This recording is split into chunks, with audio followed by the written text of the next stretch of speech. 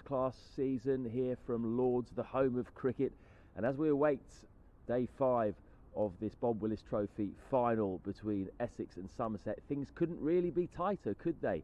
Somerset have a lead of 191 and just 3 second-hand wickets remaining. Steve Finn is excited. I'm excited as well. This could be a fantastic end to the season. Yes, it's finally poised, isn't it, with the 191 lead. Come out with 3 wickets left in hand this morning, try and get some quick runs, try and get a little bit more of a lead so they can put Essex under more pressure when they come to bat. And then it looks today as though they're going to have the leaden skies that they'd have gone to bed wishing for last night, and they're going to have good conditions to bowl in today. So it's going to be a good battle. There are a few key wickets in that Essex batting order that they're going to want to take early in order to try and burst through the door. It's going to be a fascinating day. The million-dollar question then, how many runs do they need and how many overs do they need to bowl out Essex? My guess, if I was in their dressing room, would be that you want to try and get 40 runs as quick as you possibly can, if that's possible. Essex, the way they've bowled in this game, may take 3 quick wickets, you don't know, but the ideal scenario for Somerset, I think, would be to get 40 runs in 6 or 7 overs and then come and have 80 plus to bowl Essex out on this last day. And they've got some batting left, haven't they? Craig Overton got a 50 in the first innings. Josh Davey can certainly bat. You've got Jack Leach, who's got a test match 90 odd. You've got Jack Brooks, who's got 70 odd at number 11 this year. So there is batting to come. How do they go about it? Would you come in and just tee off from ball 1 or be a bit more circumspect? Maybe not tee off, but you need to have that intent. The ground here is quite big. The corners are big, so you can run twos. It's not necessarily about coming out and blazing it everywhere. I would imagine that Essex will set slightly more defensive fields with scouts either side to try and delay that declaration as long as possible, because we do know that even though Jamie Porter last night said to us that Essex will try and win this game, we know that they have the safety blanket of being able to shut up shop, and the fewer overs that they face on this last day, the more likely they are to be able to shut up shop. So Somerset will want runs quickly. How they go about that, I don't know, but they'll want 7 or 8 runs and over at least for 5 or 6 overs, I think. Yeah, we should confirm, shouldn't we, that Essex can still get their hands on the trophy if they draw this game. Somerset, though, have to win it if they're going to lift the Bob Willis Trophy. Might that complicate things for Essex, though, a little bit, knowing that they can draw this game? Might that perhaps confuse the mind when they're batting? I think sometimes, especially in conditions like this, if you do become a sitting duck and you don't show the intent to score, I think that's when you are more likely to get out. So it's going to be a fine balance between showing intent to score without being reckless, but also valuing their wicket very dearly. And it's going to be a fine balance for them today, which is why this final day is so evenly poised. Would you, in light of the fact that Essex don't have to go and win the game, would you still at the moment rather be in the Essex camp? I think so, yeah. I think 191 runs, they will fancy their chances if they do take 3 quick wickets this morning. As we've seen through these 5 days or 4 days so far, the wickets have fallen in clusters, so if they get 1, they'll back themselves to get 2 and 3 quickly and then come out and setting a platform to win this game. I think in these situations, if you do look too far ahead, then it can be detrimental to you. If you start looking at the 191 or however many they need to score too soon, that can be bad for you. So tick them off in little increments, and they're very fortunate to have England's greatest ever batsman at the top of the order to be able to try and marshal their troops through this situation. He's in brilliant form as well, isn't he, with that 170 in the first innings. If you're a Somerset fast bowler, though, and you're in the change room and you see this low cloud cover here, you're quite excited by this, aren't you? You're licking your lips. You know there's no cricket to have to be fresh for after this, so you'll be keen to bowl big long spells. If someone gets on a roll, I wouldn't be surprised to see them bowl some monster spells today, because it's very much going to be about whose day it is. If 1 or 2 of the bowlers come out and have a rip-snorting start to the day, then they're going to find themselves bowling a lot of overs. And I think that as a bowler, you relish these sorts of situations to try and win your team a game, and especially a championship. Here at Lords, they got the chance to go down as a legend in their club's eyes. What's your gut feeling then? Where's your money? I think still slightly towards Essex. I think that naturally the way that they do have the safety net of being able to draw the game yet still win the Bob Willis Trophy, I think does count to their advantage. But we've seen whilst the skies are grey and the clouds are low, the ball does nip around, and it could be very difficult for their opening batsmen against the high-class seam attack that Somerset have here this morning. And if Somerset do manage to make early inroads when they do come round to bowling, then the pendulum will swing again. That's a good point you make, actually. The Somerset seam attack, which we perhaps didn't quite see at its best in the first innings. We saw Alistair Cook at his best, that's for sure. But of the other Essex batsmen, only Tom Westley really contributed. So it's going to be an interesting battle coming up. It is, but also we saw Tom Lammonby get naught in the first innings and score a magnificent 100 yesterday. So cricket, sometimes it does swing around quite a lot for you as a player. You have to be able to deal with that. But yeah, the Somerset seam attack's outstanding. They've also got the backup of Jack Leach. We saw some turn for Simon Harmer yesterday. Not extravagant, but enough to make Jack Leach interested there in the dressing room. So it's going to be a great day's cricket. How warm are you right now? Very cold. I don't think I'll ever get my hand off this off this microphone now. Yeah, we're going to finish up, go and get some gloves on. I wonder what it's like up at the top of the pavilion. Let's join Michael Atherton and Adam Collins. Thank you, Matt Floyd. Thank you, Stephen Finn. Yes, just waiting for the players to enter the field beneath us here. Had the 5-minute warning bell a moment ago. 191 runs is the lead for Somerset.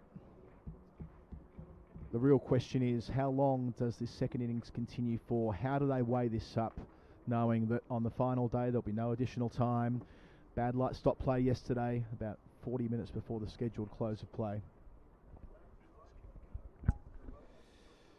Well, we're just waiting for the players to emerge here at Lord's for this final day of the Bob Willis Trophy of 2020, final day of the season here in England. It's a very cold day, but it is dry and overcast, so the weather actually perfect for the potential for a result. We don't think there'll be any rain. There may be a bit of bad light later on in the day, but for now it's overcast and dry, which is exactly what Somerset want. Remember that the situation in the game is that Somerset made 301. Essex got the first innings lead, which if the game ends in a draw is the vital statistic. Somerset second innings 227 for 7, so their lead is 191, and we've got 90 overs remaining in the day. So Josh Davey and Craig Overton walking to the crease, and their instructions, one imagine, Adam, will be what, half an hour's batting maximum? Yeah, well, 90 overs, 2 for changeover, of course. 90 overs maximum. The probability of bad light playing its role, we saw yesterday about 40 to 45 minutes lost at the end of the fourth evening. Of course they're going to lose 2 overs, but will it be dictated by runs or by time? Or I suppose you've been in this role before, I'm sure, actors in the past where you've had to make these snap decisions. I mean, will it be more about time or runs, or a combination of the two, do you think? Well, it's a combination. They have to think their chances of bowling the team out on the last day. They're going to need the best part of the 5.5 hours available to them. They'll be aware that we may get bad light later in the day, so they're going to veer on the side of, they have to veer on the side of optimism, and maybe just 4 or 5 overs maximum to take half an hour out of the day and then declare. So Cook to start from that nursery end. Of course picked up 5 wickets in the first innings, completing his over from last night. So now he's bowled 16 overs, 2 maidens, none for 56. I'm sure it'll be Simon Harmer and Jamie Porter who did the majority of the work this morning, as Porter was so important yesterday afternoon after coming back in to the attack just when the run rate was on the rise, just when Lammonby especially was putting his foot down. But courtesy of Jamie Porter, they were able to take 4 wickets either side of the tea break and slow things down, make sure that they had some control on this fifth morning rather than having a situation where Somerset could have declared credibly last night. I want to be careful of that laptop, Adam. It's about to blow away in the breeze. Just caught it at the crucial time there. This might be the windiest day we've had yet. We had Matt Floyd's notes fluttering away over St John's Wood High Street a couple of days ago. I'd be desperate to see your laptop go the same way. So it's the empty Lords. The scoreboards aren't on yet either. Porter. It's Overton on the front foot straight away. What has been remarkable, actually, given the conditions, which are basically right on the edge of what is acceptable for cricket to be played in. The standard of the cricket has been remarkable, really. Hundreds for Lammonby and Cook, 5 wickets for Cook, 4 for Porter. I think all the players have done themselves proud in fairly extreme conditions. Yeah, and the match winners playing a role too. We talked about Jamie Porter, but Simon Harmer at important times. Tom Lammonby yesterday after ducking the first innings, bouncing back, and as we were talking about with Stephen Finn yesterday, if there is a Lions tour, he'd be a compelling selection after 3 centuries and 11 innings.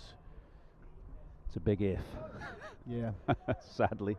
Or whenever the Lions do play next time, even if it is in 8 or 9 months from now at home.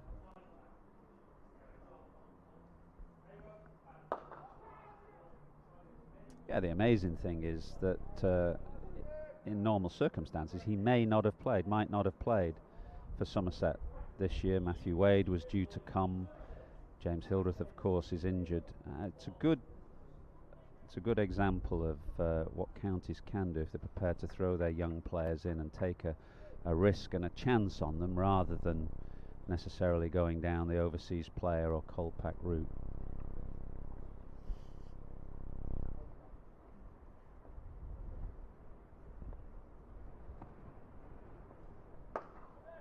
And notwithstanding the fact that Essex have that high-profile overseas signing in Simon Harmer, having been a Colpack registration, and Peter Siddle in the last couple of years as well, they have mostly been a homegrown side. I mean, they're the team that the others can look to as far as the amount of players that have came through the Essex system. What is it, 7 of the squad, or 7 of the 11 were born in the same hospital or something like that? Yeah, both these counties are poster boy counties for homegrown cricketers and strong pathways. There it is, the first lofty blow of the morning. Running into the rope in front of us after bouncing a couple of times. Well, he's going to have a role to play today, Craig Overton, no doubt about that. Maybe at the start with the bat, hitting that ball from Porter firmly over mid-on, but his main role will be with the ball. He's going to have to come hurtling in to try and get rid of Alistair Cook at the start and give Somerset a chance. If they can get rid of Cook at the start, you'd think their chances of bowling Essex out in the day would be reasonable.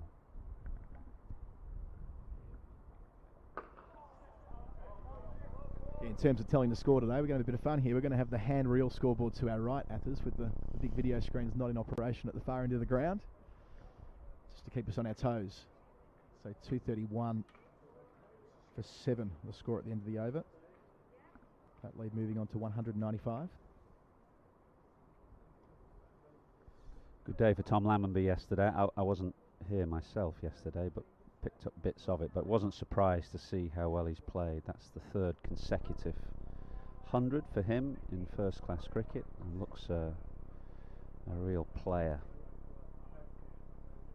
Yeah, the way that he was able to put his foot down when Somerset reached parity, and in that middle session make sure that they were going to give themselves something to bowl to. They weren't going to just sort of hang on, and of course the incentive was there to put the foot down as well, but you've got to have the capacity to push back against an attack which has won the championship in 2017 and 2019, and he showed he has those skills, that confidence. He spoke last night at the end of play and seems to have a good head on his shoulders as well, when Matthew Floyd had him pitch side for us on the stream.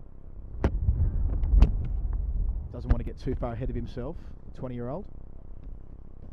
Understandably so, but yes, those 3 centuries in 11 innings, a fantastic start to his professional career. Now Harmer from the nursery end, the opposite end to where he bowled for the majority of his spells yesterday. He started at the nursery end and spent the evening session operating from the pavilion end, where there were some footmarks that he was able to hit fairly consistently, a little bit of variable bounce. The reverse sweep. That's really nicely played. Davey getting his account open for the morning. Yeah, terrific shot. Managed to get some real energy into the stroke. Everybody plays the reverse sweep these days. It makes it doubly difficult for a spinner. in the modern game. The difference between the conventional sweep and the reverse, as it's been put to me before, is that it's a whole of body effort. You need to commit to it entirely when you're playing the reverse sweep. So if you do make contact, that's why it tends to run away. He middled that really well into the big gap in that part of the ground. And that prompts a field change. Yeah, that's the problem for the captain and the bowler. Straight away, slip comes to backward point and a deep cover goes out. So the point of the reverse sweep is to try and manoeuvre the field to give yourself options elsewhere. The first time we've seen Alistair Cook leave the slip position for the duration of the time that Essex have been fielding across these 5 days at different times. Took a good catch yesterday, didn't he, at slip? Nice sharp take.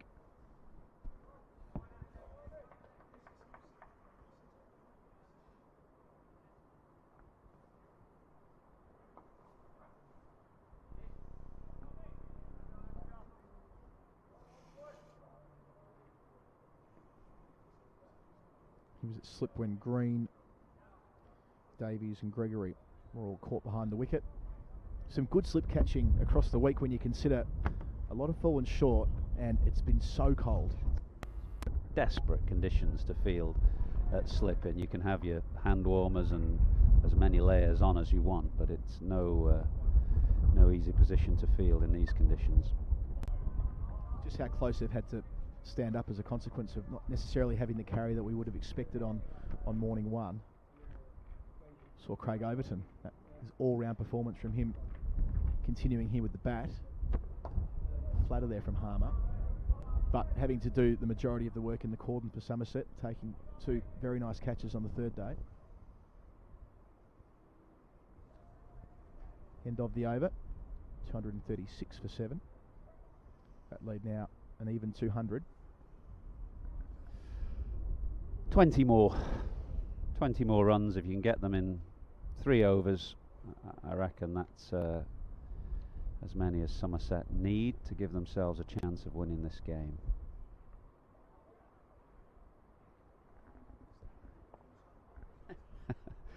Well, that electronic scoreboard is working. We can see it on our screen, but sadly it's hidden away over our right shoulder. The one that we can see live out in the corner underneath the new Edrich stand is not in operation yet. But that tells you where we are. Somerset leading by 200. So Porter to continue, running away from us at the pavilion end. Something quite nice about that hand-reel scoreboard that is still in operation despite all the big boards around Lords. Now 3 of them in total. We still have underneath Father Time there. One of the old-fashioned boards that the scorers sit just above. Of which the Adelaide scoreboard must be the most famous now, left, I think. You'd say so, wouldn't you? Adelaide, Perth, a lovely scoreboard there as well, which was made in the 1940s. But yes, as they're replaced from boards, it's nice to see them from time to time, especially when they're still in operation. That lovely old board at Port Elizabeth in South Africa, they don't use it anymore. The one that famously Jimmy Anderson got popped into during the 2003 World Cup. Hope he's not listening. If you are, sorry Jimmy.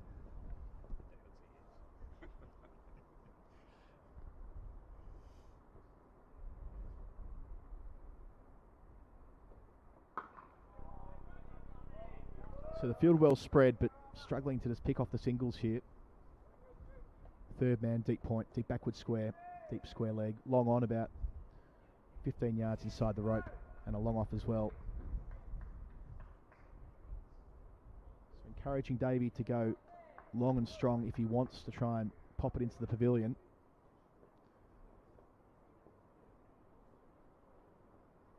Making sure he doesn't take a second. Again down the leg side. We saw a number of boundaries yesterday, very fine, both from Lammonby but also early on in the day when there was plenty to play for. Yesterday morning, of course, with those first innings points, which become all important if any more time's taken out of the game on this 5th day.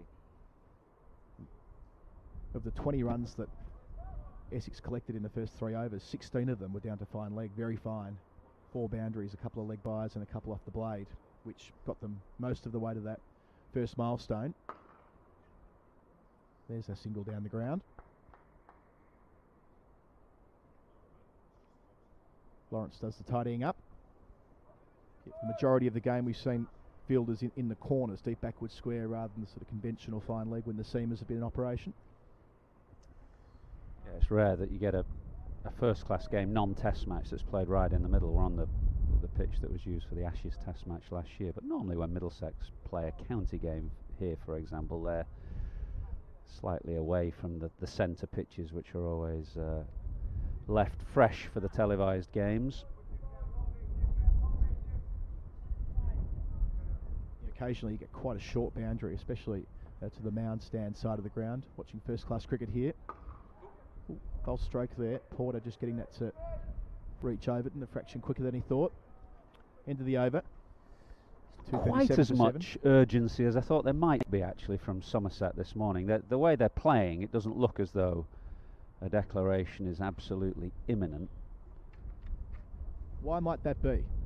Just thinking this through, might it be that they're worried that if one player gets away from Essex, then they might run out. It won't be a matter of time, it'll be a matter of runs, and they just feel as though they need to have that buffer.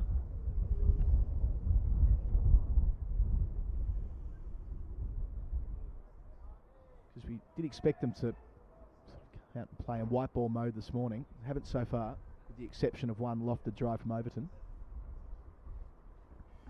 Well, Essex are not hustling through the overs, understandably so. Tom Wesley in deep conversation with Simon Harmer, making sure that the field is right for Josh Davey after that reverse sweep. We've gone back to the field that finished the previous over with Cook hovering at backward point. Yeah, very T20 field, 5 out on the rope, 3 on the leg side, 2 on the offside. Good soft hands, good steer, taking on Alistair Cook, who ambled in from short third. Ambled being the right word there. Got to protect the hamstrings on a day such as this. His main work will come later, no doubt.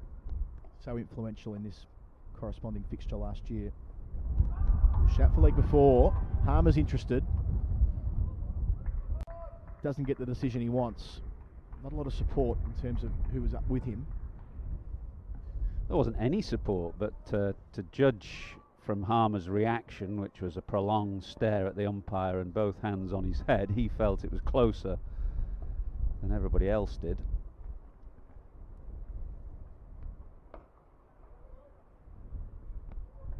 So again, no single. Remains 238 for 7. An interesting start this. Overton, of course, making a half century the first time around, 66. Batted really nicely, struck the ball well throughout the week.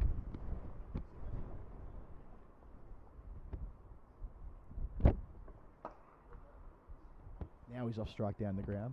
Of course, Overton's main job will be later today, but across this season he's enhanced his reputation. Of course, that pecking order with a number of England fast bowlers and where they may fit in, the fact that he can seriously play with the bat as well, can't hurt. Yeah, he catches at slip pretty well. Scores his runs. He's definitely put on a bit of pace. There's no question that the word that the selectors had with him earlier in the season about the need to put on a yard of pace has had an effect. He's running in with spring in his step and definitely a bit quicker than the last time we saw him play for England. So done his chances no harm at all this year. Not necessarily something we expected, but there will be a second new ball due in a few overs as well. But not for Somerset later in the day, which is a key, of course. Yeah, that's right. So we've got, well, I mean, I doubt this will be a factor, but if they continue to push on. So end of the over, 241 for 7. That lead now 205.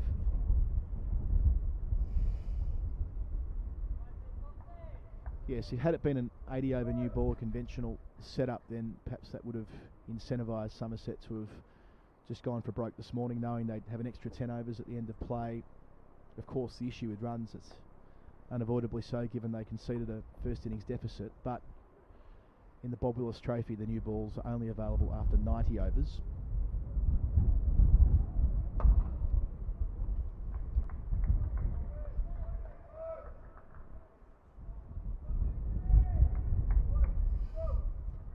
One of those frustrating passages of play, really, where everybody is just waiting for the business to start once the declaration comes and we can get on with the main bit of proceedings, really.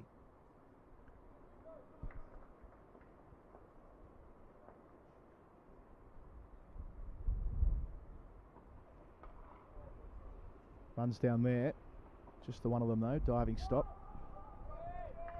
Yes, the tantalising prospect of Essex needing to either get close to the line if they want the win, and this point was made yesterday by Jamie Porter. They want to win today. This isn't about them just trying to hold on for as long as they need to. Of course, that's a nice backup option, as he noted himself, but Essex initially at least looking to get full points and win the trophy outright, but I also think that's the best way to go about it anyway, having a slightly positive attitude.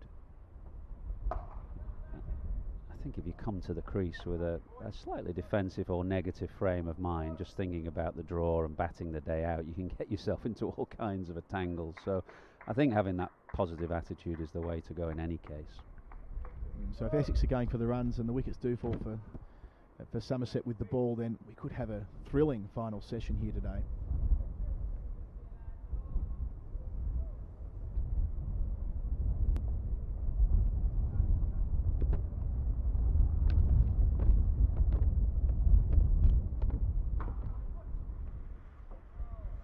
Another single out to deep point, deep extra cover by the time it's collected.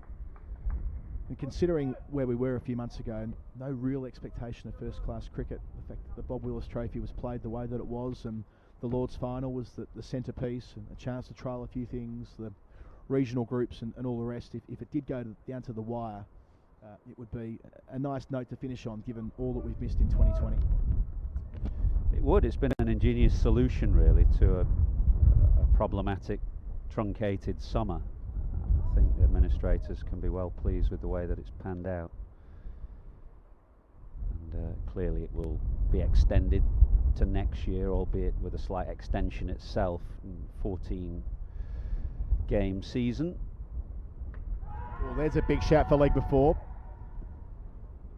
Deflects down to third man, so they get a single.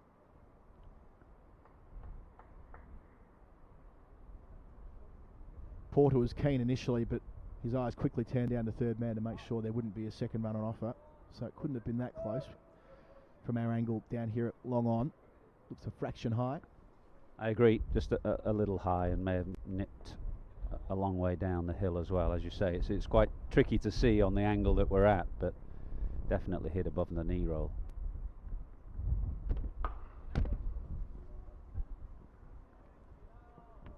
So continuing to do it in singles. Into the over, 246 for 7. So that lead moves along to 210.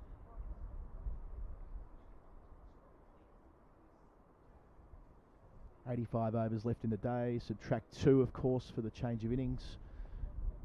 That'll leave 83. I mentioned yesterday, Athers, we lost about 40 to 45 minutes, depending on how you interpret how quickly they would have raced through the overs for bad light. But the positive part of that, you have to factor that in, don't you? Because it's going to be overcast all day. Yeah, I suppose the positive part of this is that the light reading meter wasn't taken on day one in the first session when it was deathly. They let it go a little bit. Of course, they did come off a bad light on the second evening, but quite late. Harmer to continue, which means they're not held to a standard from early in the match, which will make it tough tonight. And of course, playing 90 overs rather than 98, so the scheduled close of play is 5:30 rather than 6 p.m. Dancing and striking high and long. Does he go the full journey? He does. I'll tell you what though, it's been dragged back in at the last. That must be Walter down there, judging by how it's been dragged down. That is an amazing piece of fielding. I thought that was 6 all the way. It was a clean strike by Craig Overton. Must be Paul Walter, the left-hander, down there at long on. Did unbelievably well to haul that in. As he was going up with it, it looked as though he was going to fall over the boundary line with the ball. We're on the opposite corner of the ground, so we don't have the best possible view of that, but must have just dragged it in with his back heel up against the rope. Great fielding. Reminds me of standing down there many, many years ago in 1990, when the last time that Lords was undergoing that kind of reconstruction at the far end of the ground, and I was in exactly that position where Paul Walter is when Capel-Dev hit Eddie Hemmings for 4 consecutive sixes to get past the follow-on, and each of them sailed miles over my head into the building site. The reverse again. No contact though. Through for a single. Not a lot of urgency out there, it must be said, from either team. But the 250 comes up in any case. 250 for 7. Well, more understandable from Essex's point of view, because the onus is not really on them right now. As Overton hits firmly again down to long on along the ground this time. Yeah, some of that footage of Capel-Dev that was doing the rounds during lockdown included the 4 sixes here. So it was, he needed exactly 24 to pass the follow on and went 6-6-6-6 if I read that card correctly. He did, and I was, they all came in my line of sight, and behind me was just a building site really. As I say, it was the last time that the ground was undergoing the kind of reconstruction that's happening now. And they were enormous blows. They would have been 6 without the fact that it was a shorter boundary because of the building work. So that was the same test match where Gooch made his triple, which means that had Capel not helped them avoid the follow-on, he wouldn't have had the chance to have made a century in the second innings as well. Correct, yeah. It's a very flat pitch. Not that it helped me any. I got about 8, I think, in that first innings when Gooch got his triple 100. So 7 out on the rope as Porter starts a fresh over. This time he's gone all the way. A big thud beneath us at long on. 6 runs for 6 runs, not for Porter, against Porter. Yeah, terrific strike. Yes, Overton finally. He's been looking for that, hasn't he? He's a clean striker of the ball, Craig Overton. And he got one right in his arc here from Jamie Porter, who might just have to move into one-day mode now, maybe slow balls and think about trying to fire a Yorker in. This was just about in the slot for Overton to muscle away over mid-on. The lead's now 221. Will he go again in that direction for 1? He wants 2. Is Davey up to the task? He sends Overton back.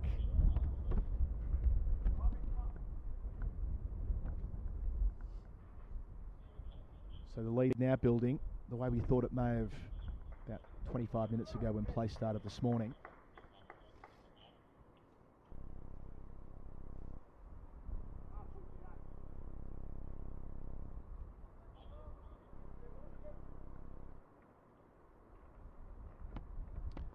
Wonder what Davies' long handle's like. They're keeping 6 out on the rope for him. Swing and a miss. Tried. He may be better just giving Overton as much strike as possible. Overton looks in decent touch. He's moved to 37 and he's quite fancying it.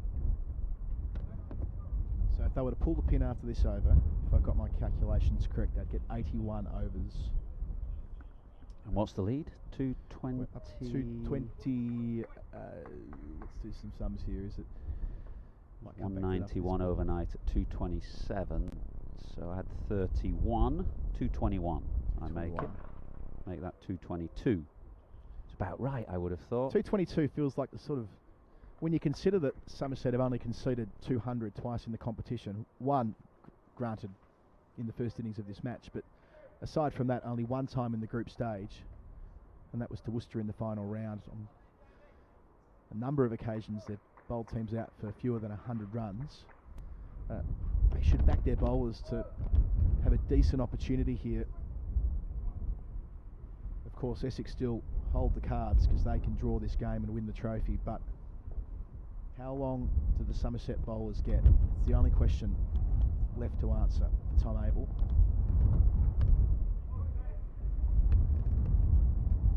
So racing through is Overton. Coming the over.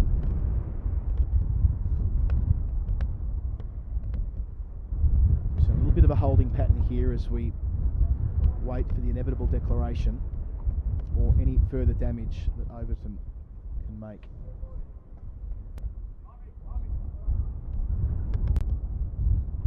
He's on 38, so 66 in the first innings. He's had a good all-round game. Didn't get the rewards with the ball necessarily, but created chances, hit the deck hard. Davey giving the strike straight back. So a decision here for Overton to make as well. Does he try and grab a single to keep the strike, or does he back himself to go long and strong down the ground again?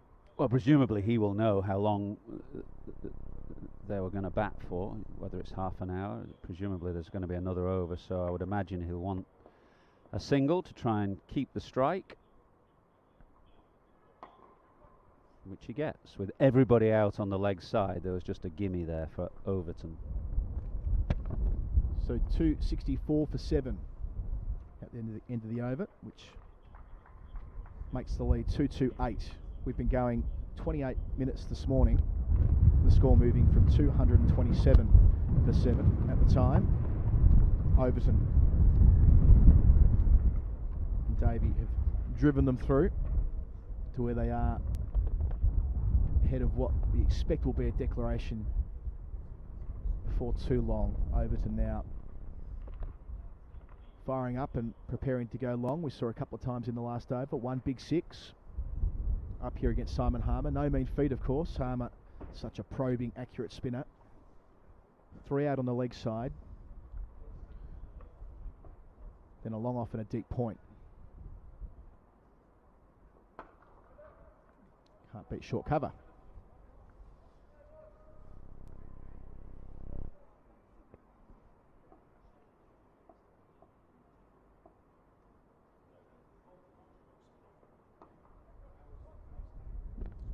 Gives the strike back to Davey.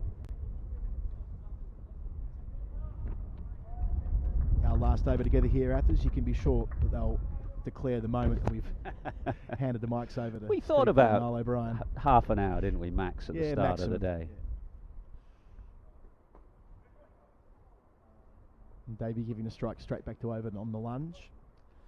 And what it will bring us is hopefully another terrific contest between Overton and Cook, which is going to go a long way, I think, towards deciding the day. I thought the battle between them at the start of the first innings was fantastic. Overton bowling quickly, Cook needing all his experience to get through. Dancing, but electing to check his stroke there, Overton, rather than going through with the full flourish. Yeah, 2 England players there, 2 players that really are top flight Bob Willis Trophy competitors. Overton, such an effective bowler in the group stages, picking up 28 wickets along the way, and Cook, of course, leading Essex with 360 runs. That was before his 172. Beautiful innings to make sure that Essex got first innings points. There he goes, wide of mid-off, and beats him to the rope. Yeah, firmly struck. And the ball just running away with the slope. So too good for long off. And about half an hour is right. We thought it'd be half an hour, and half an hour it is. The declaration comes, a well-timed declaration, and some excellent cricket ahead of us. So 272 for 7. Overton finishing on 45. Davey finishing on 16, which means the lead is 237. Do I have that right, Athers? We'll check that as we go through the change of innings. It won't be long before we hand over to Niall O'Brien and Stephen Finn. 45 to the overnight. At 45 to 191. which is 136, 236. 236, I reckon, is the target, there or thereabouts. That'll do the trick. But really, the target's less important than the fact that they'll have 80 overs to bowl out Essex if they're good enough. And the job for Essex, primarily, is to survive. Of course, they'll have the chance to win the game. But if they can't, and they can still be here when stumps are drawn this evening, they will be Bob Willis Trophy winners in this inaugural season of that competition. A truncated comp, but a trophy that we expect will be played for in one form or another in the seasons to come. Tom Lammonby, of course, outstanding, top scoring with 116. And to talk us through the 10 minutes until the Essex chase begins, I'll hand over to Niall O'Brien and then Stephen Finn.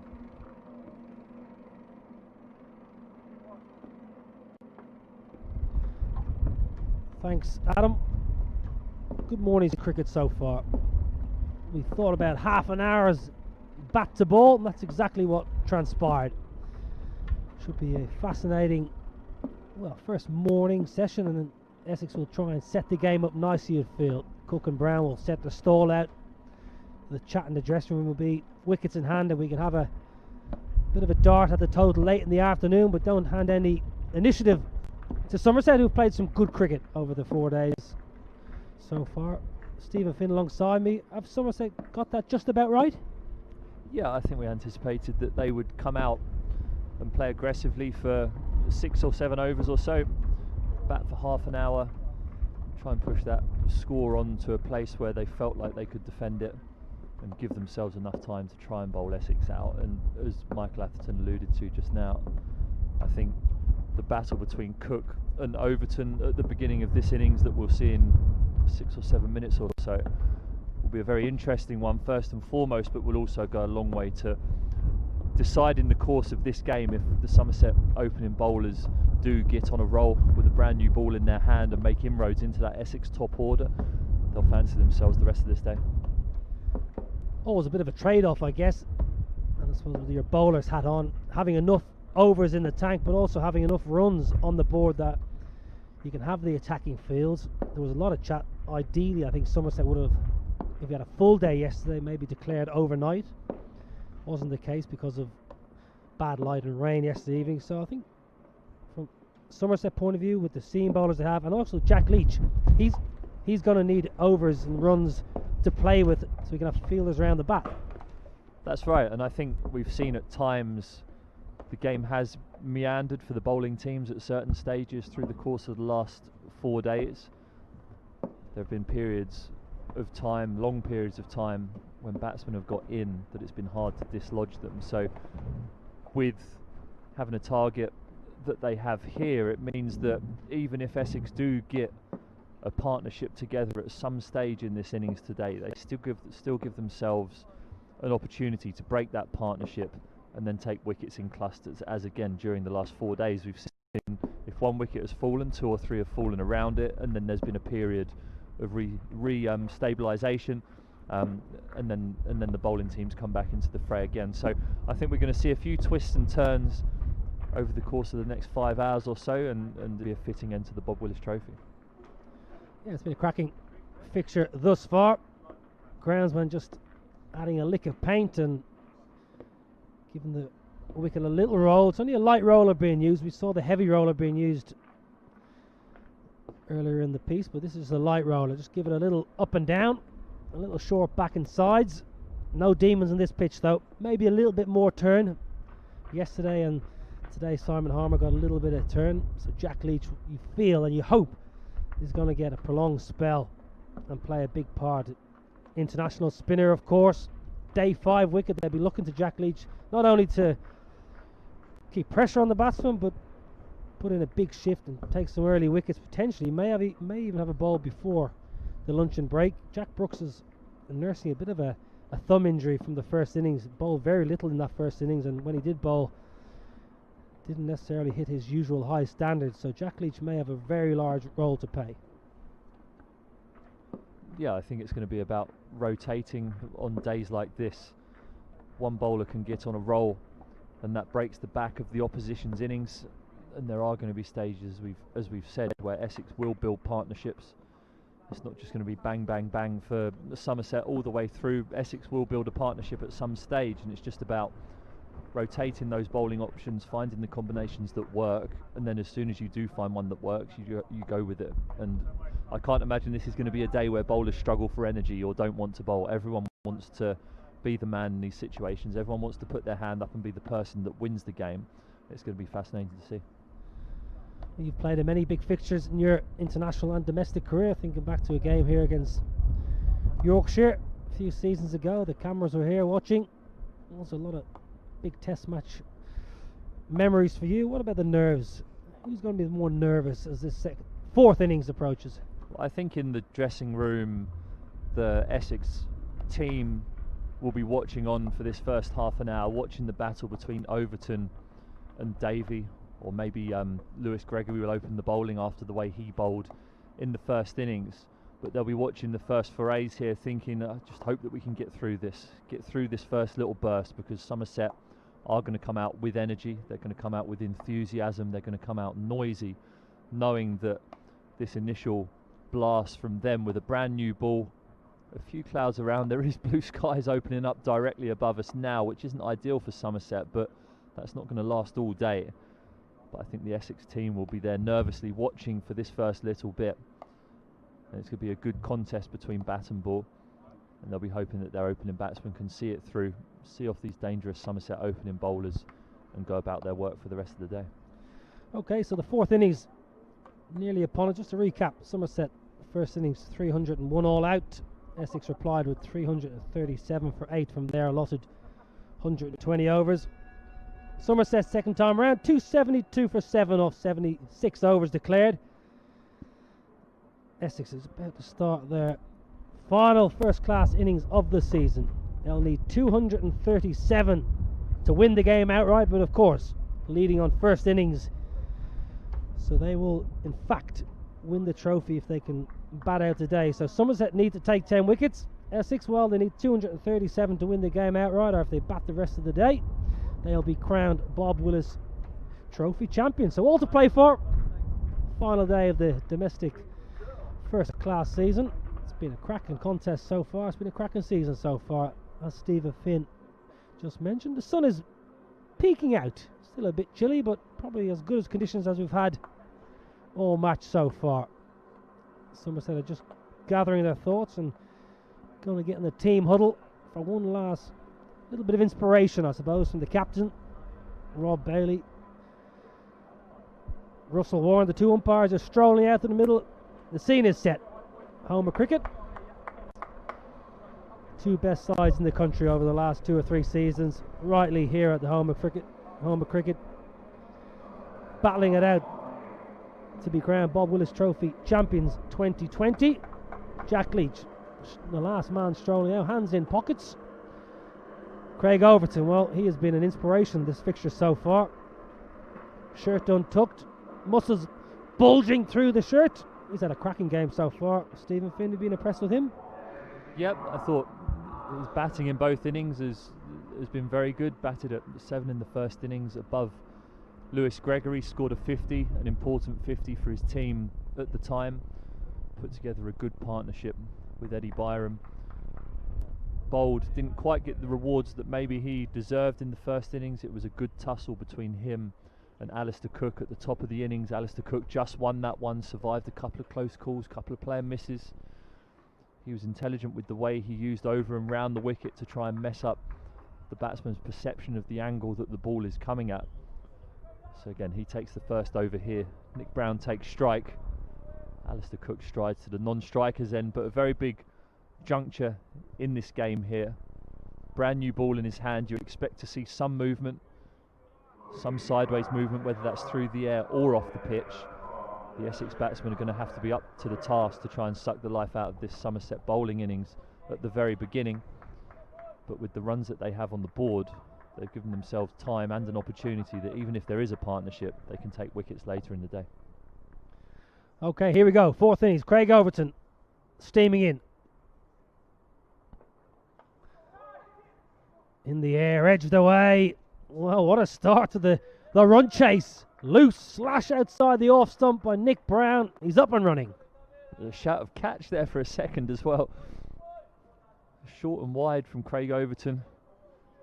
Not that easy to come bat for the length of time that he did this morning, playing your shots and then come and bowl straight away. But a slash, a man at third man who was half interested for a second, but not completely. Well, Craig Overton, he's on the money here. He's got his tail up. If ever a man's going to win the trophy for Somerset, you feel Craig Overton's your man. He's your go-to man. Bit of a trailblazer in this side. Every time they need something, it seems to be Craig Overton, whether it be ball, bat, in the slips. Good start. Nick Brown a little bit nervy. Understandably so. Been in and out of the side this year, Nick Brown.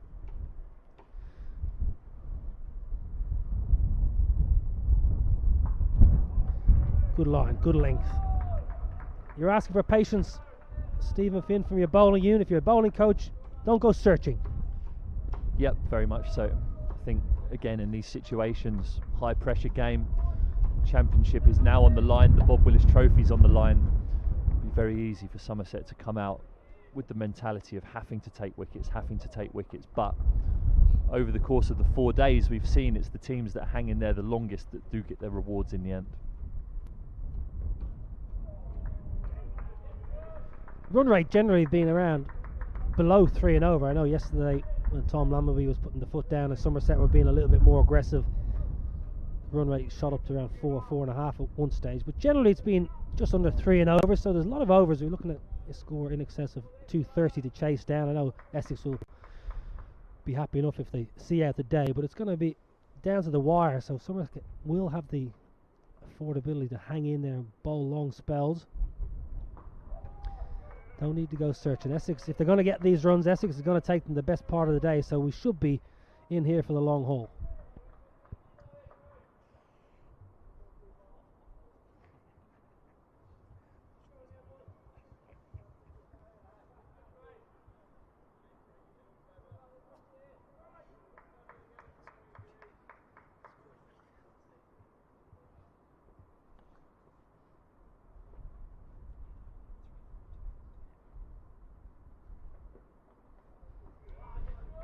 Good start, Craig Overton. Plenty of energy and vigour behind that.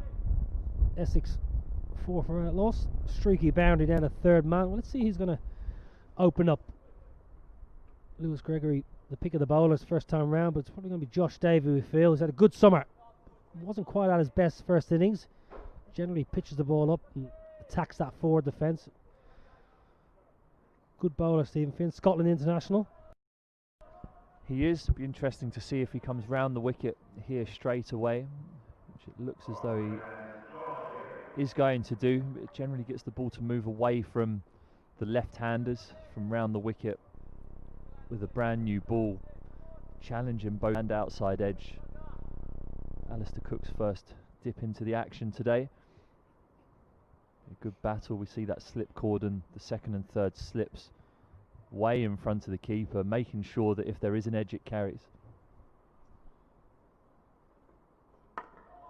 No third man, which is a slight surprise.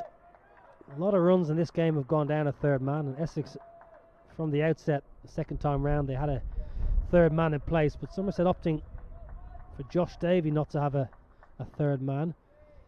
They've got a cover, 3 slips, square leg. Not many balls have gone in the gully region this match. Alistair Cook had one fly over the gully first time round, but generally the catches have been in around that second slip and to the keeper. Davey around the wicket, trying to use the slope. Oh, shaping to cut or run down the third man, but just angle back in. Yeah, watchful there. Alistair Cook, eyes lit up, but again that angle round the wicket, bowling from slightly wide of the crease. Josh Davey means that even a ball that sometimes feels like you might be able to cut it continues with the angle from round the wicket in towards the stumps, and Alistair Cook there having to check his stroke. But it's interesting that you talk about the gully position, because especially on a wicket like this, and that's a wonderful shot from Alistair Cook, just leans on it down the ground. It's a long chase for the 2 fielders, but quick outfield here at Lord's means they can't catch up to it. First runs for Alistair Cook. looked in fine fettle in the first innings. Full face of the bat down the ground there off Josh Davies. A lovely way to get going. Must be a good feeling as a batsman, not one that I'm all that familiar with, to be brutally honest with you. But that gully position, having spoken to Craig Overton briefly this morning about the wicket, he said it's slow. There's not much value in bowling back of a length. You have to be a bit fuller. It's half an appeal from Josh Davey. Nothing really from the wicket keeper and the slips, but it's a Jaffa. The length is slightly shorter than the ball before, which was a half volley. That angle from round the wicket meaning Alistair Cook has to play at it, but the slope and the new ball taking it away from him slightly, nipping off the wicket. Good delivery, good contest. Well, that's what you spoke about, angle from around the wicket into the left-hander, but the slope, if the slope can help you, that's an absolute cracker, because the angle brings it in, but then the slope just takes it away. Beautiful ball.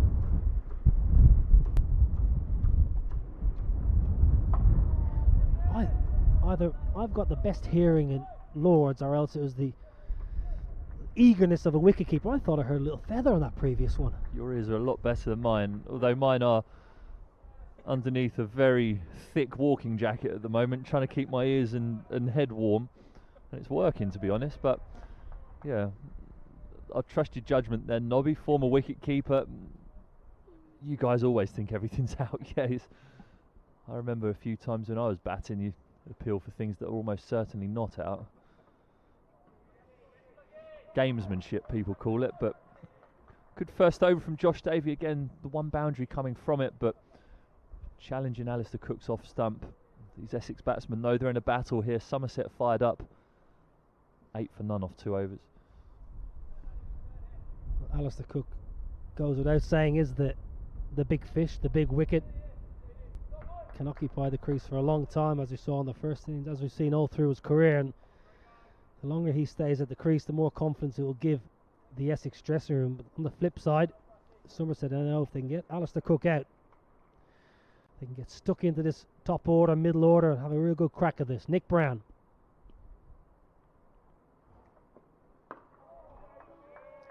Two lefties. I wonder will Overton persist with over the wicket, or will he just, is it a case of just trying what works, see what works? I always think that if you're comfortable bowling over the wicket, then as long as the batsmen are playing at the ball, you can stay over the wicket. That justifies your decision to do that. But as soon as you feel as though they're lining you up, left-handers are very good at letting the ball go that's going across them. As soon as you feel like a left-hander's lining you up from over the wicket, that's when you tend to see people come round, because it does, I think, as a right-arm bowler, again like Josh Davey is from the pavilion end, that angle will make a left-hander feel like they have to play a lot more deliveries than they would if the bowler was over the wicket. But at the moment, Craig Overton is bowling a probing line and length, pitching the ball on or around leg, middle and leg, angling it across Nick Brown, meaning he's having to play every single ball at the moment. And there's some bowlers, you think of Stuart Broad. As soon as he sees a left-hander, he's almost around the wicket straight away. He's very comfortable at it, and it seems to work. Think of last Ashes, David Warner. Well, David Warner must still be having nightmares about facing Stuart Broad, but straight as soon as Stuart Broad sees left-handers around the wicket. Yep, and you want variety in your attack, so it will also be a half concerted effort by Somerset to not let the Essex batsmen just get settled to both bowlers bowling round the wicket. It's very important to have that variety.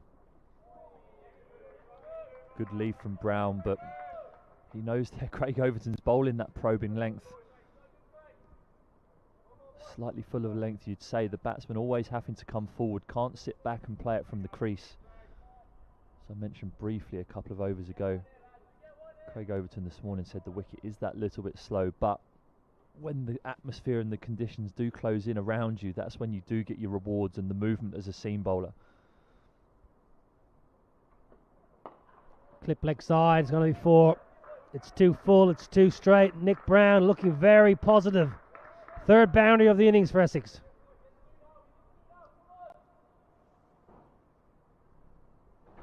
It's a lovely stroke, isn't it? It's slightly fuller. Craig Overton's bowled a lovely length all over. The first time he misses, slightly straight, and Nick Brown puts it away. Give the Essex dressing room confidence. give his partner at the other end, Alistair Cook, confidence. It just settles the nerves slightly when you get one away like that.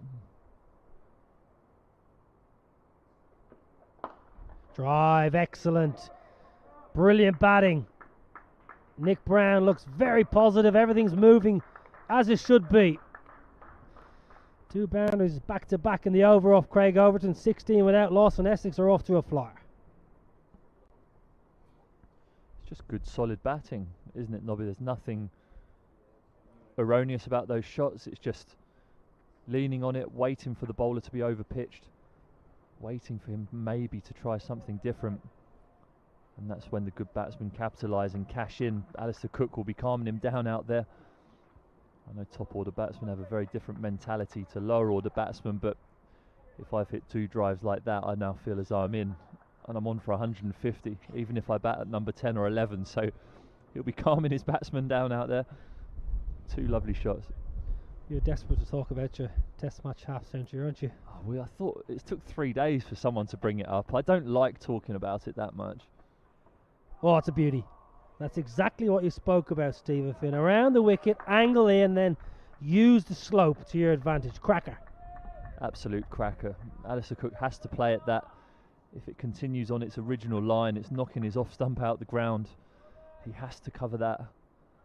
Good job, Alistair Cook's a wonderful player. He doesn't follow the ball there. Sometimes you see batsmen get beaten, they follow the ball with their hands.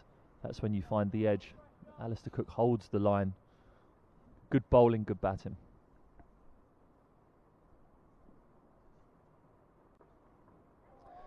Very similar ball. Excellent bowling by Davey, but I give credit to the batsman.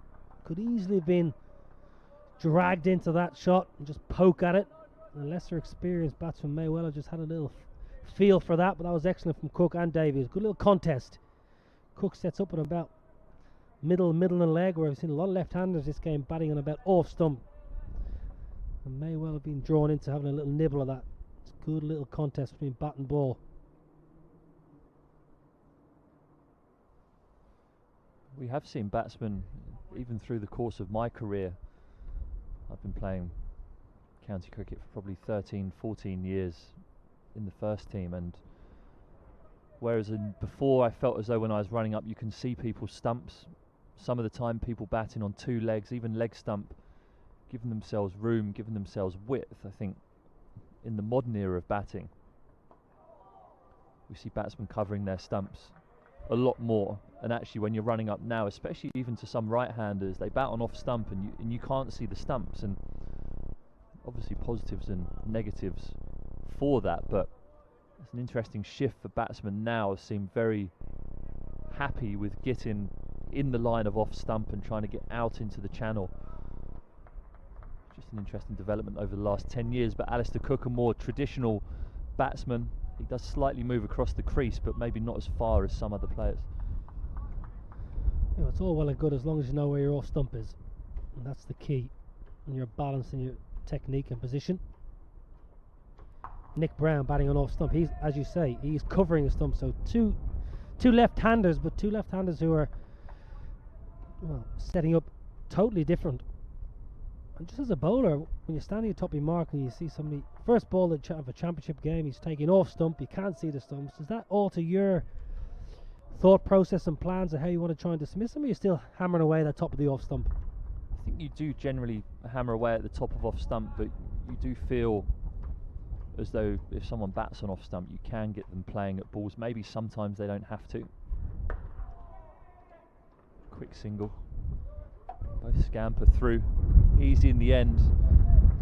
Cold wind out there. If you're in the field and called upon quickly, we saw Aaron Beard yesterday go down with a back spasm after having to move quickly in the field. So not easy if you're standing around out there, stiffening up to move swiftly to your left or right. So singles are available out there. Essex making the most of that opportunity there.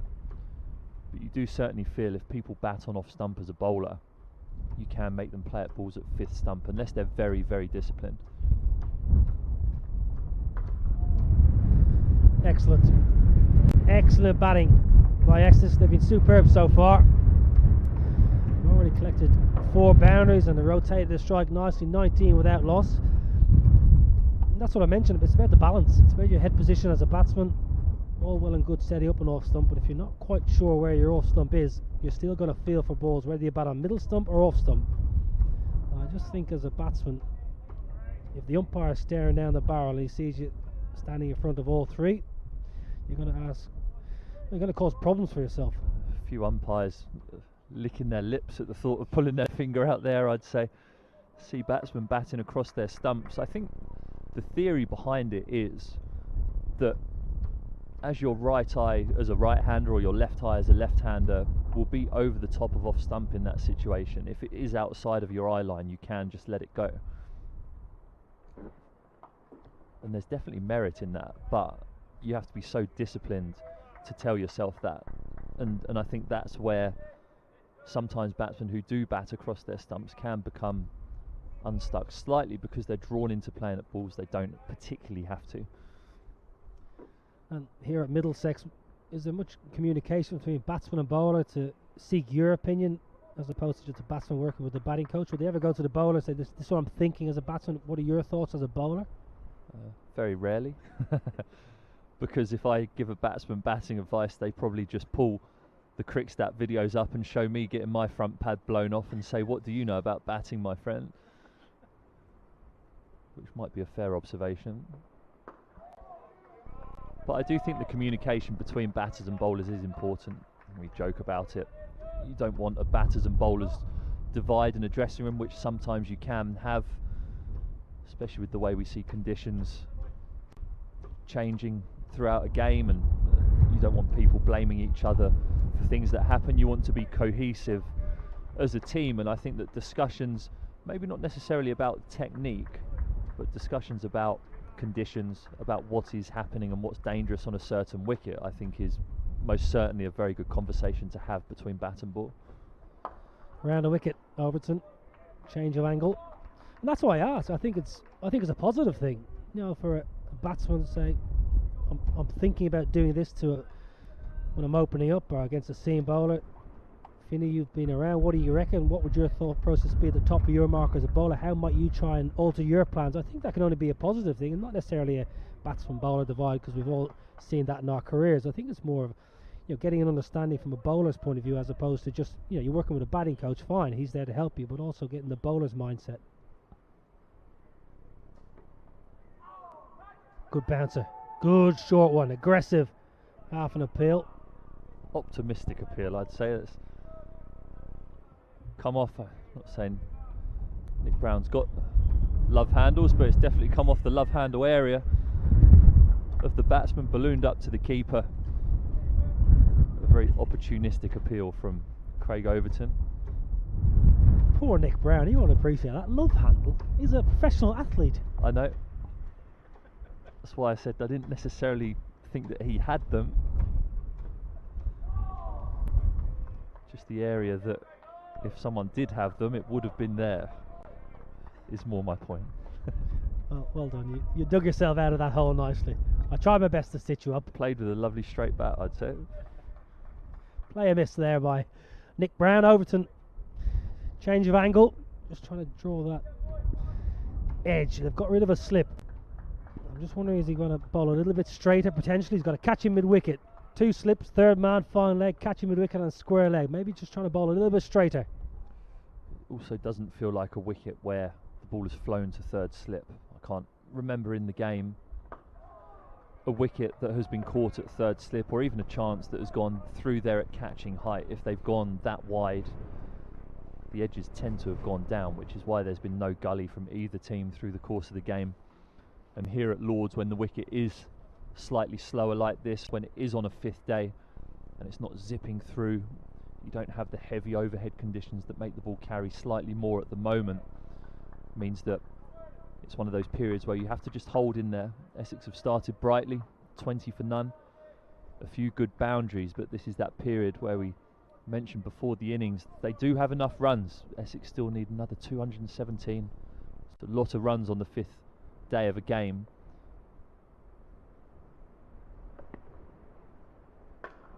Drives well, majestic, classy, pure boundary. Alistair Cook, second of the morning, moves on to 11, and Essex are roaring along at 24 without loss. This is that period now. Somerset wanted early wickets. They've only bowled 5 overs, but they'd have wanted to make an early inroad here to give them the confidence, give them that momentum in the game, which is going to be so important today. Essex at the moment have the momentum, scoring just under 5 and over. Still a long time left. One thing Somerset have to do, you feel, today is take every half chance. Any ball that goes in the air, they've got to snaffle it. Any half chance of run out, they've got to take it. They might need a little bit of luck along the way. You say they've got enough runs, plenty of runs. It's just whether they've got enough overs. They've given themselves 81 overs to try and bowl Essex out. Generally, sides have batted 100, 120 overs in the match so far. So it is a good track. There's no demons in it. Essex will be comfortable.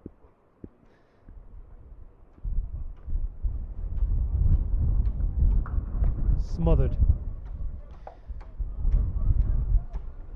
Cook dominating that fourth stump channel, as we saw all through the first innings in his massive 100. That fourth stump line, he smothered everything, never looked in too much trouble. Always quick to put the bad ball away, but he was solid in defence again today.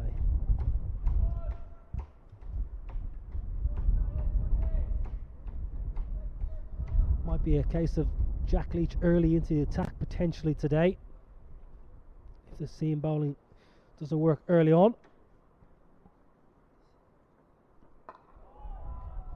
Interesting slip cord in their setup. Finney, what do you make of this?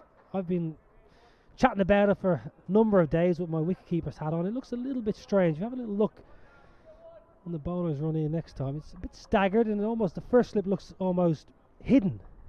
Yeah, I think on the angle that we're on, I think it probably looks more narrow than maybe it is. But the second and third slip, because they are a long way in front of the wicketkeeper, making sure that if it does get edged there, it carries.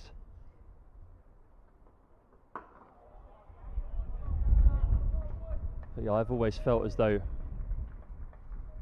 you do have to stagger the cordon differently, whether it's up the hill or down the hill.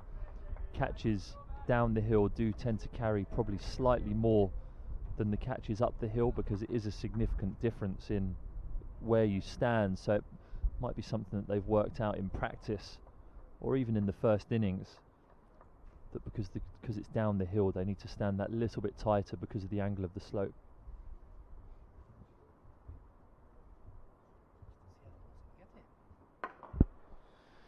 Drives well, but straight to cover. Trademark in the first innings in his massive 100. Alistair Cook driving well. 6 overs have been bowled. It's been all Essex so far. 24 without loss. Stephen Finn has slipped out for a cup of tea. Matt Floyd is going to jump into the hot seat. And Adam Collins is en route to take you through the next half hour.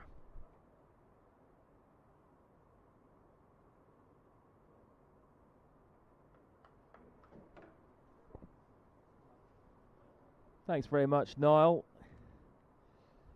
It really has been a very good start by Alistair Cook and Nick Brown. Positive. It's exactly what the Essex dressing room would have wanted. Calm any nerves that would have been in there. 24 without loss at the moment. They've taken any opportunity that's come their way. Also saying to Somerset, we're not here just to draw the game. We want to chase this 237 down. Morning, Adam. Hi, Matt. Yeah, I like that. I like the fact that last night when you talked to Jamie Porter, he made it fairly clear they want to win. Of course, they can draw and they'll win the trophy, but they're not here to draw if they can. So they'll bat with that intent early on, of course, with a player like Alistair Cook out there in the middle in such beautiful form that we saw earlier in this match. Glorious ton. Why wouldn't you chase the runs? Yeah, everything seems to just hit the middle of his very broad bat in that first innings, and he's picked up where he left off. A couple of gorgeous boundaries already in this innings, and also from Nick Brown, who Made a single figure score in the first innings, but has come in and looked extremely confident in this one.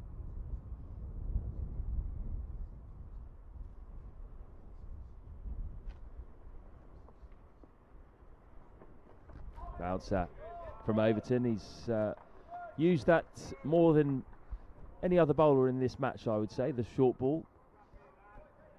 And he's already bowled a couple in this innings. One of them hit Brown, so that will encourage Overton to keep slipping him the odd short one. Yeah, we saw a short pitch barrage, as it were, early yesterday when they just had a handful of runs to play with in terms of that first innings lead, but not a lot. Cook was batting, at the very least. They kept it full to him. You would have seen almost all of Alistair Cook's career in different guises, certainly covering it and watching it and so on.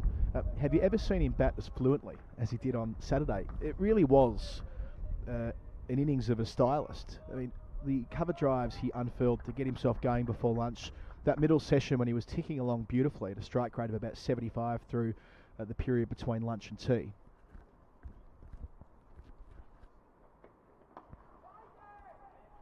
I mean, we think about Cook being an accumulator, and we respect him for it. We regard him for his numbers and his concentration and his longevity, the number of test matches he played in a row, the centuries he collected along the way. But no one's really described Cook as a stylist. He wouldn't describe himself that way. But earlier in this match, it really was an attractive innings.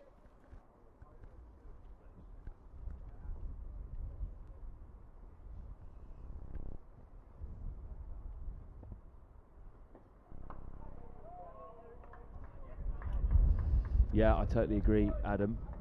As the over is finished by Craig Overton, 24 without loss off 7.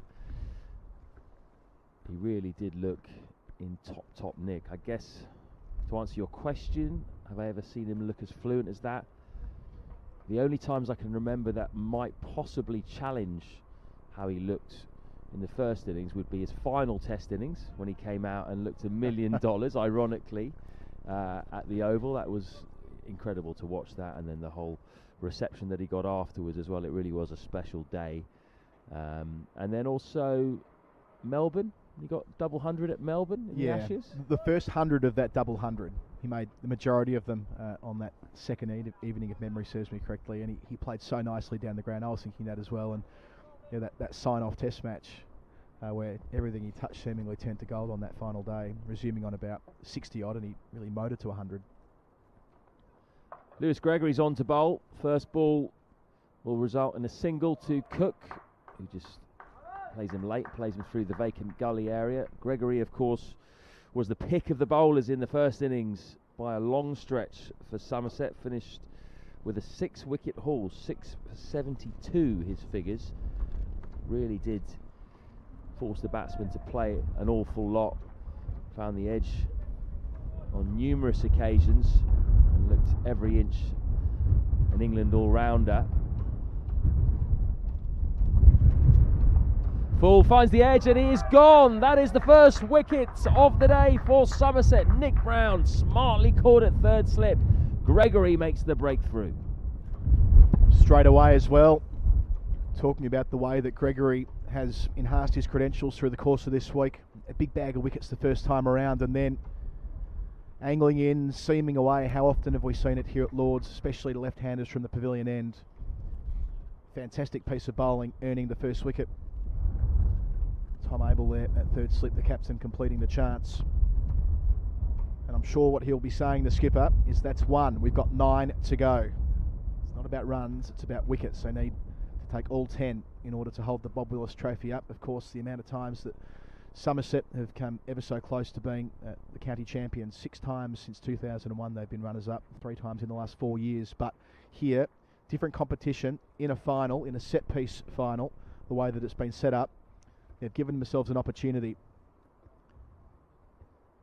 First wicket, just to get them going in the right direction before lunch.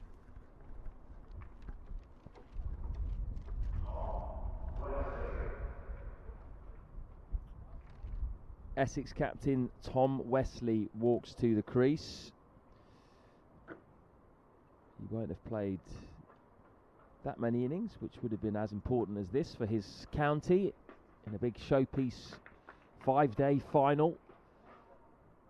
His side have a testing run chase on their hands, 237 the target of 80 overs.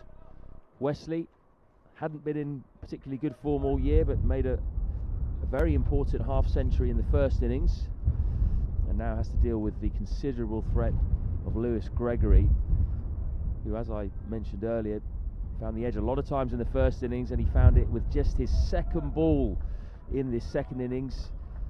He's just been so good at getting the ball up there in that channel. That's exactly the same way how he got Nick Brown in the first innings, actually. Caught it slip, caught it third slip this time, caught it second slip in the first innings, and really smartly caught by Tom Abel as well, low to his left. Wesley's first ball. Makes him play immediately. Wesley flicking his wrists as he likes to do. Yeah, interesting. They've got a man in there at short mid-wicket for precisely that. That's the Wesley shot, isn't it?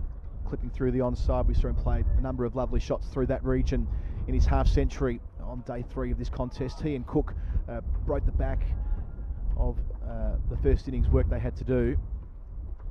Big partnership for the second wicket, but the captain, what responsibility here he has. Good leave, that one.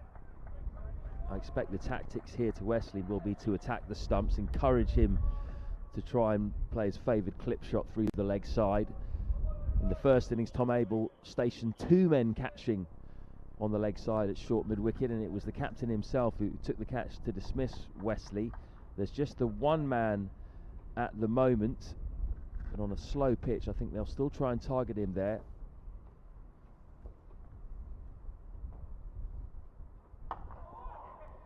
Just like that, maybe a little bit fuller.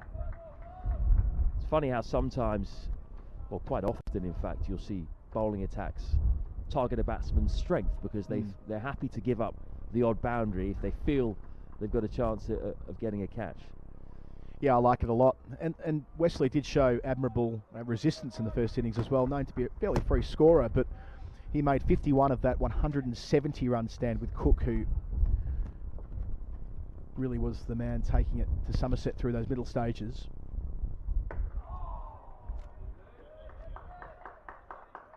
That dual roll here of crease occupation, end of 8 overs, 25 for 1, a successful over for Gregory, the first wicket for Somerset, but that dual roll to keep the ball ticking over, as we know that he can. Be there for Alistair Cook. And in the first instance, see if they can get to lunch. They're 1 down at lunch, which will be taken at 12:30 today rather than 20 to 1. You can't make up overs on the final day, so we're back to the conventional hours as they were set at the start of the game.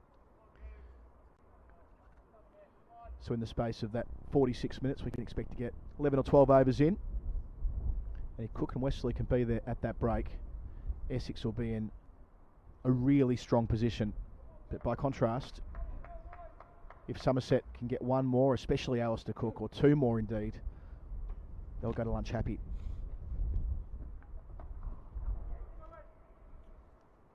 Relatively easy single taken by Cook there to get his captain back on strike. Yeah, Cook clearly is the big wicket today, isn't he? If they can somehow get him early, it could send shockwaves through that Essex dressing room, given how dominant he was in that first innings. Obviously we all know how good a player he is, but I think no one really expected Cook to be so dominant in comparison to the rest of the Essex batting lineup in that first innings. What is it? He scored 172 out of 330 odd, so more than the rest of the team combined. And when a batsman gets a big score like that, and then you're able to get him out in the second innings, it really gives a huge boost to the fielding side. The doubts creep in with the batters. Yeah, I think you observed, didn't you, Floydie, at the start of that day, that if Cook makes half the runs, Essex will take the lead, and in the end that's exactly what he did. Similar objective here, I'm sure. LBW appeal looks a bit high. No, given. Tom Wesley is out LBW. That is a weakness of his, and it has come home to haunt him here on day 5 of this final. He made the call, Floydie, looking to bowl to ostensibly his strength, clipping through the onside, but beating the inside edge. Persuasive shout for leg before wicket. Taking another look at it. It was on the high side. That was certainly our first impression up here. But Tom Wesley walks off without scoring. The second wicket falling with the score on 26, and suddenly that victory target of 237 looks a long, long way away as far as Essex are concerned.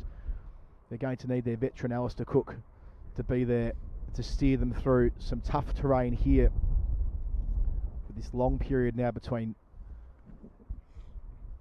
well, about, as we mentioned before, about 10 overs before lunch, and then 2 long sessions. Somerset look to have timed their declaration well in terms of giving themselves enough of an opportunity before lunch to really get into the Essex middle order.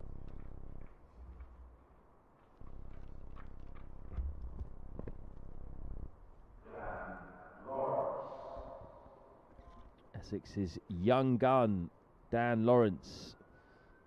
A lot of expectation on him as a potentially future England Test player. He's come to the crease to join the old stager Alistair Cook. It's going to be a really interesting partnership, this one, and a crucial one for Essex. With Somerset now, you can feel the energy coming out of the 11 men on the field. A big celebration from Craig Overton in getting the Essex captain there, and they've really got their tails up now. They feel that they can win this game. And also, what a great opportunity for Dan Lawrence. Potentially the next man in for England, there and thereabouts in terms of the squads that were assembled this year, playing in a Lord's final on the final day, a chance to win the thing for his county.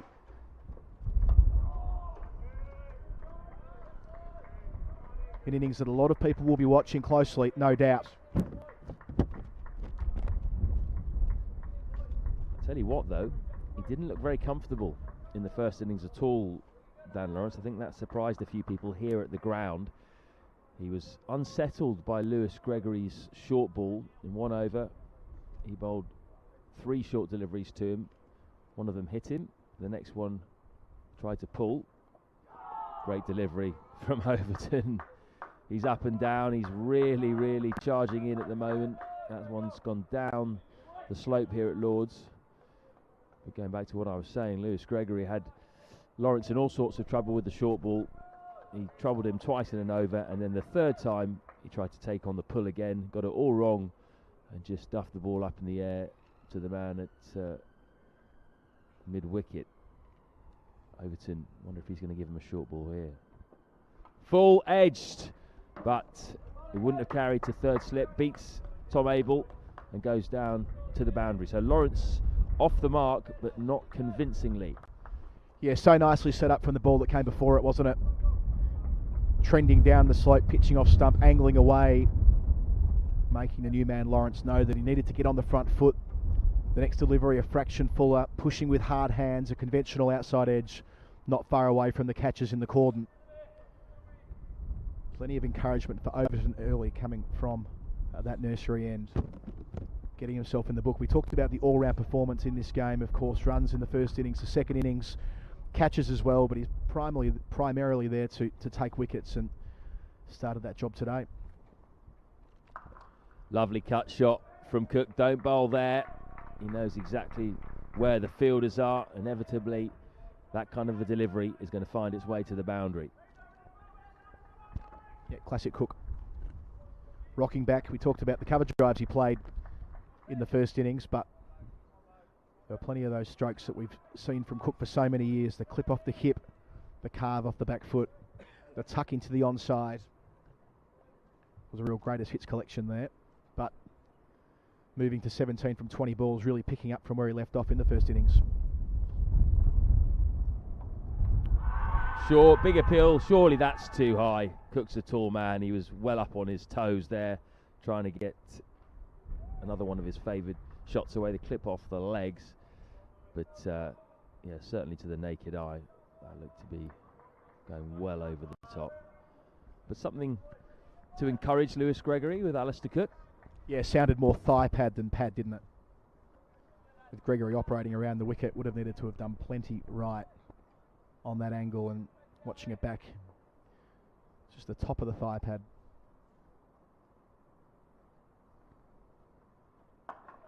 Yeah, it was quite a straight delivery from round the wicket, maybe sort of hitting leg stump, but really was very, very high. Alistair Cook's probably about 6'3", I would imagine, 6'2", 6'3". He was up on his toes, and it's hit the bottom of the thigh pad, or just top of the pads.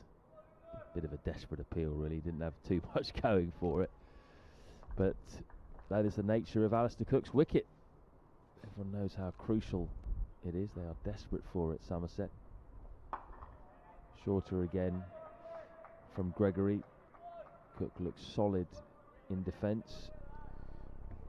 Thinking again about the performance of Dan Lawrence today, the opportunity he has. We've seen national selectors here through the week.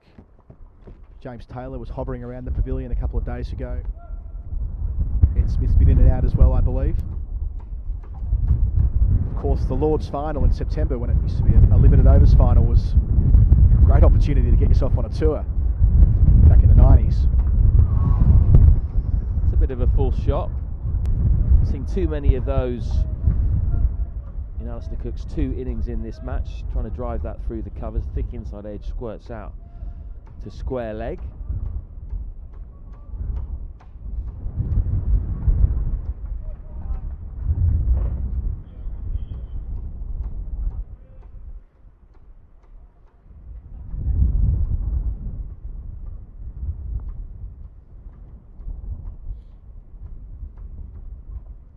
Beats him. This has been a good over by Gregory. He's unsettled England's greatest ever Test batsman. In fact, the edge of Alistair Cook's bat was not beaten very often in the first innings. It's happened a couple of times in this innings. Certainly challenging with the lights on at the moment. I was talking to Josh Davey just before he was about to go out to bat this morning, and he said he was really looking forward to bowling under the lights, because Somerset haven't really had that opportunity with a new ball yet in this match, whereas Essex have. Yeah, it's a good point. All the lights on here, of course, at the moment. Another dark morning.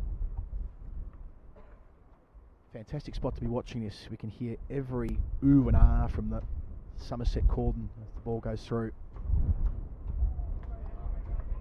I think this is the loudest that Somerset have been in the entire game, actually. You can really feel and hear the chat now. The slip cordon are going. Bit of banter. Can hear Tom Abel, can hear Lewis Gregory. Even the fielder down at fine leg was chirping up a few seconds ago. Yeah, Abel's active every ball, isn't he? Just moving a fielder a couple of metres one way, a couple of metres the other way, making sure the batsmen know that he's active and in the game, the skipper. Nice shot. Straight drive, but well fielded by Jack Brooks at mid-on. Lovely on drive from Lawrence. Unfortunately, couldn't quite beat the man. If he had, it would have been a second boundary for him.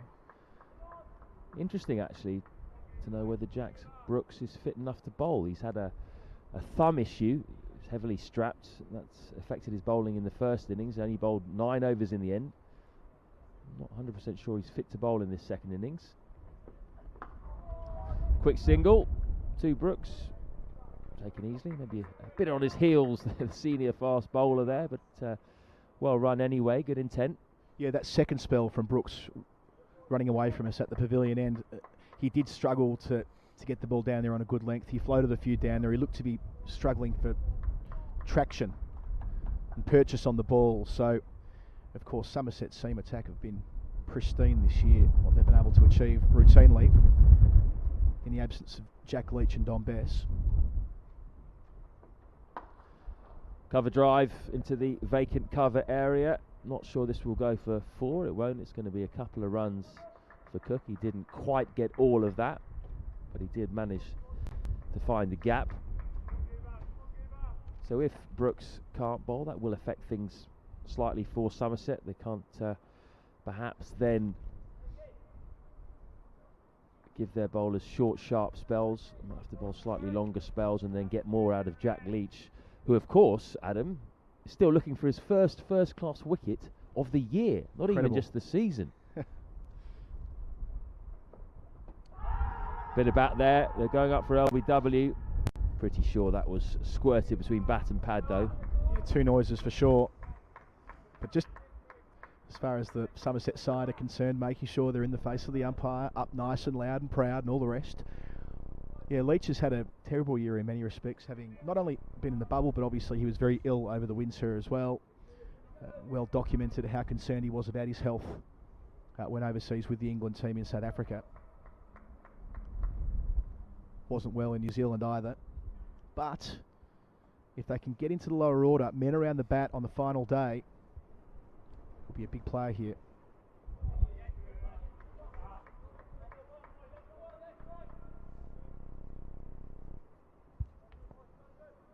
.37 for 2 after 11 overs.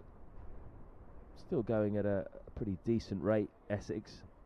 If they are to win the game, and they've got 80 overs, just to remind you, to get up to their target of 237, they'll have to go at basically exactly 3 and over. So they're on course for that as it stands. Long way to go though, and the initial priority will be just to steady the ship after losing those 2 quick wickets. And even 200 runs to go for Essex if they do go after the runs. As we've discussed already, no reason why they won't. The main reason why they won't would be if Somerset seamers can really get busy here. Another couple before lunch, perhaps. Well, 2 more before lunch, and Somerset really will be on top. But that Even will create 1 more will put them ahead of the game.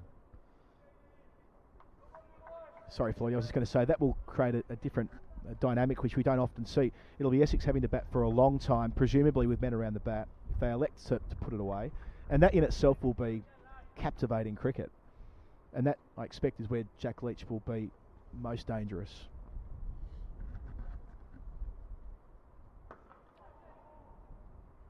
There's a man catching for Lawrence as well on the leg side at short mid-wicket. This was a tactic employed to him also in the first innings. Both Lawrence and Wesley tend to work the ball to the leg side from sometimes outside the off stump and sometimes in the air, so you'll see similar fields and plans set for those 2 batsmen.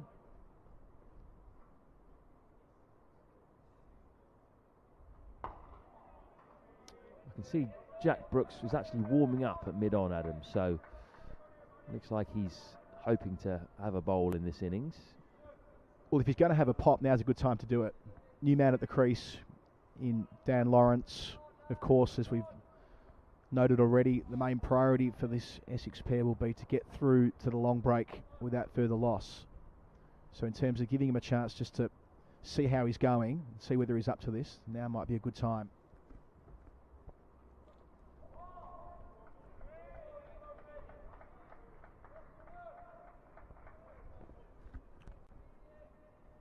Yeah, the thumb is very important, isn't it, to fast bowling? That's the issue. You see Brooks there on the left of your screen. He hasn't got the strapping anymore on his right hand, which is good news for him. It's just bruised, and maybe it's managed to settle down overnight. Suggests that might be the case if he hasn't got the strapping on. But it is crucial to fast bowling to use as a rudder, that thumb. Very hard to be accurate without being able to use it properly.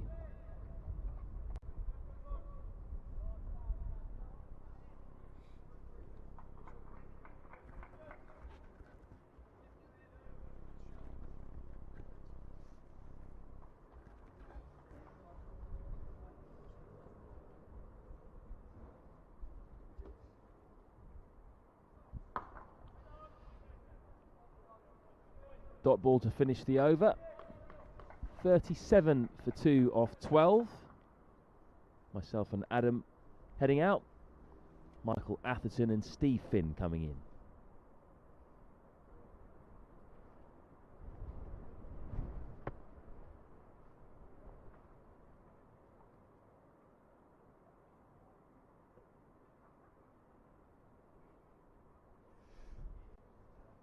Thanks, Matt. Well, what a game we've got on our hands here. It's a remarkable effort, really, from these two sets of players in testing conditions.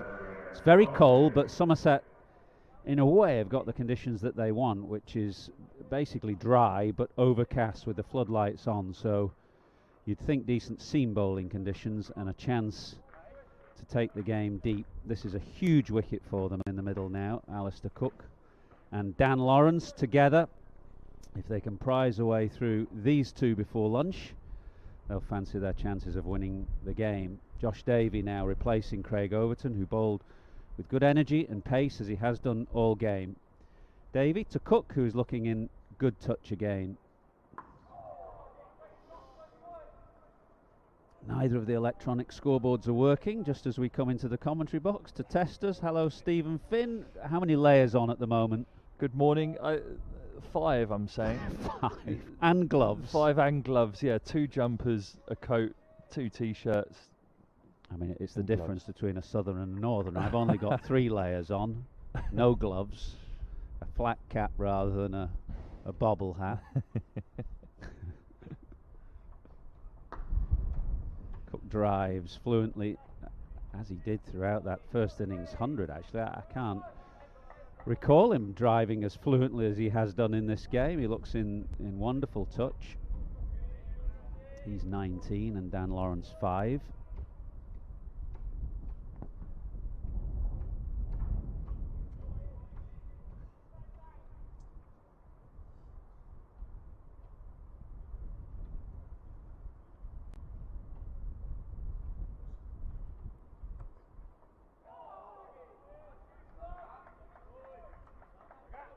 Are you a fan of bowlers coming immediately round the wicket to left-handers? It's definitely become more of a trend, I would say, than, I mean, it's a long time since I played now, clearly, but it was the exception rather than the rule when I played. But now I would say it's the other way around. You would tend to see more right arm bowlers bowl round the wicket at left-handers, more so than they do over the wicket. Don't quite know why it's changed.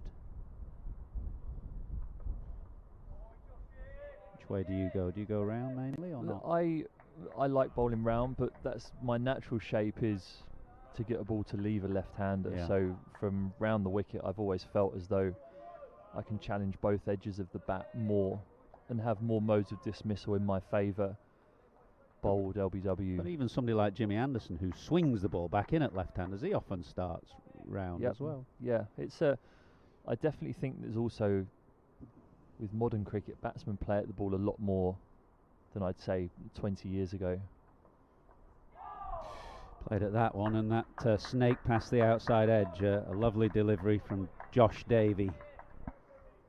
Yeah, I do think that bowling round the wicket challenges left-handers to play more balls and to feel as though they have to play more balls even if they don't. Often, I discussed briefly with Niall O'Brien half an hour ago, batsmen batting on off stump do generally play a lot more balls than people may have done when they were batting on 2 legs. The big wicket, Somerset desperate to see the back of Cook, who defends solidly to backward point to end the over. Which camp would you rather be in right now, as of now? As of now, I think Somerset, because they've made those early inroads. Essex did get a good start, 25 off 5 overs. They've then been pegged back to 37. 2 big wickets. Nick Brown was looking good. Good delivery, good catch that got rid of him. Tom Wesley, 50 in the first innings. The only other batsman who got runs aside Alistair Cook for Essex in the first innings is now back in the hutch. The conditions have closed in. You can see foreshadows on every player and umpire out there on the ground. I think Somerset will be sniffing blood. Well, somebody's put a tenner in the electric meter because the scoreboard is shining brightly again over in the corner, so we can actually describe what's going on, what the score is. Important innings for Dan Lawrence. He looked a little bit out of touch, I thought, in the first innings. He was bounced out by Lewis Gregory and looked a little uncomfortable in general against the short ball. I Haven't really tested him out with a short ball yet. That's going to be tight, very tight single. Cook treading water, but the throw missed the stumps, thankfully for him and for Essex's supporters. That was a unruly look that he just gave Dan Lawrence there, back down the wicket, saying they come together now and discuss it. I think Lawrence probably just gives him a sorry mate, turns his back on him. They survived it, but something like that, a little bit of magic for Somerset here. A Jaffa, a good ball, something special in the field is going to give them even more momentum here, but you can feel the Somerset fielders and bowlers trying to make something happen. Beautiful ball from Gregory. There's an appeal, but I don't think Cook got anywhere near it, but he was trapped on the crease then, almost as if he misread the length of the ball, which was a little fuller than he anticipated. Gregory was the wicket taker in the first innings, all the focus on Overton and Davey, who've had fantastic figures throughout this Bob Willis Trophy season, but it was Gregory who picked up wickets in the first innings and looking likely to do so again. He beats Cook again on the outside edge. I think the ball before, Alistair Cook would have just said to himself, that's a good ball, play and miss with a straight bat. That one slightly feeling away from his body, slightly uncharacteristic for what we've seen from Cook over the last 4 days. Yep, and over the last 20 years, a rare error outside off stump. But he's the kind of batsman who tends to put what has gone behind him. And the next ball is on his legs and he clips away fluently through square leg for another boundary. Essex move to 42 for 2. Just searching there, Lewis Gregory, beating the edge.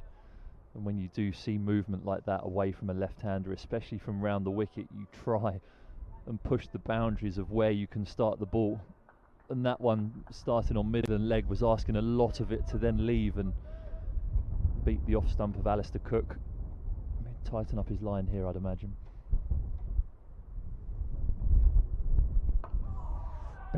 Better line and squares Cook up in defence. Certainly from that ball, and not the one that went for 4, the previous delivery, but the 2 before that, it seems that Gregory is finding some movement from round the wicket, managing to take it away to the 3 slips that are waiting. Overton, as is his wont at second slip, standing a long way in front of the wicket keeper, and first slip standing very close to the bat.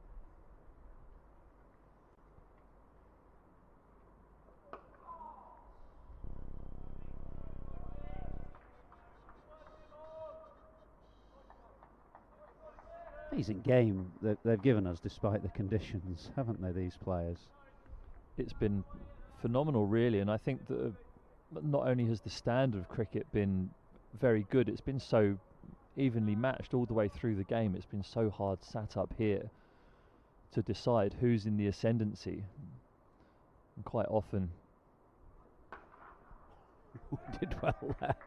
It was a shortish ball from Lewis Gregory, and Cook went to pull as if expecting the ball to bounce about hip high. In fact, it probably went about knee high, but he's in such good touch. He managed to get the middle of the bat on it. It's another boundary, and the 50 now is up for Essex. Yeah, it's been amazing all the way through the game how the momentum has shifted and kept shifting even within hours, within sessions. And here, even 2 boundaries there, feels like Essex have slightly broken through. But Somerset will know that even if they hang in there, even if Essex do put together a partnership, that things have happened in clusters, wickets have happened in clusters. And it's just about patience here. If you get too greedy and start searching for it, that's when the runs will flow more freely. If you can retain your patience, that's very much the way forward. Well, the 2 electronic scoreboards are working, and they say 50 for 2. The handheld scoreboard did say 46 for 2, but has now been moved to catch up with the electronic scoreboard. So I think 50 for 2 is the right score. Cook has 27 and Lawrence 6. Somerset pushing desperately to break this partnership in the 20 minutes or so that remain before lunch. Josh Davey bowling from the nursery end to Dan Lawrence. 2 slips. There's a short mid-wicket in places, position where they got Tom Wesley caught in the first innings, but Lawrence, a bit like Wesley, he's a player who favours the leg side. So they've got 3 men on the leg side in front of square and one very wide, fine leg.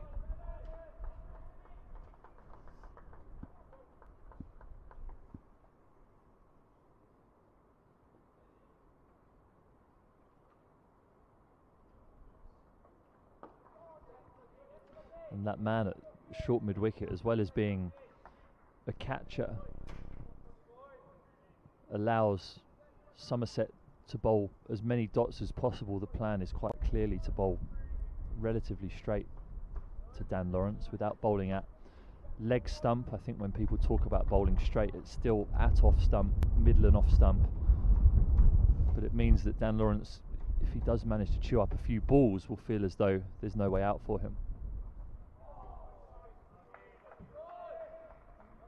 Quite often at the beginning of play we saw Nick Brown and Alistair Cook knocking balls into that gap for one, where even if there was a little bit of pressure building, the single just rotates the strike, releases the pressure. With 6 men in a ring around him, he's either going to have to pierce the gaps quite significantly or run it down to third man or fine leg, which can be a risky shot.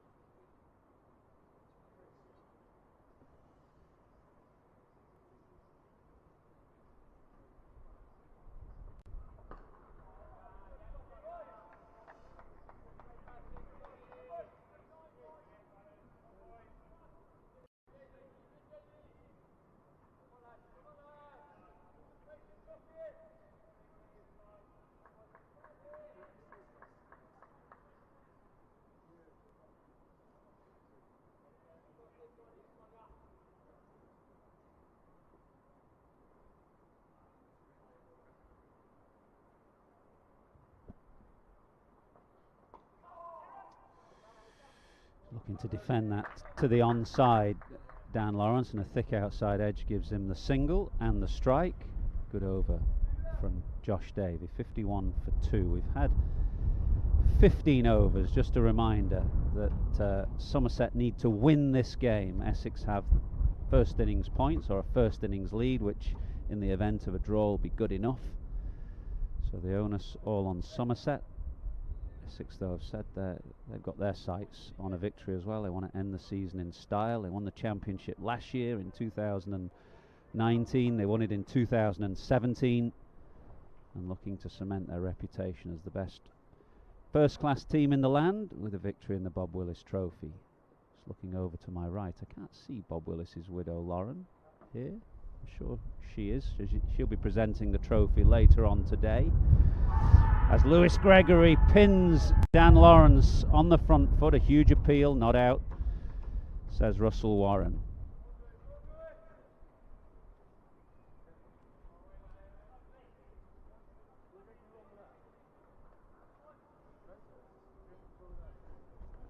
Big stride there from Dan Lawrence, but when Somerset started bowling, we mentioned there were some blue skies directly above us. That atmosphere is now closed in. You can see the shadows. The ball is nipping. It's challenging for the batsman. Lewis Gregory bowling a probing line and length. Yeah, apart from the temperatures, which are Arctic, it's just about perfect for Somerset because there's no rain forecast, but heavy cloud cover and floodlights mean that conditions are just about right for the seam bowlers, albeit we may get some bad light later on in the day, at which point they'd hope for the clouds to lift and the sun to come out. No spin seen yet from Jack Leach. All seam attack so far.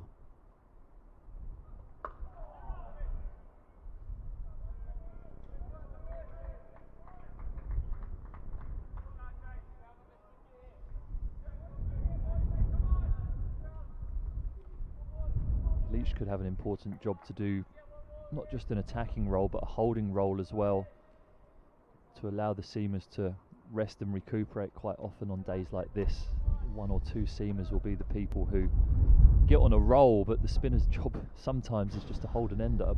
He'll be looking for his first wicket though, Jack Leach. He hasn't had one yet this season.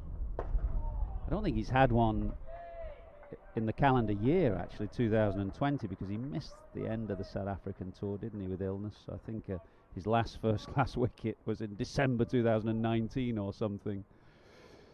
A strange summer that we've been living through. Jack Leach is just playing his second first-class game of the summer.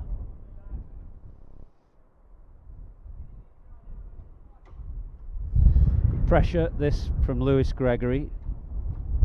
Dan Lawrence unable to get away and get off strike. He does this time with another quick single that has Cook stretching for the line.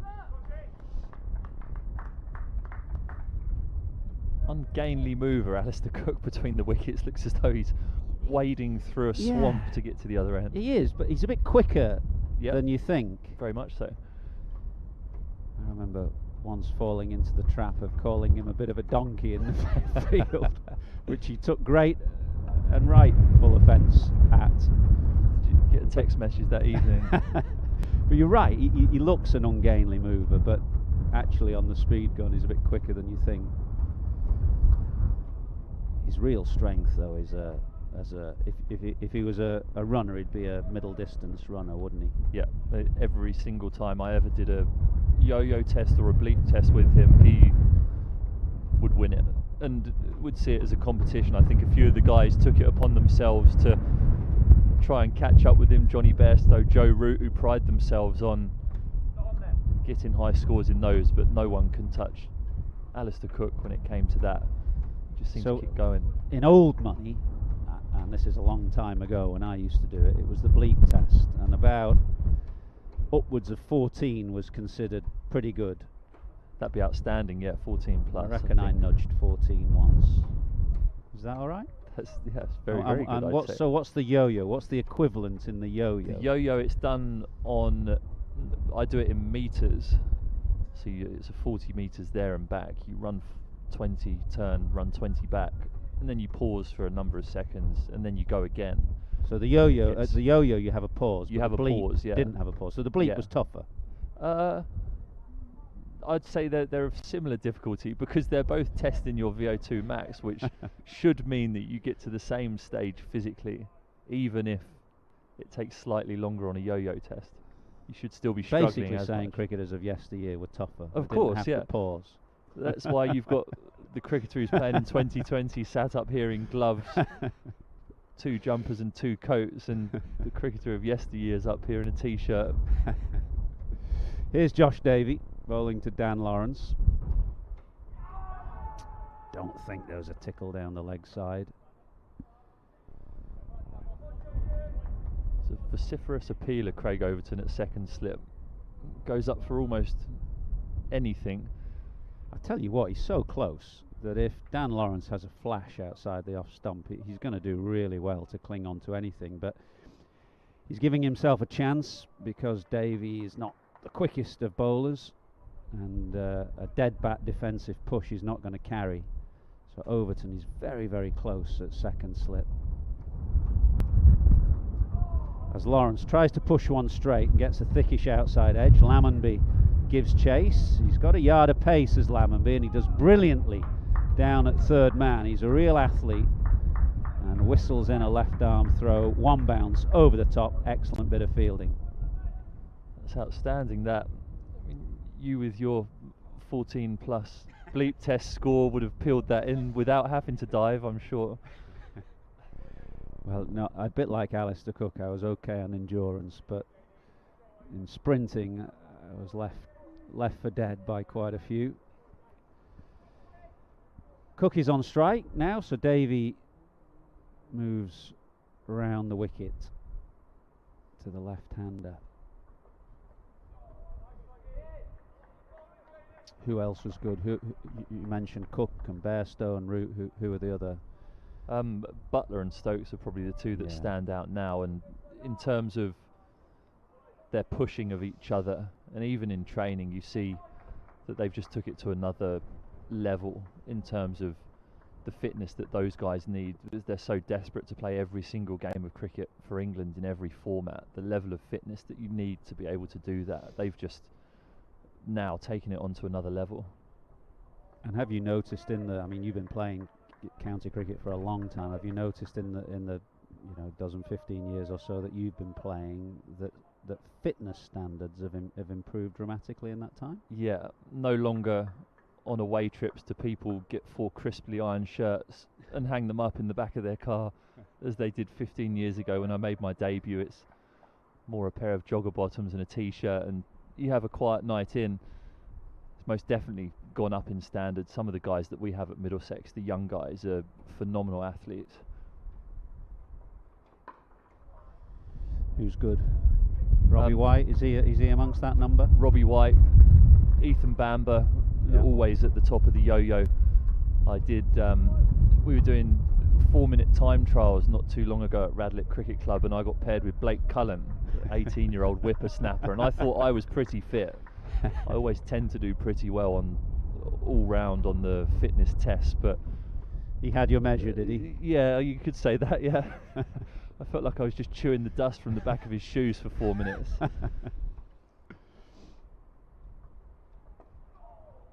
No third man, so Cook should pick up a couple as Jack Leach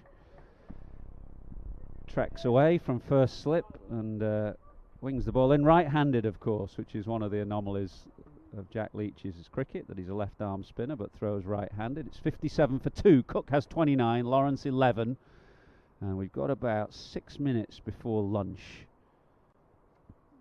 Excellent morning's cricket. We've got 2 sessions of the first-class season remaining of the English first-class season. There's still the Blast quarter-finals and the Blast finals day, which were held back, of course, to take place after October the 1st, hoping that a crowd would be allowed in, but that's not going to be the case now. But we've still got a bit of Blast action to come, but only 2 more sessions of first-class cricket, and the Bob Willis Trophy yet to be decided, and it's a hard one to call.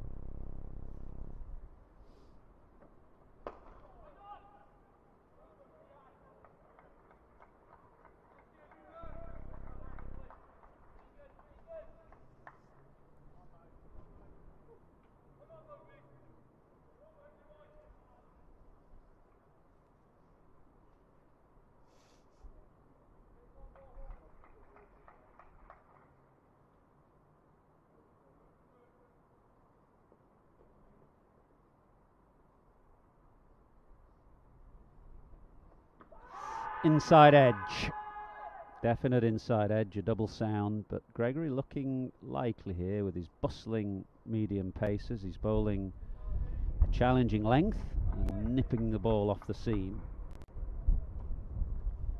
His trajectory is not a particularly tall man, Lewis Gregory, so those balls are just zipping.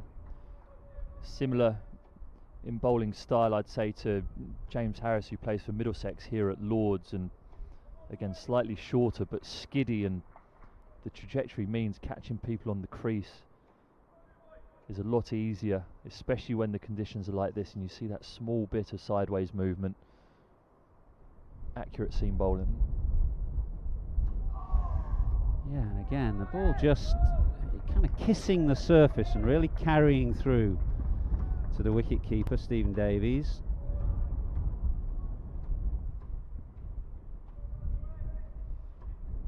Did you feel that, Athers, when you were batting, that some people, even though they may not be the quickest, just their trajectory zips off the surface sometimes, as opposed to the taller guys on wickets like this? Yeah, they say it's impossible, don't they? The scientists will tell you it's impossible for the ball to gather pace off the pitch, but it's all relative. Some bowlers, as you say, seem to nip it off the surface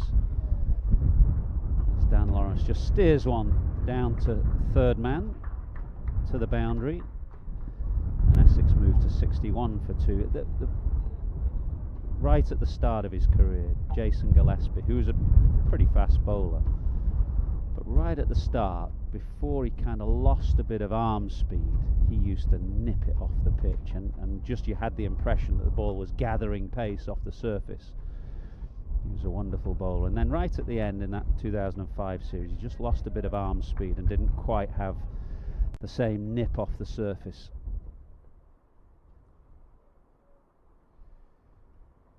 There's a third man now. Third slipper's just slipped down to third man. Too many runs have come in that area. A lot of runs actually have come in that area throughout this game.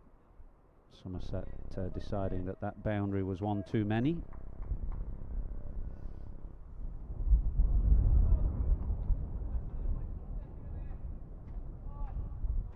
Certainly when we play here at Lords, when the wickets are like this, a little bit slow, you feel as though a catch third slip and wider isn't going to carry. So that third man, if an edge does happen, it tends to go down when it's wider of second slip. Getting that third man down there does mean that that release of pressure, that an outside edge where you feel you've done a good job as a bowler, you've beaten the batsman, comes off the edge, flies down there for 4, and just that slight release of pressure, especially in this stage of the game, with Essex needing 176 more runs, Somerset needing 8 wickets. Turning those 4s into 1s is quite an important swing in the game. Well, this will be the last over before lunch, or should be the last over before lunch. It looks like for that over, Dom Bess, the substitute fielder, is going to make an appearance, his last for Somerset, of course, before he goes up the M1 to Yorkshire. Well, up the M1 from here, from Lords, but not from Taunton, where he's grown up and learnt his cricket. He's put himself in at short mid-wicket for Alistair Cook, who will face Josh Davey for the last over before lunch.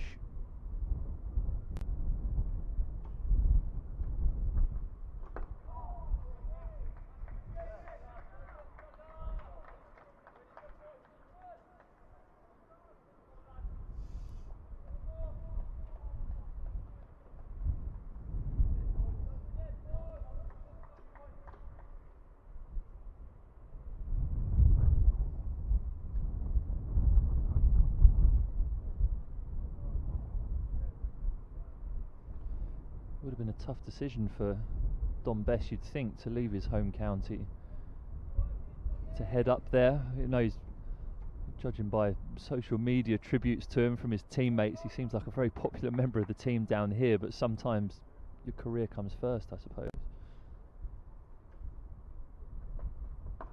Yeah, they had it previously with Butler and Keysvetter, didn't they? 2 wicket keepers vying for one spot. It's the same with Bess and Leach. Leach favoured by his county, and Bess at the moment favoured by his country. It's an odd situation.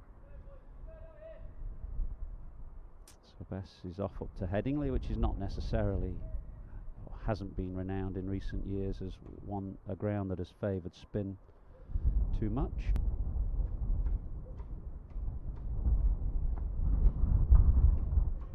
Any young spinner at the moment is going to be highly sought after. There aren't too many good ones knocking around.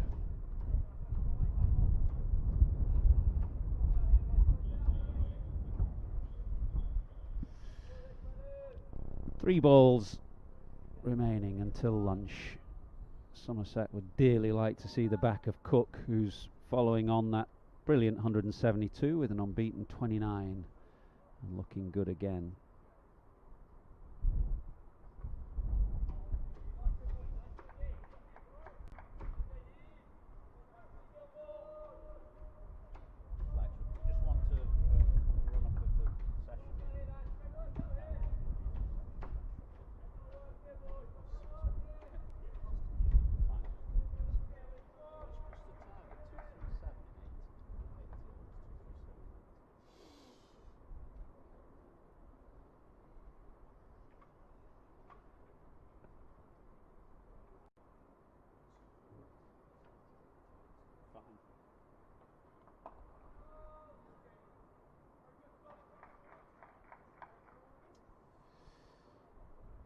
So one more ball before lunch. We're going to have 61 overs remaining after this ball. Remember, the target for Essex is 237. They don't have to win this game. They'd dearly like to, but they don't have to. A draw is good enough for them. Somerset will need 8 wickets that remain for them in the final 2 sessions of the game.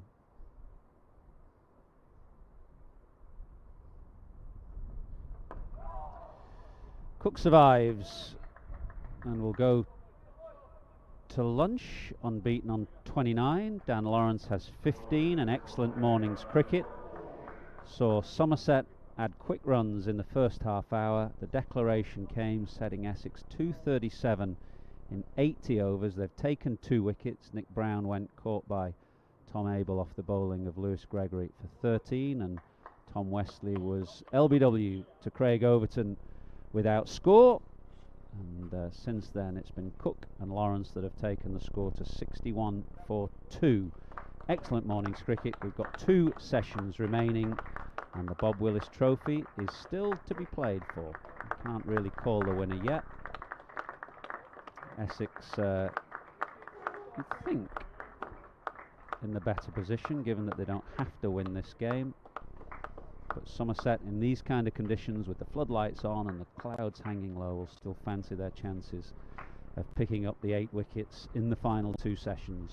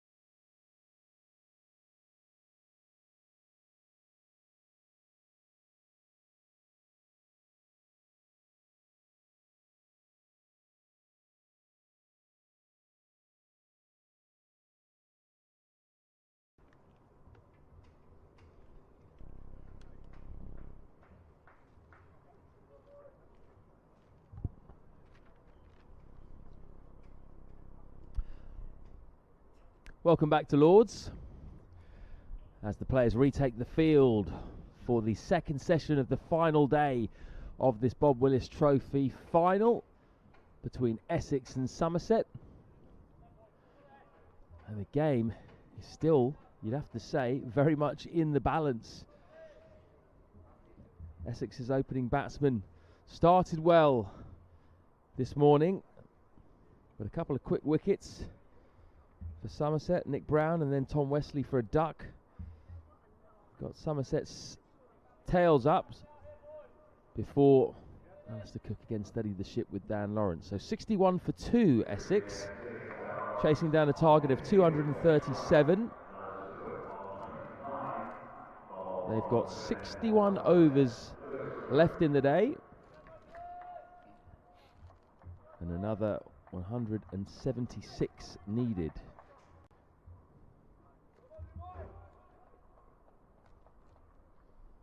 Lewis Gregory to start to Lawrence.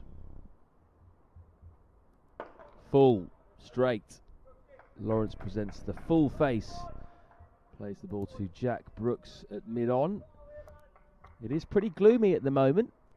All the lights are on. Very much the case that the natural light is taking over, Niall O'Brien. Certainly good conditions for bowling. Somerset gone to their trump card. Lewis Gregory's been the pick of the bowlers in this match for Somerset.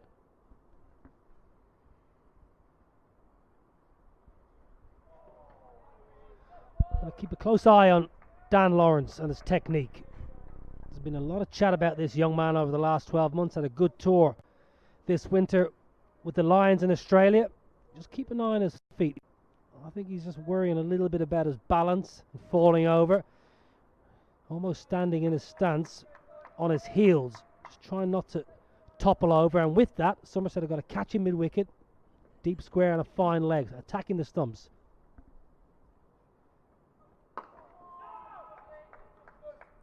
Yeah, Lewis Gregory managed to nip a couple down the slope to Dan Lawrence in the previous session. A couple of big LBW appeals. One he managed to get an inside edge on. The other one, I think, perhaps just outside the line. But there are definitely opportunities there. That's what Somerset will feel with Dan Lawrence.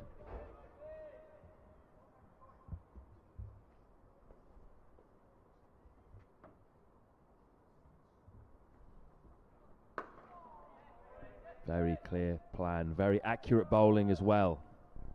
Yeah, it just looks like he's battling himself a little bit, Dan Lawrence, not to fall over to that offside. Quite evident in his stance, and all his weight is on his heels, and you can just see a little twitch of the head as the bowlers run in, as if to say, get your head down the wicket. Get your body and that left shoulder and head into the ball, into the line of the ball, not topple over to the offside and present a little chip to mid-wicket. Bit of swing there, perhaps. Hanging that outside the off stump. Gregory slightly, perhaps trying to catch Lawrence with his feet stuck in his crease, as he almost did there. Well, it's only been 5 balls in the second session, but Gregory's working him over here. Attacking his stumps, looking for a little chip to leg side, maybe an LB, and then just putting one outside the off stump, and Lawrence foot moving not as it should be. Good start by Lewis Gregory. 61 for 2 off 20 overs. Gregory was the pick of the Somerset bowlers in the first innings. Finished with a 6 for. Not too far off his best ever figures in first class cricket, actually. Who's going to come on from the other end? It was Craig Overton, who was largely operating from that end in the first session, and he, not surprisingly, is going to continue from the nursery end. He's the go-to man, Craig Overton.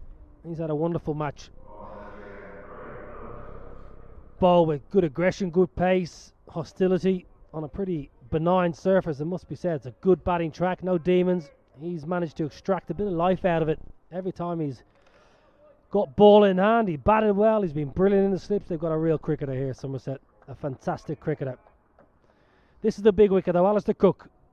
Speaking to Lewis Gregory just after the lunch break, they say if we can get Cook early in this second session, we're right in the game. The prize scalp.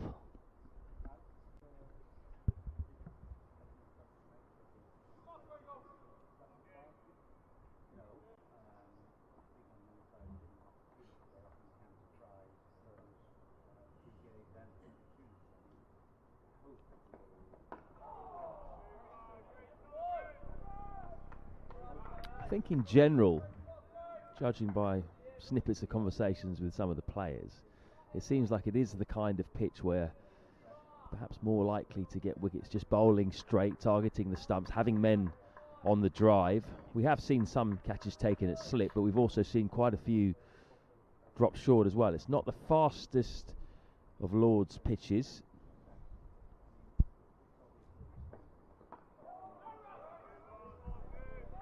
It's test match pitch, so you would think it's the best pitch on the square, but generally Lord's is a pretty flat track. It doesn't present a great deal of pace for fast bowlers. It doesn't spin massively, even on days 4 and 5 in test match cricket. It doesn't rag like when you go to Edgbaston potentially and other grounds around the country. It's just a good flat cricket wicket. You need to bend the back if you're a pace bowler. Off the back foot, Cook through the offside, just the one though, with third man stationed very wide, as tends to be the practice nowadays. For Somerset, well, you feel it's going to be a concerted effort. They're going to have to get absolutely everything right. Just 175 to win. They're going to have to grab every half chance.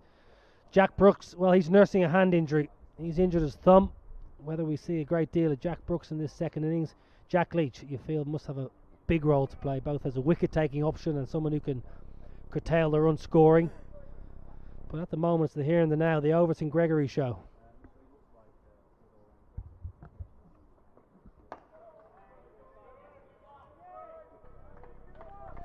Craig Overton into his 7th over. 6.4 overs, 1 maiden, 1 for 22 so far. Davies, 7 overs, none for 17.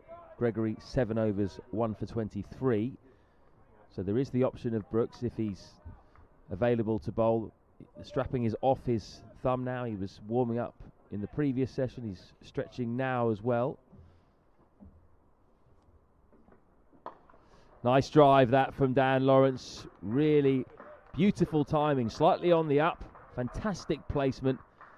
That's the classiest shot he's played so far. Yeah, he got everything absolutely right there, Dan Lawrence. Weight transfer was perfect. Got his left shoulder into the drive. All he had to do was put it in the gap and she raced down the hill. That was a confidence boosting stroke. Overton won't mind it so much.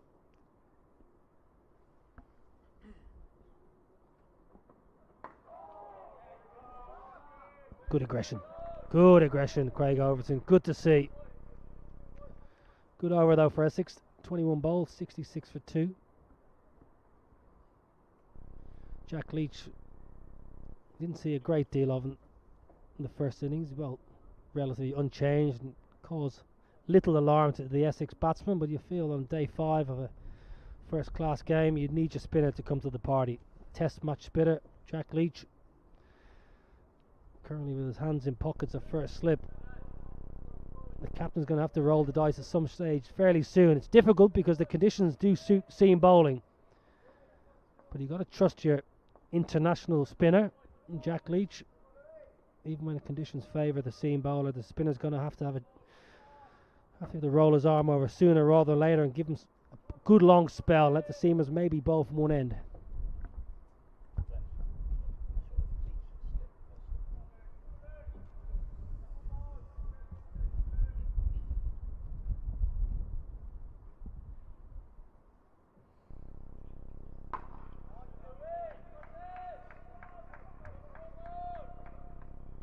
Yeah, I don't think I was expecting to see Jack Leach at first slip today. Judging where he fields for England, but that's where he is. Obviously has a safe pair of hands. 23 overs, 22 overs rather, in the first innings. 4 maidens, none for 52.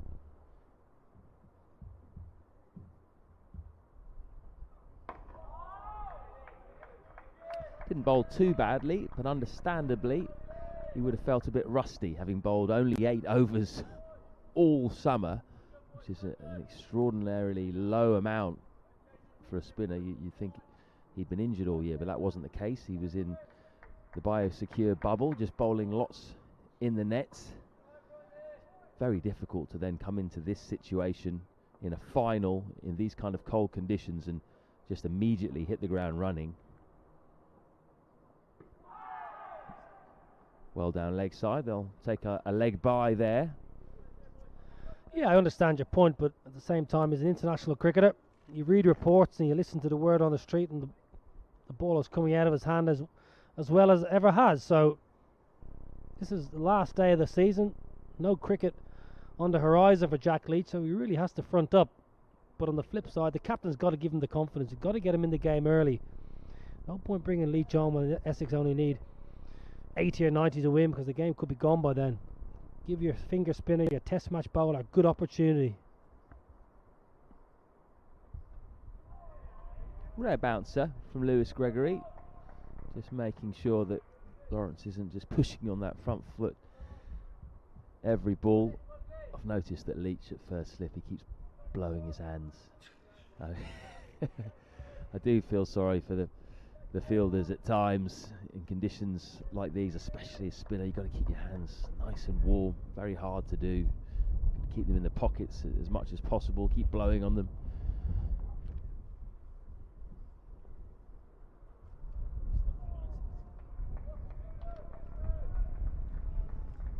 Hand warmers, Matt Floyd, that's what it's called. Hand warmers. They resemble a little tea bag, and you just shake them around, keep the hands warm. You'd rather be out there in the battle, enjoying the moment, sticking your hand up with a chance to win the Bob Willis Trophy.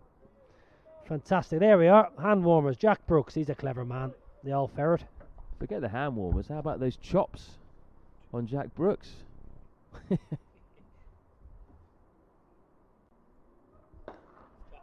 Lovely straight drive to the man this time.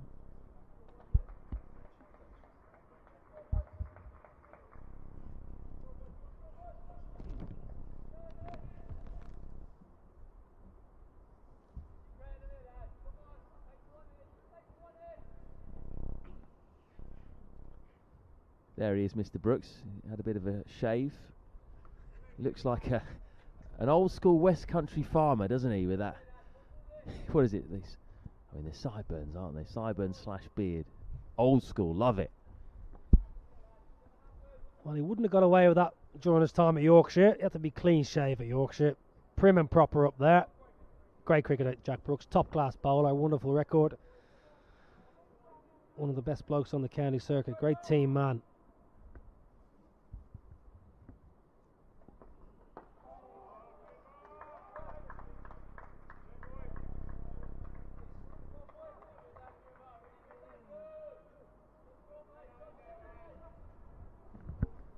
Not quite as cold today though. It seems a bit more bearable than yesterday. It is dark though.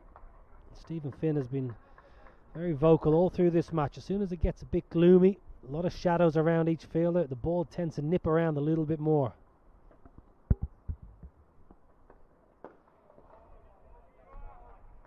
And Somerset haven't had the chance to bowl in these conditions until today under the lights, with a ball that's still relatively new. We saw when Essex's bowlers bowled with a new ball under lights that things moved on very quickly. Had a flurry of wickets in that Somerset first innings.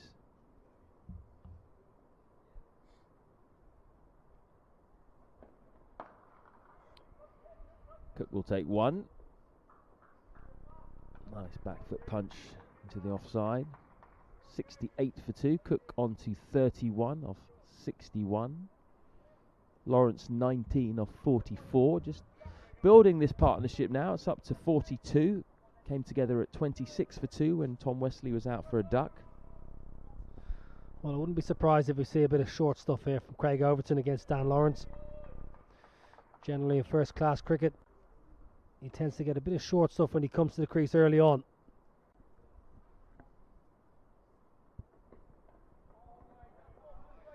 Elegant driver of the ball. Dan Lawrence likes to get on the front foot. We saw in the first innings he was quite unsettled by some short bowling. Lewis Gregory, even at his brisk medium pace, making life uncomfortable for Dan Lawrence. And we've already seen in this fixture Craig Overton, who can generate good pace, good bounce, good aggression. Wouldn't be surprised if Dan Lawrence gets a couple of short ones.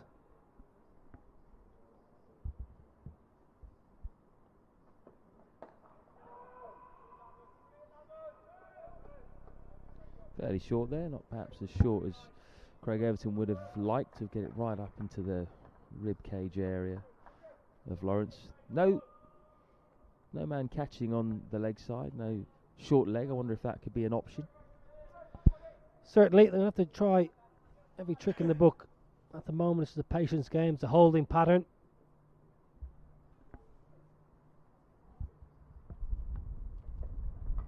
Oh, almost snuck through there. Feet movement wasn't great from Lawrence. Thick edge. And that's what selectors will be looking at. We've seen James Taylor has been here for a number of days watching numerous players, you would imagine, and Dan Lawrence is certainly one of those who has caught the eye over the last 12 to 24 months. Had a good tour down in Australia with the Lions, but when you make that step up to international cricket, you face a lot of bowlers bowling at 90 mile an hour. Regularly, every team would have a couple of bowlers operating in around that late 80, 90 mile an hour mark, as opposed to, all due respect, in county cricket, most bowlers operating in the late 70s, early 80s. So that is the step up. Can you handle the short stuff?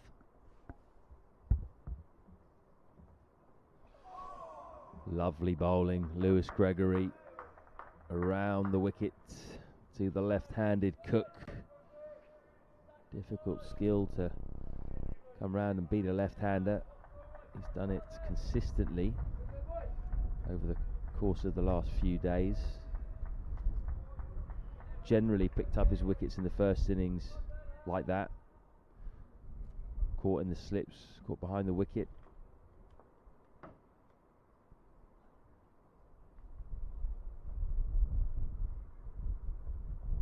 Same again. Has he nicked that? He has!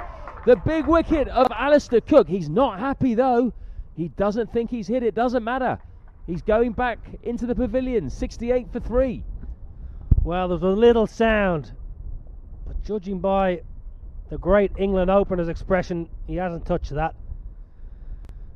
Big appeal both in front by the bowler and behind the wicket. There was definitely a sound. Now, whether it was a little feather off the bat or back clipping pad, doesn't make a difference. Umpire the finger up quickly, and that is a massive, massive breakthrough, a massive wicket in the Bob Willis Trophy Final. Alistair Cook, he's got to take himself off. He looks absolutely distraught.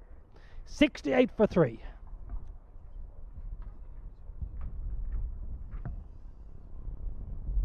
Well, you don't see Alistair Cook question decisions very often, really. Normally just accepts it and moves on. On that occasion, he remained at the crease for quite a few more seconds, and that tells you something was up. May have been that he just flicked his pad with his bat. I think he just, having what he felt missed the delivery, just put his head down and marked his crease, looked up to see the finger up and was shocked. He still is shocked as he's currently trudging through the pavilion. Paul Walter, the new batsman, coming in at number 5. He's on a king pair, Niall. Got a first baller, LBW, in the first innings. Well, if Lewis Gregory bowls the same ball he's just bowled the last 2, he's got a good chance of getting Walter on a king pair, because Gregory's on fire here. He's in a good line of length. He's using the angle around the wicket, and he's just using that slope. Angle in, nip away. Walter on a kingy.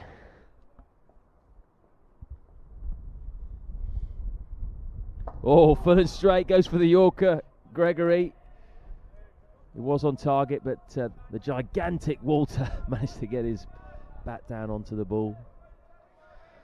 Well, Russell Warren is the umpire. He was pretty quick to get the finger up and say, yep, I heard Nick, I heard the edge. It was a very confident appeal, but Alistair Cook, well, he was distraught, dismayed, disconsolate. Couldn't believe it. Oh, big appeal. Is that out as well? He's a tall man, Walter. Gregory down on his knees, but I think that hit him above the knee roll. Height probably the only issue. Gregory can't believe it. What do you reckon, Niall? Oh, I'm going to give umpire's call. I'll sit on the fence there. Umpire's call. Well, it's all happening here. Lewis Gregory bowling his beloved Somerset into a very strong position all over the Essex batsman at the moment. England international Gregory earning his corn here. Final day of cricket for these cricketers. Bob Willis Trophy Final, day 5, Lords, end of September. Game on a knife edge. Absolutely fantastic drama.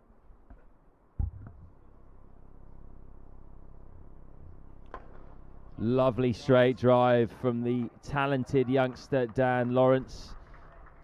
That'll settle a few nerves. Shot of the day.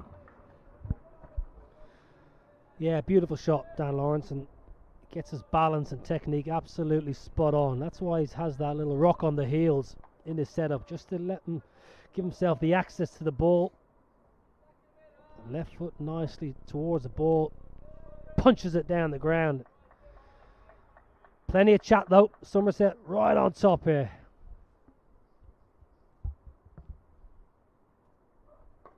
Oh, it's nervy now, isn't it? It's nervy. Thick inside edge from Lawrence. Didn't move his feet quickly there at all. A bit lucky that it just squirted away to fine leg for the single. 74 for 3 off 24. How big a moment will that be? The Alistair Cook wicket. Russell Warren making the decision. Cook did not agree. That doesn't make a difference if you agree or not. You got to go, unfortunately. Alistair Cook, well, safe to say he didn't think he nicked it.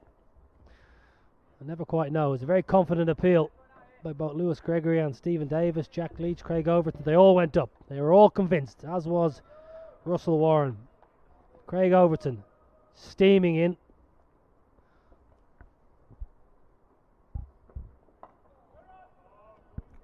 Squared Lawrence up a bit there.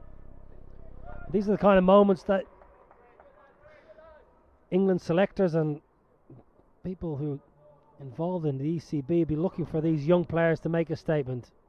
Can Dan Lawrence go out and make a match-winning score for Essex? Can he get his Essex over the line and win on the Bob Willis Trophy? Can Craig Overton stick his hand up and get a couple of big scalps? Big pressure moments. That's going to run away for 4. I think it just flicked the thigh pad of Dan Lawrence. 4 valuable runs added to the score, which is now up to 78 for 3. Well, before a ball was bowled in this last innings, Somerset, without placing too much importance on Alistair Cook's wicket, deep down they would have known if we can get Cook early, we've got a massive chance. They've taken number 31. They would have taken that before a ball was bowled. They would have taken that. 78 for 3 now. Wanted the single there, Lawrence, but having set off initially, realised it wasn't on, turned around quickly, got back. The last thing they need right now, Essex, is a run out.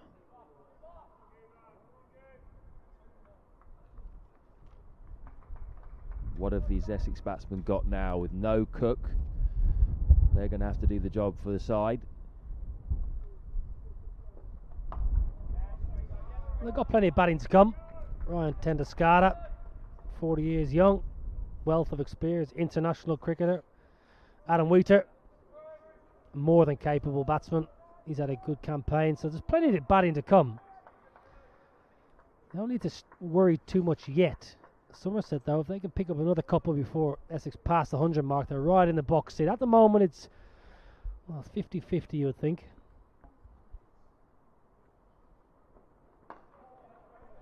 Go back to the Essex bowling in both innings. Simon Harmer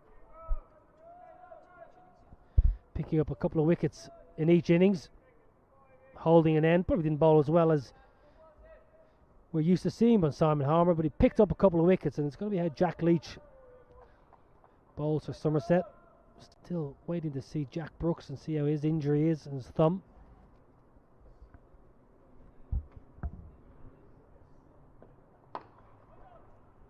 Well timed, but straight to the aforementioned Brooks, who stops it with his injured hand, injured thumb, tries to use the left hand.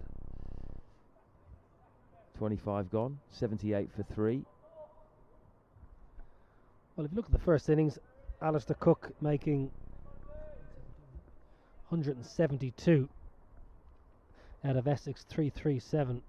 So a massive portion of runs. So Somerset, when they set Essex in excess of 230, which I think is a good score in this fourth innings. If you could take Cook for, as they've done, 31, you say the rest of the Essex batsmen, right, you've got to score over 200 between you. First innings you didn't manage to do that. So you're looking around the Essex dressing room, who's going to stand up and score that match-winning innings. At the moment Lawrence is well placed, 24 from 56. Walter, well, he's a bit rusty. First baller, first time round, and a bit nervy. Could easily been out second ball LB today to Gregory.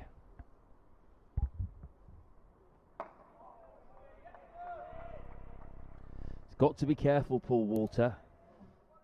It's very clear what Gregory is trying to do. Trapped him LBW from around the wicket in the first innings. Very nearly did the same thing in the second innings. Getting the ball to go up the famous Lord's slope.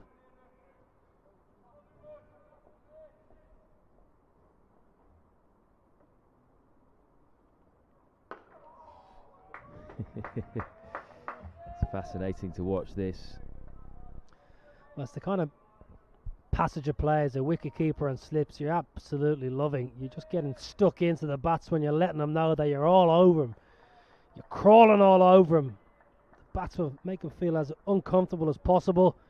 Chirping away in his ear. The bowler be giving him a glare. The fielders all of a sudden seem so much closer as a batsman. You can't escape. You can't breathe. Great drama.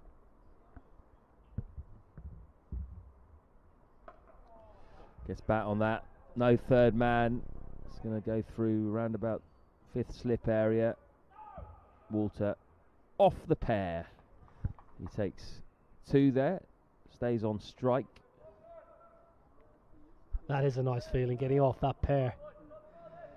You would have been sweating last night in bed, thinking I'm on a pair. Game being broadcast. Sky Sports, Cricket, YouTube, everyone watching all around the world. You don't want to be remembered for the man that got the pair in the Bob Willis Trophy Final.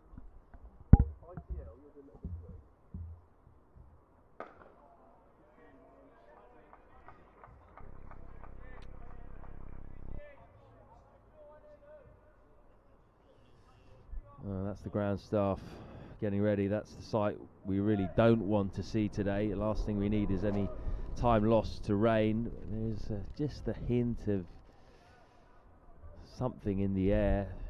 Heavy clouds, and now, yeah, I can feel just a little bit of very, very light rain spitting down.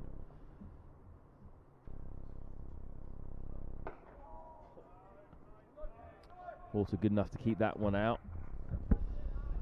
But we don't want rain. That is one thing we do not want. We don't want this final day so nicely poised being cut short by inclement weather. We want a full day's play and the triumphant side to win on merit.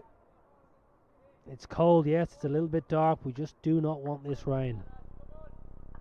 It's only drizzling at the moment, fairly light.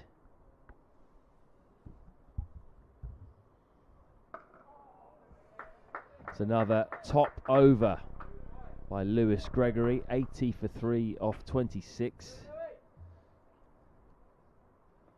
As Dom Bess, Somerset 12th man, sprints out with a couple of extra jumpers for Lewis Gregory, and he's got his grey jacket on as well himself, trying to keep warm. He's got a snood, I think, on. He's got a woolly bobble hat. Not a great way to spend your last game for Somerset. Well, I reckon Dom Bess and the Essex 12th men have been the hardest working people, because the bowlers, umpire's not allowed to hold the bowler's jumper or hat. So the 12th man's got to run on every single over and take the jumper and cap off of the bowler. So they're working hard, earning the nice lunch here at Lord's. At least it's keeping him warm. Quite fancy doing a couple of laps between overs myself just to keep warm up here. Well, he'll need that snood and woolly hat when he goes up to Leeds. If he spends any time in Leeds in the winter, it's quite cold. Dom Bess obviously making the switch, 4-year contract up to Headingley. Good signing by the Yorkshire outfit. Good cricketer Dom Bess.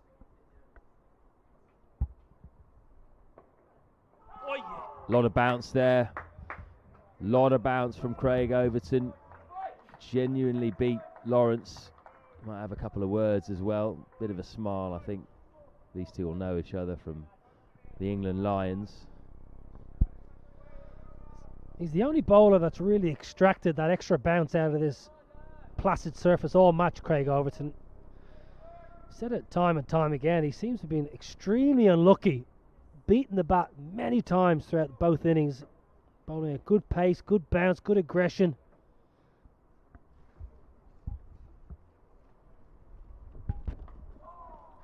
Thick inside edge. We'll get Lawrence down the other end.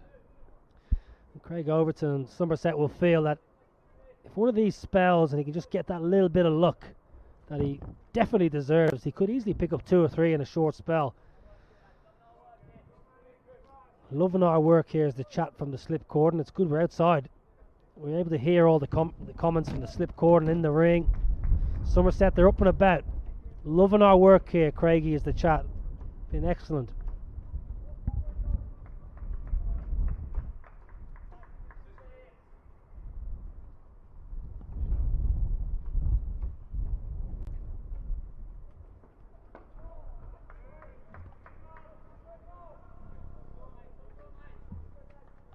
A lot of height out there on the pitch at the moment. Got the very tall Craig Overton bowling at the even taller Paul Walter. Steve Finn reckons he's about 6'11" or something. Certainly tall enough to be a basketball player, a power forward.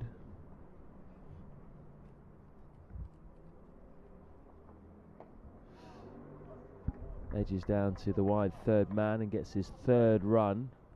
So you were a good basketball player, were you? No? When did I ever suggest that? Well, the height, you know. This could possibly be the shortest commentary pairing of the summer so far. What are you, about 5'7", 5'8"? 6 foot. With the hat on, maybe. 5'11" and 3/4 / 6 foot.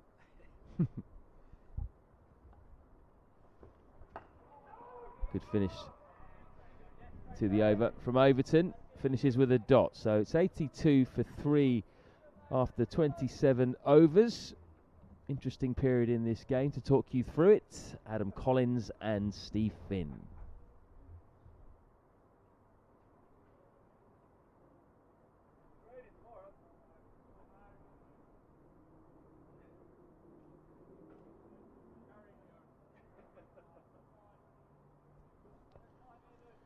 Thank you, Matt Floyd. Another dark afternoon here at Lord's. All the light towers on. Shadows all over the players. As Lewis Gregory starts a fresh over to Walter. Leaning into his defensive posture, pushing out to cover. Nice big tall man. Interesting season Walter's had, Stephen Finn. Good afternoon to you, where he has principally batted in the middle order, came up to open the batting for a couple of games. He hasn't made a half century, yet he averages 51 coming into this game. He'd been so consistent, making his 30s and 40s, a couple of red inkers, and, well, an opportunity for him here alongside Dan Lawrence.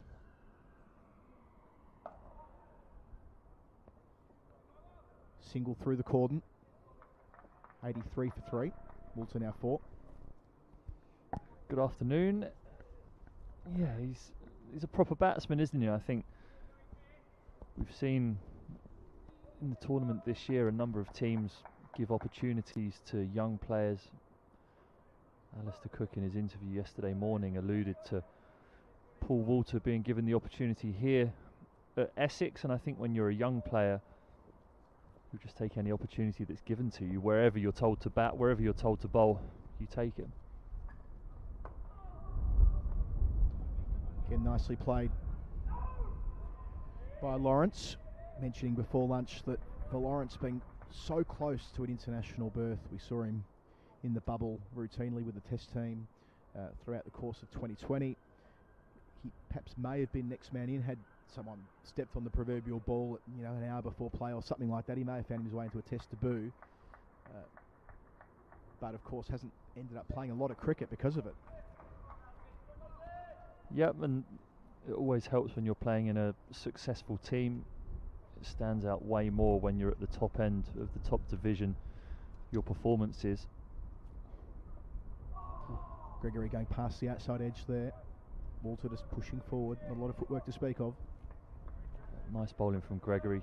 Still see 4 shadows from the 4 floodlights on every person on the pitch. Dark conditions but dry, perfect for bowling. If only it was a few degrees warmer, it'd be even more perfect. But Lewis Gregory's bowled a probing spell here round the wicket, as we so often see bowlers bowling these days, attacking that off stump. Got 3 slips in position. Often that debate about whether overhead conditions make a difference to the way the ball moves. The scientists often say it makes not a lick of difference. It's to do with the ball, not to do with the sky, to do with the conditions on the ground after the ball pitches and so on. But I'm sure you'd be in keeping with the view that the overhead conditions has loads to do with it.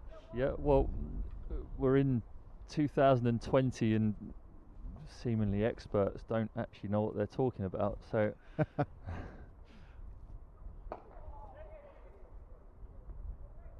Walter retains the strike with another single. 85 for 3, he's 5. very cynical of me, but there's definitely an element of the unknown with cricket which makes it such a beautiful game.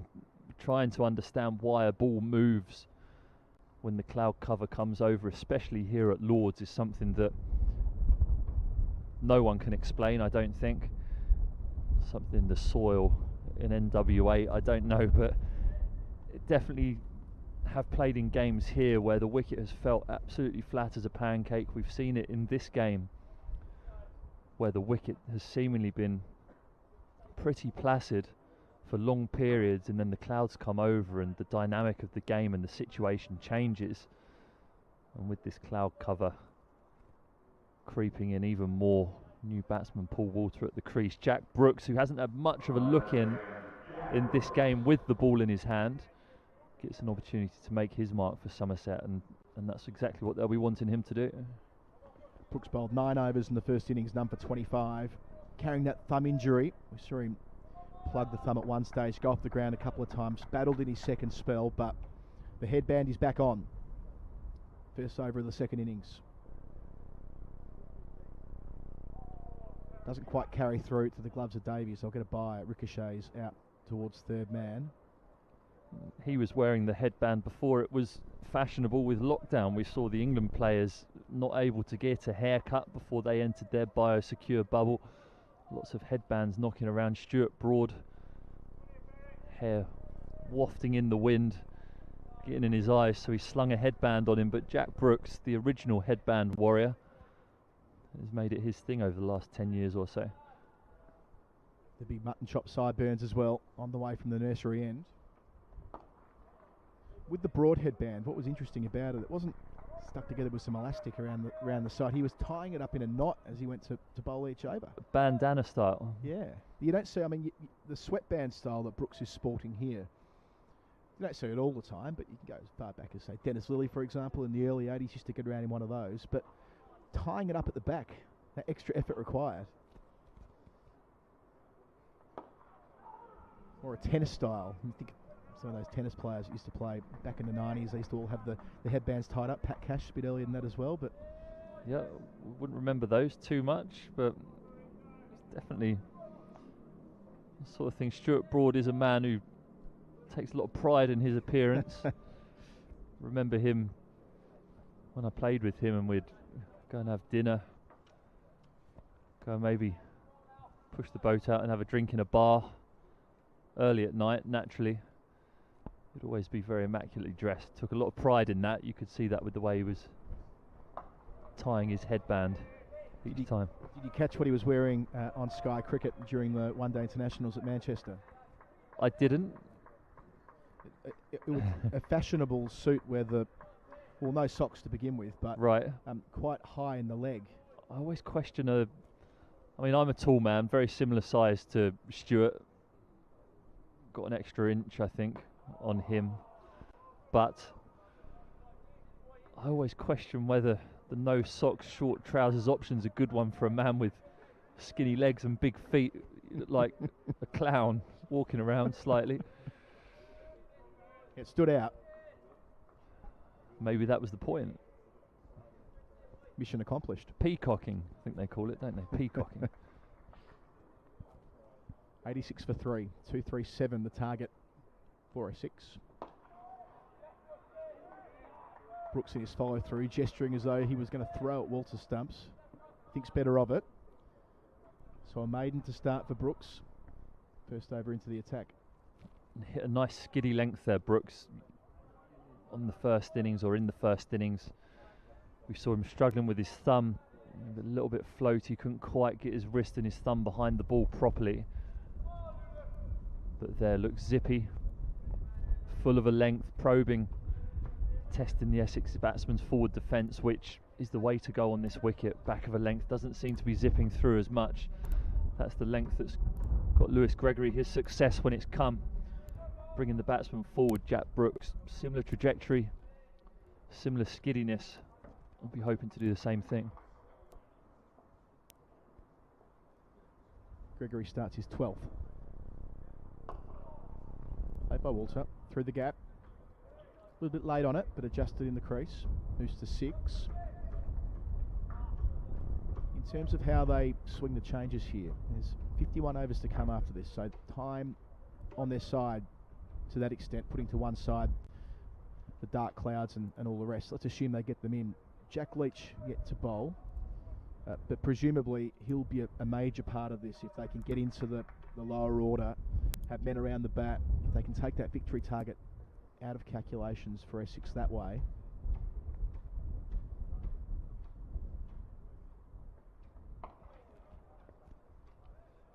Yeah, Jack Leach definitely going to have a role to play at some stage today. You just do look at it right now. Not sure if you can quite see at home on the footage, but we can see 4 clear shadows each side of the fielders down there. It is gloomy. As we've discussed, typically here at Lord's, when the atmosphere is like this, it's good for seam bowling no matter what the wicket looks like or how worn it is. That's Somerset's feeling now, but there will come a stage where Jack Leach will have a role to play. So a 5th day wicket in theory, but in practice, I mean, they haven't played anywhere close to 5 days due to the various interruptions. Yep, it does look worn down there. It does look as though the footholds are growing slightly. See dark masses of dirt where the bowlers' follow-throughs are. Not massive, but you can expect if a spinner was to land it in or around those after 4.5 days of cricket, that it would cause some problems.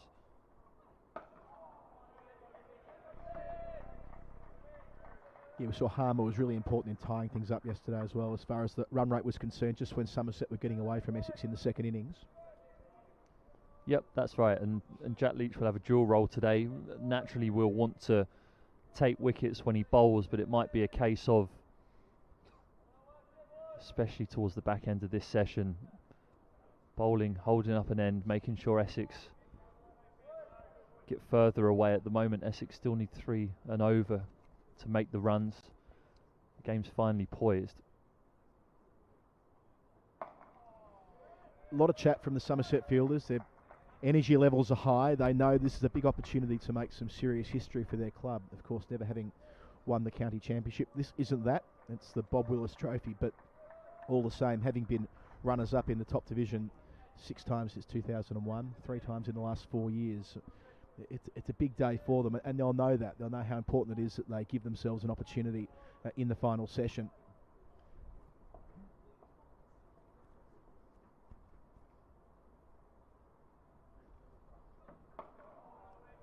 Which isn't to say the history will necessarily be weighing on them. End of 30 overs, 88 for 3, but more that they can be the first team. They can have their photo on the wall. They can have that trophy in the cabinet.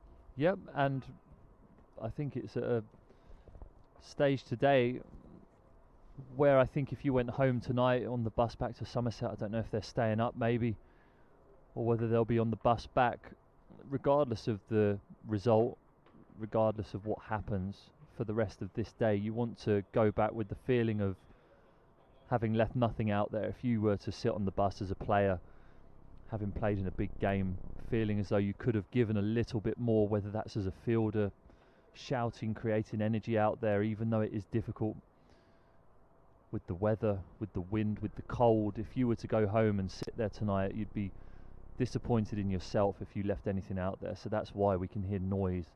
You can hear energy all the way for these 50 overs. And regardless of the situation, we've seen wickets in this game fall in clusters when they have fallen. And they'll be hoping for that and clinging on to that hope as the day wears on. 50 overs to take 7 wickets. If the conditions remain like this, you would say they're a good chance of taking 7 wickets. But also sat in the other camp, Essex will be sat there thinking they need to score at 3 and over 50 overs.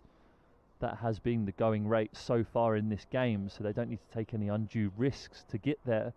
They'll back themselves if they do see through this tricky period, that they'll be able to score at 3 and over for the rest of the game and win this trophy, which is why even at this stage of the day, even at this stage of day 5, it's still very finely poised. Yeah, that run rate's spot on, isn't it? They need 149 runs from 50 overs, so 3 and over almost on the dot. They're currently going at just a fraction under, 2.93, so they're doing what they need to do. Of course, losing 1 wicket since the luncheon interval, that of Alistair Cook, who was out for 31 from the bowling of Lewis Gregory, a decision he was not happy with whatsoever, standing there and shaking his head noticeably. You don't often see the teapot from Alistair Cook, and he did get it out there. Didn't even look back. Often you know if a batsman's nicked it, he sort of looks over his shoulder. No one's that clever to style it out and just look straight forward, or not many people are anyway, but he stood there and looked pretty dumbfounded when he was given out. Whether that's going to get him in trouble with the match referee, we don't know. We'll wait and see. Whether a Knight of the Realm gets away of it, we'll see. Rules for some, rules for others. Brooks starting a new over. So they came together when the score was 68, Lawrence and Walter, and they've put on 20 since then. Walter 6 of them. Lawrence is on 27. I wouldn't classify what Cookie did there as dissent. He's disappointed. He realised how important that passage of play was for his team. Lewis Gregory bowling well. It was just pure disappointment, I'd say. Ooh, that's past the outside edge.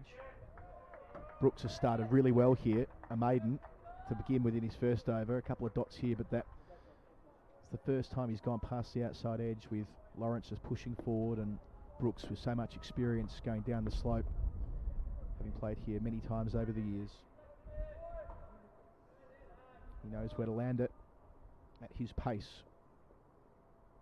2 slips there for the edge.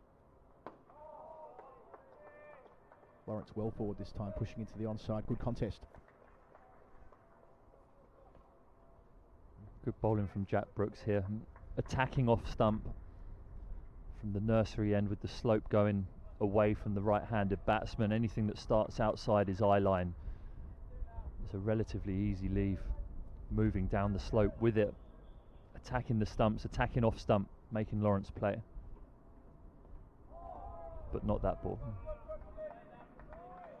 Just waiting for a little chat. Just making sure that Lawrence knows that he's there and that he may want to consider his options when leaving in and around that 4th stump line. I'm sure he's offering a piece of advice or two. As bowlers always do. Have friendly advice, always friendly, obviously. Never any curse words in there, always just you keep trying your best, Mr. Batsman. Fast bowler's prerogative, absolutely. That's a fraction wider. Still comes down to just be seen by Lawrence though. Wants to insert himself into the contest here, Brooks. Yet to concede a run from 11 deliveries. Yeah, it's often as a bowler gets into his spell, gets a bit more confident, that follow through gets a bit longer. Right down in the batsman's grill. Played with a few bowlers, or against a few bowlers, who feel like they're breathing on you when they've bowled a good ball. 2 maidens on the bounce for Brooks. That's a good one to Lawrence. 88 for 3. We've had 31 overs in this pursuit of 237 for Essex to win the match outright. of course, they had a 36-run lead on the first innings, which means that if this game does turn out to be a draw on the 5th evening here, or the 5th afternoon, if light does deteriorate, and let's hope it doesn't, or rain intervenes, they'll win on account of the fact that they were leading on the first innings. The format for this Bob Willis Trophy final. But still at this stage, both sides in with an opportunity of winning the match, which makes for an exciting final afternoon and final evening of the first class season here in 2020. It started late, it was shortened. A lot needed to happen to get it off the ground, but we have ourselves a super finish. Davey to start a fresh spell from the pavilion end. Also middling it, straight to cover. I was having a quick peek before we came on air, Finny, at a Wikipedia page I visited a number of times over the years. Tied first class games. Think about all the first class cricket played all the way back into the 1700s, and there's only been 66 occasions, of course 2 test matches. We talked about one of those a couple of days ago after the tragic passing of Dean Jones, but 2 test matches, but 66 first class games overall where the scores have ended up tied, as distinct from drawn, of course. And the last of those actually was in the county championship and did involve Somerset back in 2018 against Lancashire. Somerset also had a tie against West Indies A in 2002, I can see here. Before that, you've got to go back to before the Second World War. They had 3 ties in the interwar period. So all 4 results on the table. Love that on 5th day. It would excite you a draw, or sorry, a tie, wouldn't it? Well, I think it would just to say you witnessed a first class tie. Think about Yep. all the games that have been played. There'll be cricket statos sat at home, frothing at the mouth at being Yeah. able to tick another tie off, the 67th tie. Well, think of it this way: there can't be more than, including all the staff who are putting the game on, maybe 100 people in the ground, 150. And you might be one of the people to see it, Stephen. Will that excite you? What a lucky human I am. It could happen though. It's rare you get to the pointy end of a 5-day game where all 4 results are on the table. Normally by this stage it's in a test match, one side pushing for victory, one side trying to hang in the game, or they're well behind the game, or whatever it is. But of course we've already talked about the draw being good enough for Essex, but they want to win. Somerset need to win. And at 3 and over, between here and the finish line, with only 7 wickets in hand, it is finely balanced. Good one for the neutrals, as they would say. Davey again around the wicket.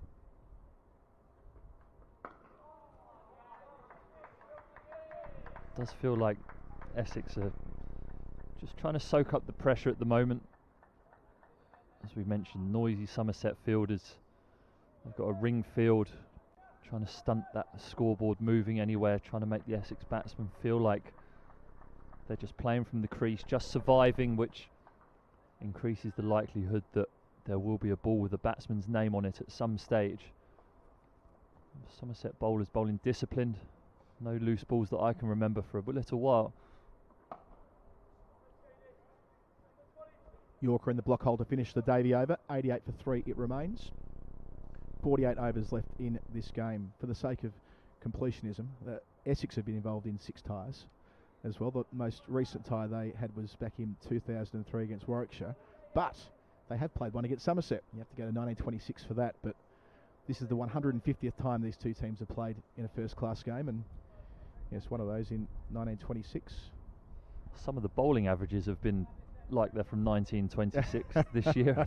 People averaging 10, 12, so maybe it's time for another tie. Why not? Of course, that was at Chelmsford, not at Lord's. Different story here. Neutral venue. Brooks starting his 3rd over. Could it be the first tie at a neutral venue ever in the history of the game? That would froth a few statos up. There you go. Now we're talking. I'm sure there'll be someone listening to the stream who can tell us that. A neutral venue tie. That would take some doing, given most first class games are played on one home ground or another. Round the corner, Lawrence.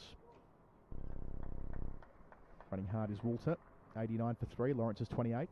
And that's like some of the world records you get in the Guinness Book of World Records. It's the first man to do 100 kick-ups, balancing 3 egg cups on his head, whilst also wearing 2 top hats and a cape. Take what you can get when it comes to the Guinness World Records. I've seen some obscure ones over the years. Have you ever been involved in an attempt? Have you been at a sporting venue, a football ground or something? Often, I know I've been at a couple of football grounds where they've tried to pull those kind of stunts, get themselves some coverage. I think when I was a kid, I was involved in one in some way. Probably got shipped down to the local park, Canterbury Park in Watford, by my mum, telling me that I had a great chance to be in the history books. Can't wait for this one. Please continue. Well, I think it was like lantern making or something. It was like the most lanterns in one place in a park. So I got dragged to probably about 10 weeks worth of making lanterns out of sticks and paper mache and stuff, and then it culminated in there being a march of the lanterns through Canterbury Park, and Brooks again. I can't imagine anyone else in the history of the world has been bothered to put together a collection of lanterns that big, so I may still be there in the Guinness World Records for something like that. Well, again, I'm sure someone on the stream will be able to access that information if they can go back to Watford in what would have been the late 90s, something like Joe, that. it was for the millennium, so it would have been late, 99, 2000, yeah. If it exists, find it. Tweet us at Sky Cricket. If it doesn't, call me out. The end of another tidy over from Brooks. He's bowled 3 of them, conceding just 1 run. 89 for 3, Essex. Their target's 237 to win outright. Their objective, to not get bowled out first and foremost. If that's the case, they'll hold aloft the Bob Willis Trophy later this afternoon. So 148 further runs needed in 47 overs. So just over 3 and over from here. Lawrence just setting himself, the young man. He's on 28 from 74 balls. And Walter, having gotten off his king pair, is 6 from 29. They've put on 21 runs since Alistair Cook was the only man to fall in this session. Caught behind for 31 from the bowling of Gregory.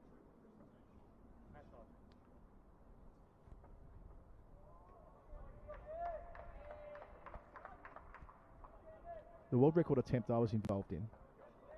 Oh, sorry, I thought you might have been angry towards No, something. I wasn't. I'm just thinking about football games. I'm just thinking about it then. I remember being in one at a football game at the MCG, where an AFL game that is. Yeah, sorry, not football. Not an association football, a soccer game. I'll get in trouble for saying the word soccer in England, won't I? But let's call it the football of the Australian variety then. Of the strange variety. Australian will do. Australian strange.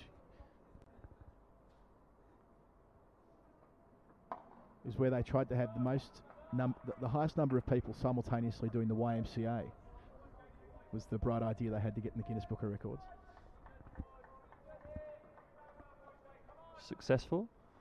I think it might have been. All I remember about that day really is how the game ended after the siren. Another one of these, much like it is with a tie in cricket, and after the siren result in football is quite rare, given it's a high-scoring game.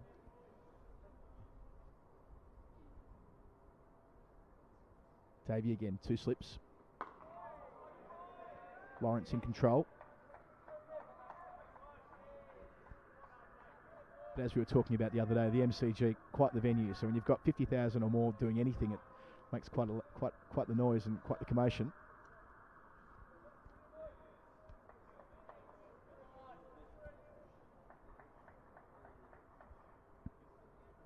That catching mid-wicket in there for Lawrence. Also a man at a more conventional mid-wicket as well. On a similar angle as far as where he's shaping up. He picks out the latter of those 2 men. So no run on offer. Bartlett does the fielding. It remains 89 for 3. But trying to bowl to Lawrence's strength to an extent there by saying, well, look, if you're good enough, You can score through there, but you'll have to pass 2 men. That's how they got Tom Wesley out in the first innings, who's notoriously strong through the leg side. Challenge him to hit it through the 2 men at mid-wicket. Dan Lawrence very similar. Ooh, a leave, close leave. Hands on heads. Certainly from Davey. Going back down the slope on that occasion. Dan Lawrence's natural instinct is to attack. Not necessarily recklessly, but to try and be on top of the bowler and not let the bowler settle. So by having those 2 men there, what would usually be an easy shot for him to just hit it through that leg side, they're challenging him to hit it somewhere else. Yeah, where he scored so many runs against Australia, and that game at the MCG last winter was through mid-wicket. And through to leg side he goes here to finish as well. Retaining the strike, he's 29. Board ticks over to 90 for 3 after 34 overs, which will prompt a change in the commentary position. Replacing me and you, Steve Finn, it'll be Michael Atherton.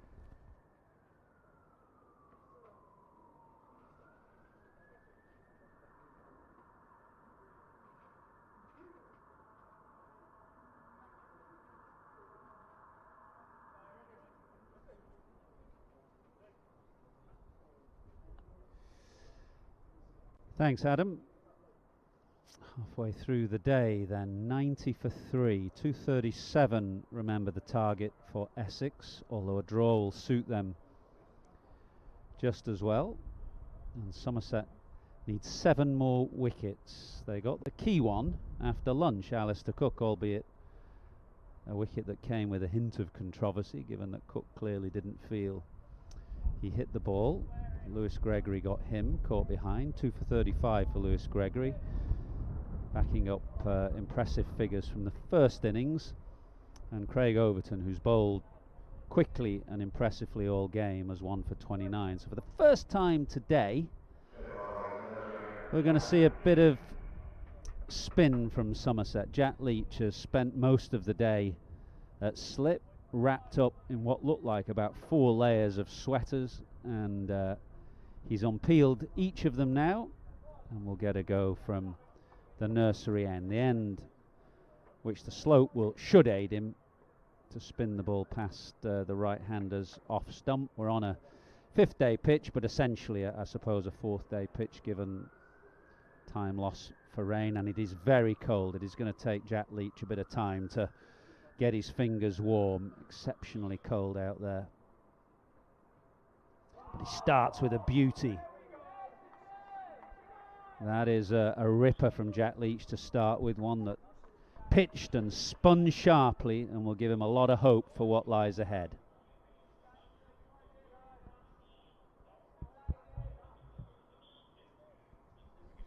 He's got a slip, Craig Overton, and a short leg, man at short extra cover. And it looks like that first ball may just encourage Tom Abel to post another close catcher, it looks like. An extra slip is coming in, so a slip and a gully now, and a short leg.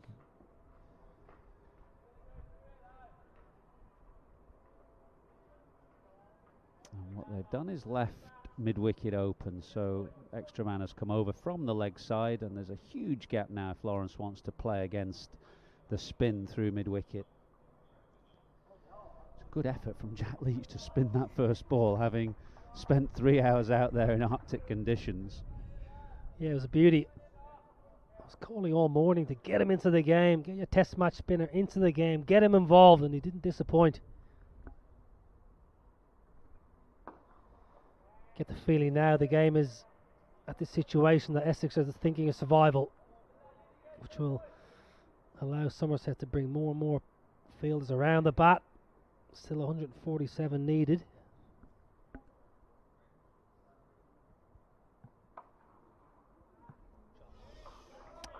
Picks him away. It was a little short this time from Jack Leach, and Dan Lawrence picked the length quickly, got onto the back foot and cut it away to the shorter side boundary.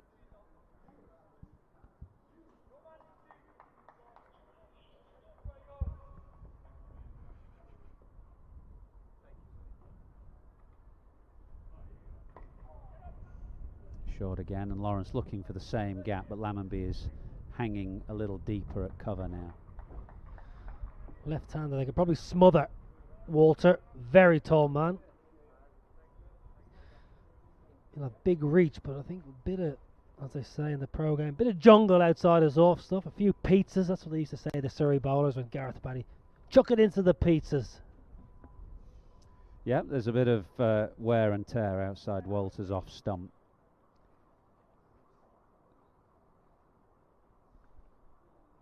He's a tall man, as you say. He's got a bit of reach, a big stride. He should be able to get forward and smother that area.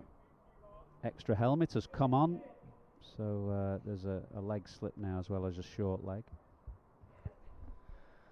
I never used to mind that so much as a batsman. 2 or 3 men around the bat. I always used to see it as a bit of a positive. More gaps to score my runs.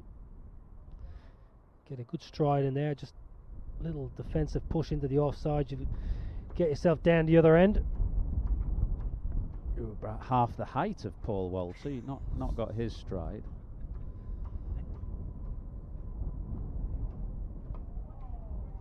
Look at that beautiful stride.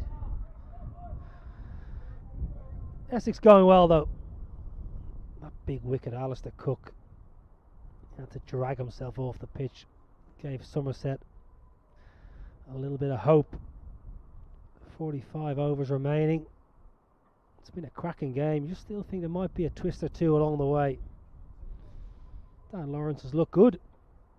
First time I've had a good look at him this year in person. Looks to move nicely. He's got a good economy of movement. Tends to look to play on the front foot. Seems comfortable on the drive. Yeah, I thought he looked a little out of touch in the first innings. Was made to look a little uncomfortable to the short ball. That's how he got out. Missed pulling one in the air, but has played nicely for 34 in the second innings.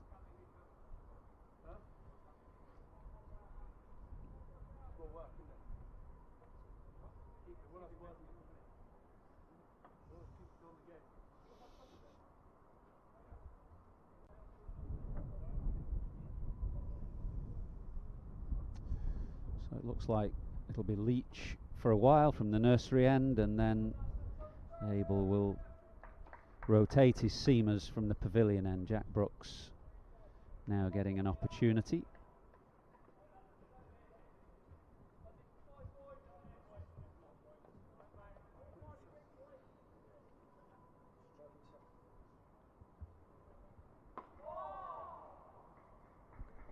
It's not a good season to be a 12th man.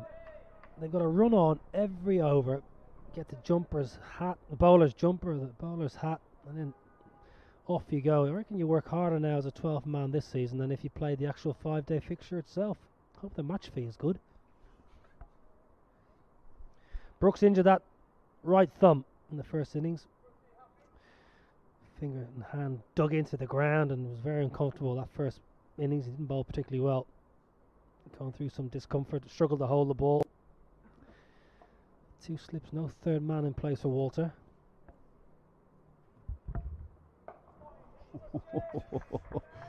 Well, I don't know whether that was an attempted bouncer or a bit of a loosener, but whatever it was, it came off the surface very, very slowly. Walter had to wait and wait and wait, and finally it reached him.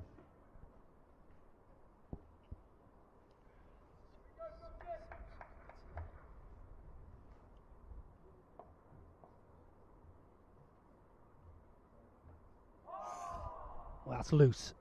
That's a loose stroke. Walter having a look at the surface. Brooks having a word. Looks a bit like Wolverine, Jack Brooks. He's never had good hair, my ex-housemate Jack Brooks. But that's probably as bad as it's been for a long time. Lockdown hasn't treated him well. I'm sure I saw a photo he posted very early on in lockdown. Very, very long hair.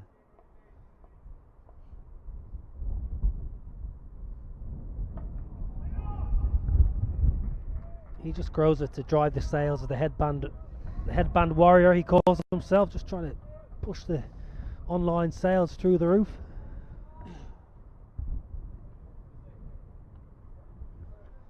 found from club cricket, North Hants, many years ago. Was a fantastic find for the Steelbacks and had a wonderful time up at Yorkshire winning. Who did find him? David Ripley? Was that a Ripley find or?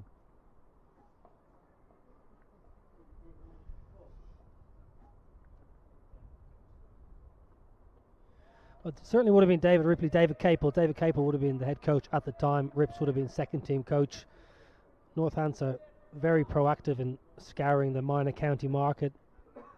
And club cricket, actually, they found a number of players in club cricket. Richard Gleeson, now back at Lancashire. Ben Sanderson, found from club cricket. So he's had a good record in the last 2 or 3 years, hasn't he, Ben Sanderson? Yeah, he's a 50 or 60 wicket a season bowler.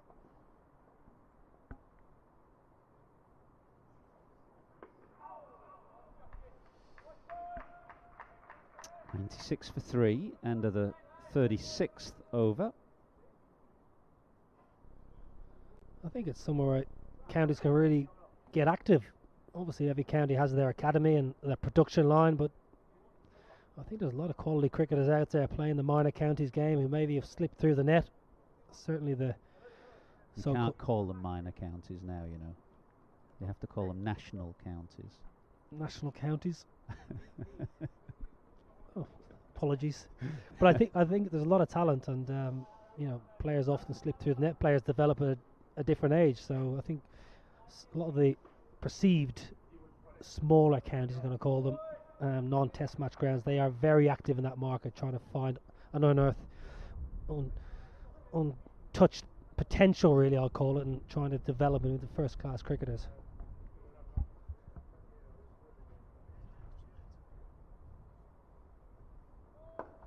Yeah, I agree with that, though. I think players develop at different paces, and clearly I'm all in favour of, you know, academies and pathways. But what happens is then when a player leaves the academy at 18, he can often then fall by the wayside, and there has to be a route into the game for players who are a little older. Big shout, finger goes up, big wicket for Somerset. Dan Lawrence will have to haul himself from the middle. He looks pretty disappointed, takes a long lingering look at his inside edge, but Leach into the attack belatedly has struck in his second over. Well, good reward for the left arm spinner. Previous over turned one past the outside edge, turned one massively, it must be said, and Lawrence was looking for spin again. Slides on with the arm. Rob Bailey was quick to say, yep, I'm happy that's going on, I'm happy it's hit you in line. Dan Lawrence looked good, but he's got to go, and that's another massive wicket for Somerset. Another twist in the tail here on day 5 at Lord's. A fantastic wicket for Jack Leach to get himself into the contest.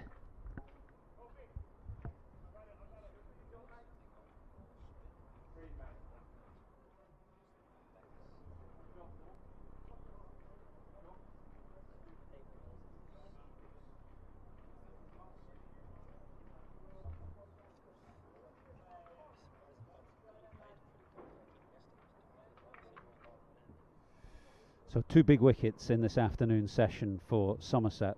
First of all, Alistair Cook, and just a moment ago, Dan Lawrence.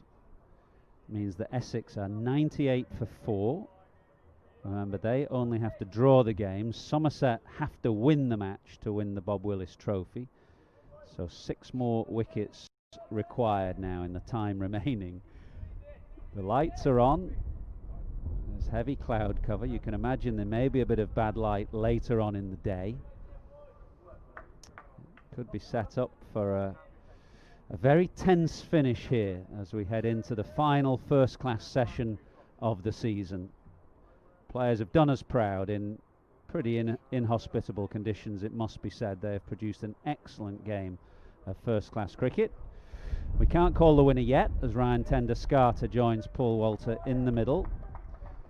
Jack Leach has spun one sharply, but that one to get rid of Lawrence just carried on with the arm and trapped the right hander LBW. Tendo-Schaar has got a bit of company, short leg, a slip, a gully, a short extra cover. Well, historically, Ryan Tendo-Schaar is not a good starter. He's often quite fidgety. He's got very low hands. You often feel as a spinner and men around the bat, you got a chance of a bat pad.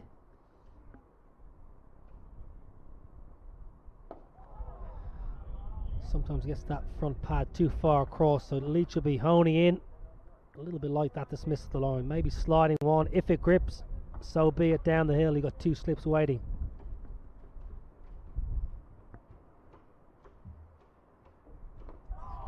Well, it's a good start from Jack Leach, given the fact that he spent the first 34 overs of this innings huddled under about 3 sweaters at slip. He has landed them on a sixpence from the start. He's got one to turn quite sharply off the surface. He's bowling optimistically. Chance of wickets for him. Somerset right in this game.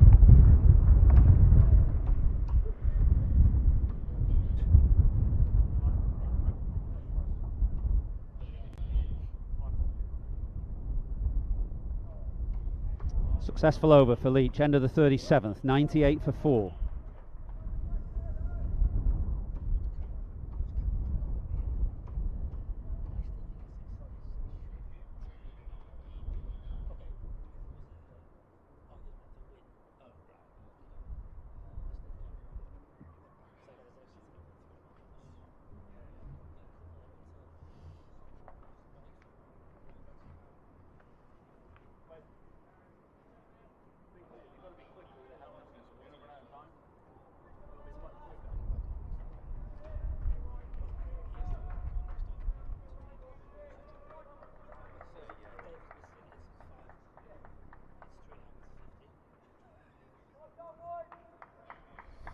Jack Brooks then round the wicket to Paul Walter, the left-hander.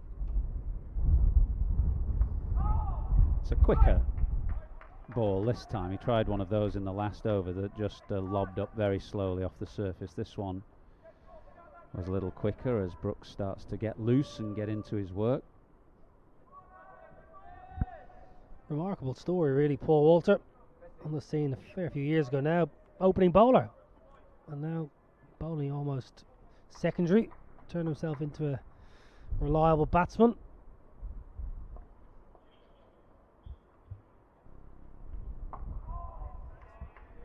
Got to really bang that in, Jack Brooks. Well, if he's going to do that though, and Walter's going to stand and play tall as he has done the last 2 balls, you might as well have a short leg in as opposed to a short mid-wicket. There are no helmets on the ground at the moment. Dom Bess had run the 3 helmets off from the previous over from Jack Leach. So here comes Bess sprinting out and handing a short leg the helmet. Ben Green is going to go into short leg. I swear you played a bit of cricket. I watched a bit of cricket down the years. Called that lovely. Beautifully called. Well, he's so tall, isn't he, Paul Walter? And he wants to stand and play, but if Brooks can get one to climb and get a bit big on him, we'll bring short leg into play. Beautifully bowled. Beautifully bowled. 2 short balls followed up by one that just ran down the hill and beat the outside edge. Well, Stephen Davis needs to be a little bit careful. Stephen Davis behind the stumps nearly got done there. Often as a wicket keeper, when you're expecting a barrage of short bowling, you can get drawn into kind of heading leg side, and Davis was heading down to his right and then have to shuffle back as Brooks pitched up and nipped away. Last thing was a nick to go through that region.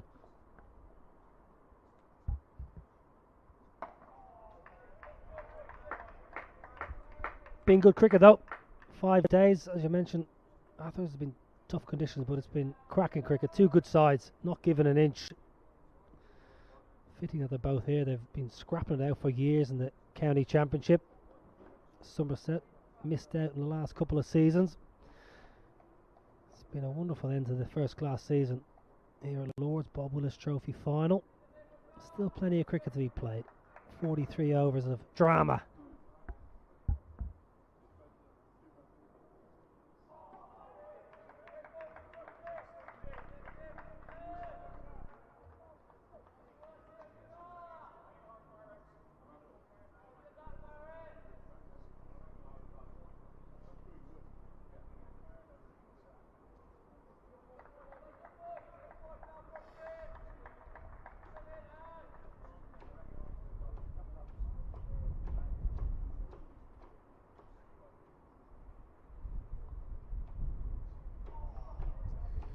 that was a pretty good over from Jack Brooks. A testing over, 2 short balls, and then challenging Walter's outside edge.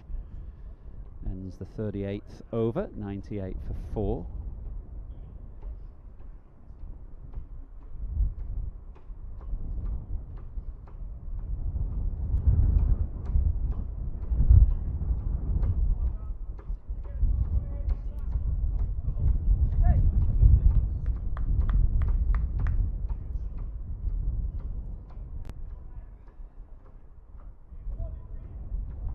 Once again, Don Bess has run helmets on and taken Jack Leach's sweater off. Leach will fancy this, bowling to Tendo-Schaar, who's just come to the crease.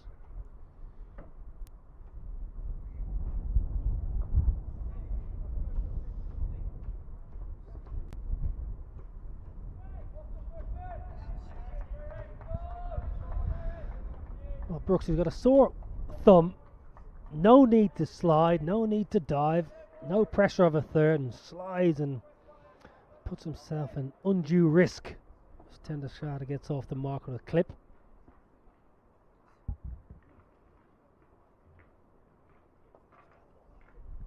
You can have another go.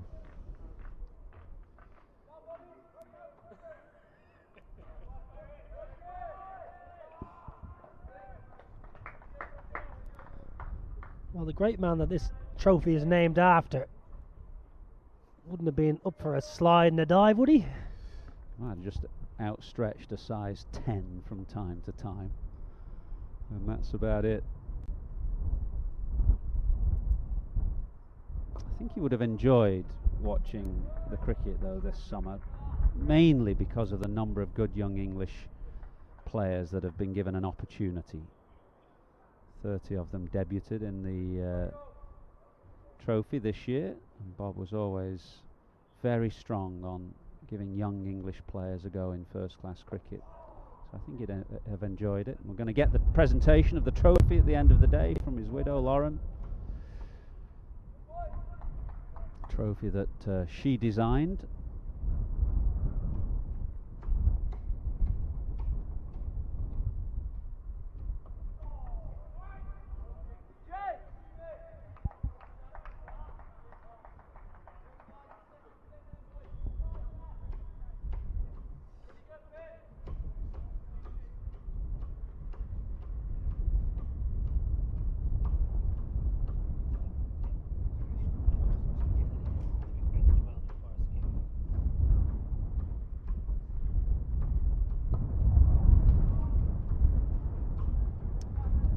Tendo-Schaar survives, 102 for 4.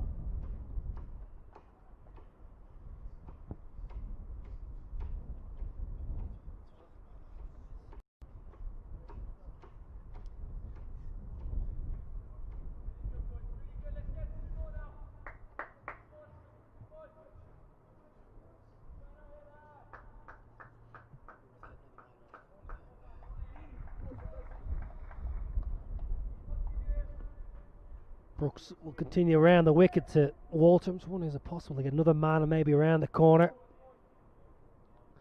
Walter probably not going to on-drive Jack Brooks. We can get another man around that, around the armpit.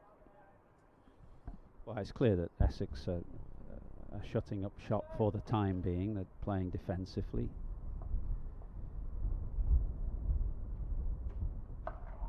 So the options would be to bring square leg round the corner if you wanted a leg gully. Maybe you could take extra cover into a more orthodox gully position.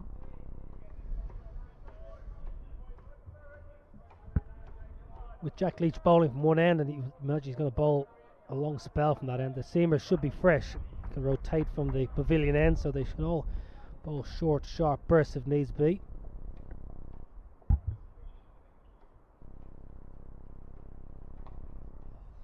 Just there. That's where Niall O'Brien wanted another catcher.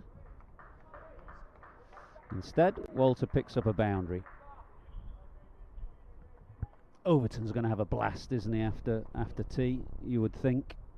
Come hurtling in, try and create some damage. Yeah, he's been very impressive, Craig Overton. Played against him back end of my career. I always thought he was very talented, but I think he's Got a lot more consistent with his bowling. Played nicely with the bat. He's a super catcher in the slip, so good cricketer for Somerset. Wholehearted.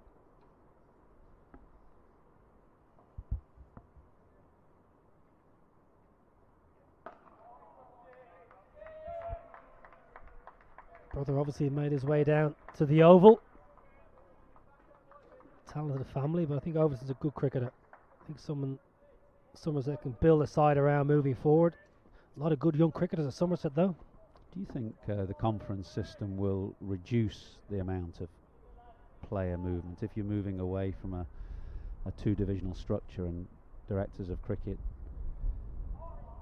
are less concerned about the potential for relegation, say? Are they more likely to give their own players a go? Do you think it will reduce player movement or not? I know it's not in your interest as an agent. I haven't really thought about it, truth be told, but the general chat, if you're playing at a non-test match ground, both these sides are non-test match grounds, but players coming through, they feel the impression that if you play at a test match ground, you'll get looked at more not favourably is not the word, but they think there's a mindset and perception that if you're playing at a test match venue, your chances of playing for England are higher. And also with the 100 now, there's a lot of speculation around young players. Well, if I'm playing for a county that has a 100 ball franchise, I'm going to have a better chance of playing the 100 ball. So I'm hoping the conference system will maybe allow players just to be happy and content of where they're playing their cricket, and maybe less movement, because these two sides, non-test match grounds, two quality cricket teams.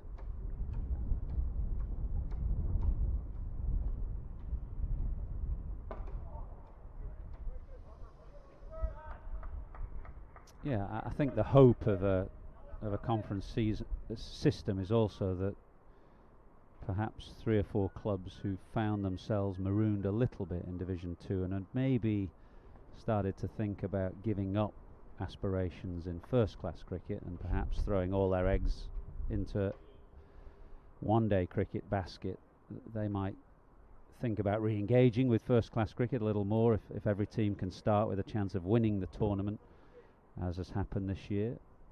And in that instance, a good young cricketer who's got aspirations in first class cricket may feel more inclined to stay with one of those clubs. Who knows?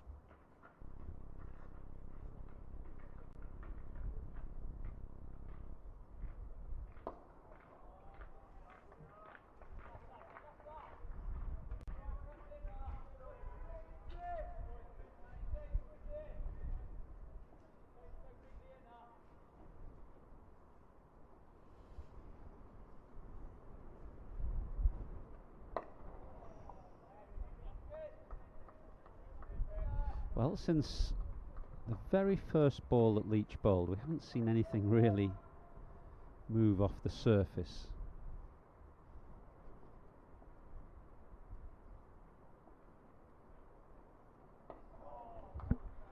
That's better there. He's tended the ball fairly flat, and when he's tried to get a bit of air on the ball, he's tended the ball a bit leg side, just maybe battling a little bit, whether it be the breeze or the slope. He just struggled a little bit for rhythm, it seems.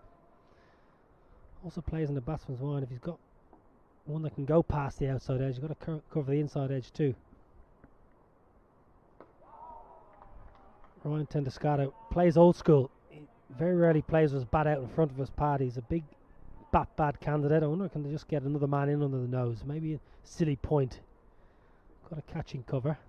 Thinking back to the Ashes test last year on this pitch, when Leach was bowling at the end of the game and the lights were on and he had about 7 or 8 men round the bat, with Australia batting out safely in the end for a draw. It was a very dramatic end to that test match. Bad light didn't allow Root to bowl Archer in that instance. So Leach and Root himself bowled, and Denley a little bit as well. I was just thinking in this Somerset side, if we got to that stage later on, have they got somebody else to bowl a bit of spin if the umpires said it's too dark for the quick bowlers to be bowling?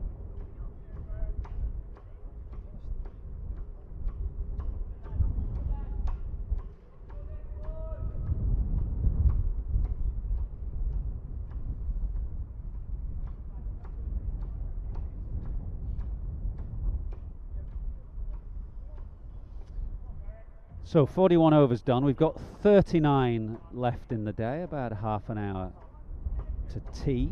Somerset looking to pick up their 5th wicket to give them a final session to pick up 5 maybe for victory.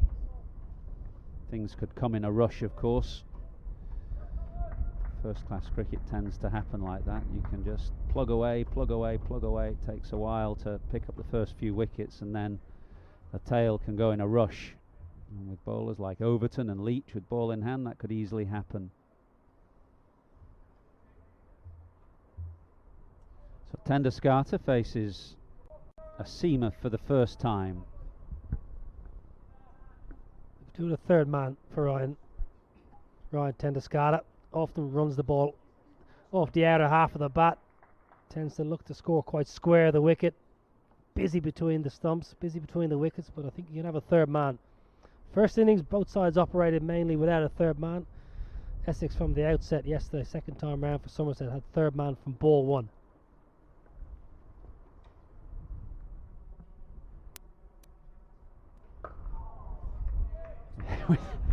With that kind of stride, I'd be eager to have a short leg as well, actually. Really plunging onto the front foot then, Ryan Tendo-Schaar. He was trapped LB in the first innings, caught on the crease. Just trying to get a good stride, batting maybe slightly outside his crease.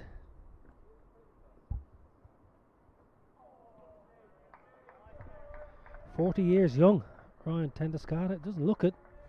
No, he's been a good cricketer, hasn't he, for many years.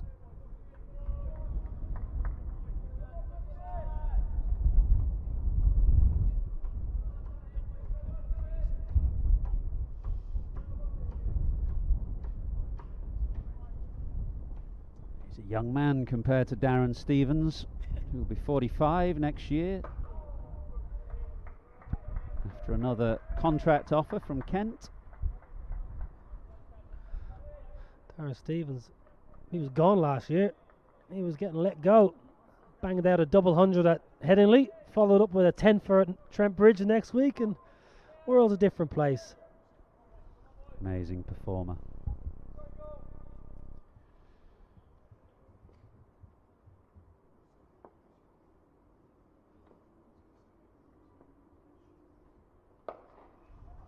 Tendo-Schaar getting in a big stride, determined not to be trapped LBW as he was in the first innings.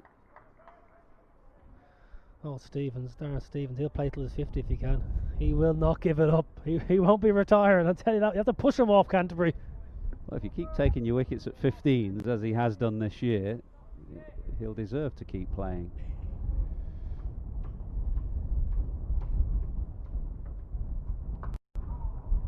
Another big stride forward from Tendo-Schaar, who survives the over from Brooks. It's 107 for 4 after 42 overs.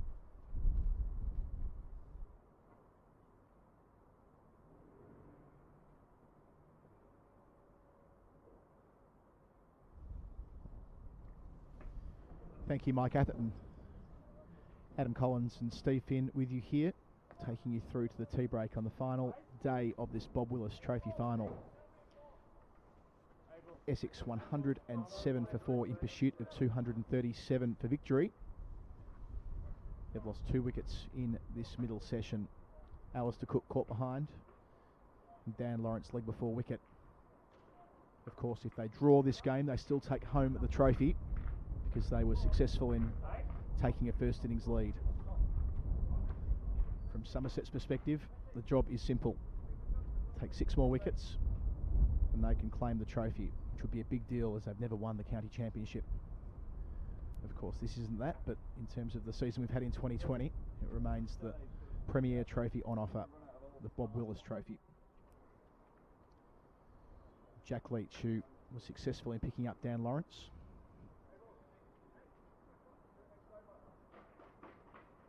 Twelve down from the nursery end. With men around the bat. Just taking their time here before we restart. Hello again, Stephen Finn. Good afternoon. Good afternoon, Adam Collins. It's still very evenly balanced here.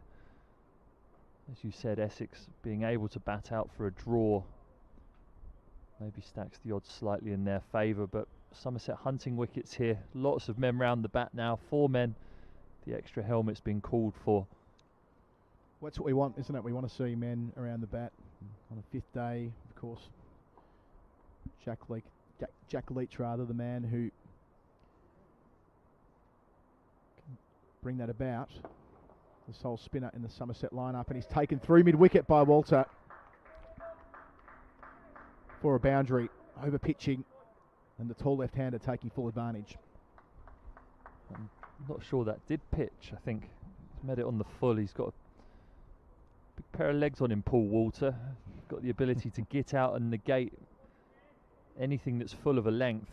And that one's slightly over pitched. He's able to get out, meet that on the full. Big reach.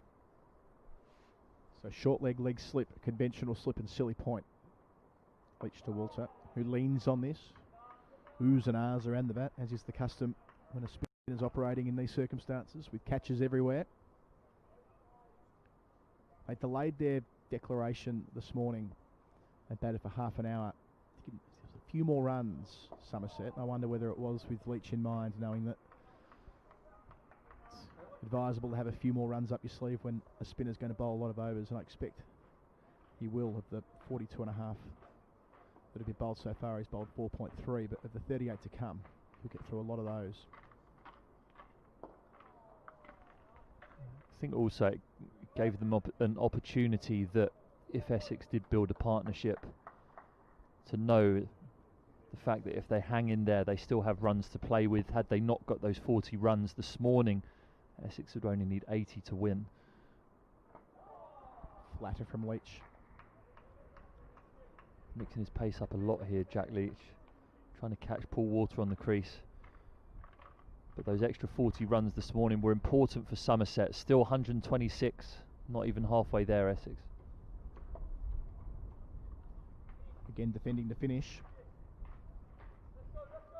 43 gone, 1 for 4. Walter 15. Tendo-Schaar back on strike, he's 4.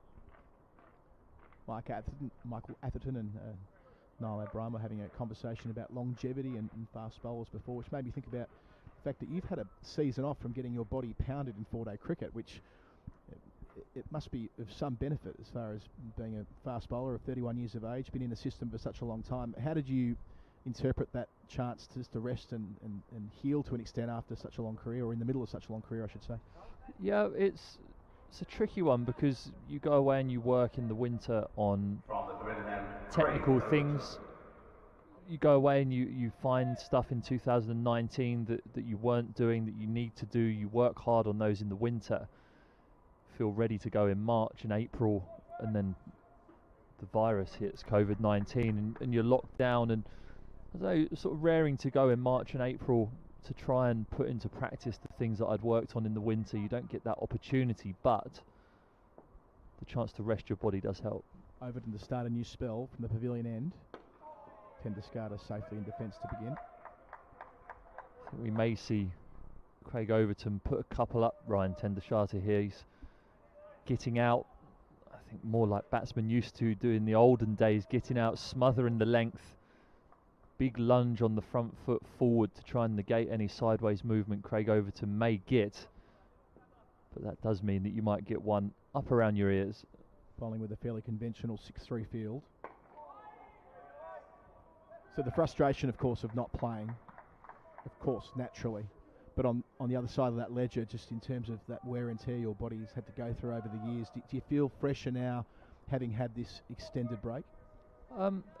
And again, yeah, to a certain extent, you do. I think there's also a very fine balance between making your body robust through bowling a lot, because you have to be robust to be a fast bowler. And I think that's a lot of the reason why the protocols with 120 overs in the first innings, 90 overs a day, no new ball until the 90th over, were put in place in this Bob Willis Trophy, was to try and protect people coming back from doing absolutely nothing to then having a big workload spike. So in regards of not playing, yes, my body feels fresher. Can touch my toes in the morning at the moment, which is pretty rare. There's that short one. Not quite on target though. Tendo-Schaar able to get underneath and leave it alone. Yeah, bowlers don't like seeing the batsman putting his studs in your forehead. If someone does that 2 or 3 times in an over to you, you do slam one in. Let them know that they can't just lunge forward to you, that everything's not going to be up around the off stump. Give them something else to think about. Try and make Ryan Tendo-Schaar tentative in coming forward towards one of these next 2 deliveries.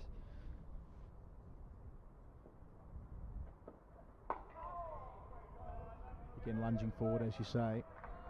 So Overton mixing up his lengths well here in his first over back into the attack. His 11th over, he's picked up 1 for 29 so far. And of course at your club, Middlesex, you had that capacity to rotate through 7 or 8 fast bowlers really through the Bob Willis Trophy. Then the Blast campaign, which was all action all the time, seemingly playing every other day for about 3 weeks. Yeah, I think mentally the T20s were hard work. We played 5 games in 9 days, had a week off and then played 5 games in 9 days again, which when you think of the mental side of professional sport can be very difficult. Edge. Overton's asking for it. Pleading for it. But he's not going to get it. It's turned down. Tendo-Schaar survives. 1 for 4 at the end of the 44th over. Stephen Finn, how did you see that? I think there are question marks about whether it carried or not. I don't think Steve Davies went up. It was low down. I'm not sure whether it quite carried to him.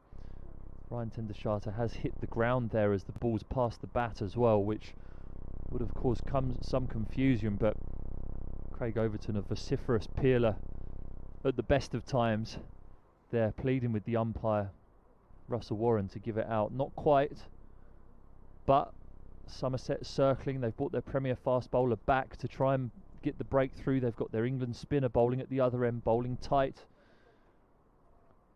making it difficult for the Essex batsmen to score in this tricky period. Again, this important period in a game that's toed and froed for now 4 days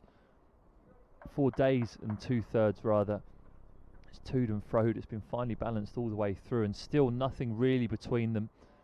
Essex slightly in the ascendancy now, given that they don't need to win the game in order to lift the Bob Willis Trophy, but 1 wicket, 2 wickets before tea in this little period, these important 20 minutes can change the tide again. You could sense that through the Overton secondary appeal, wasn't it? One bit of luck here. They could be in business. Leach starts again to Walter. Gets a good stride in. Yeah, it feels as though when it comes to short form cricket, there's a lot of it, but in quick succession, we think about the bodies of the bowlers, but perhaps not the mindset of having to back up and do it over and over again. It's such a tactically savvy game. Of course, you were leading that Middlesex side through that campaign. Must be quite tiring above the shoulders. Yep, cricket's a game that is tiring above the shoulders at the best of times. Let alone when you've been sat around for 4 or 5 months looking at the walls of your flat and you're called into action, which everyone was delighted to be playing cricket. But yeah, the captaincy gives you an extra headache. I literally did have headaches a few of those evenings. Oh, there's another shot for leg before. Leach likes it. And again turned down by umpire Bailey on this occasion. You can just feel something happening here. The Somerset field is realising how important these 20 minutes are. Jack Leach getting into his rhythm. Paul Walter defending.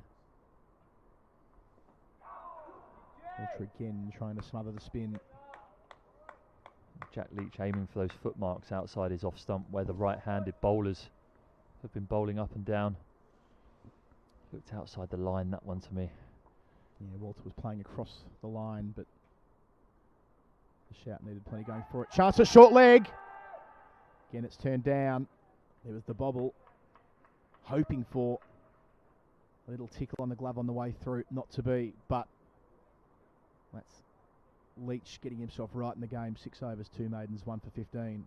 As we near the tea break, Somerset are on the advance. Essex 111 for 4. Walter 15, Tendo-Schaar 4. Such an important passage of play for those two men, the two incumbents, making sure they can be there at the tea break and not subjecting a new player to the middle while Jack Leach has got men around the bat. Having to play themselves in at that stage won't be easy. 35 overs left in the game. They're 126 runs away from what would be an outright victory. Still well and truly within their grasp if these two can remain in and play a few shots after the tea break, but that's not the priority here. Not at this stage. Overton with 2 slips. Tendo-Schaar struck on the pad, on the thigh pad. No real shout there. Absorbing cricket.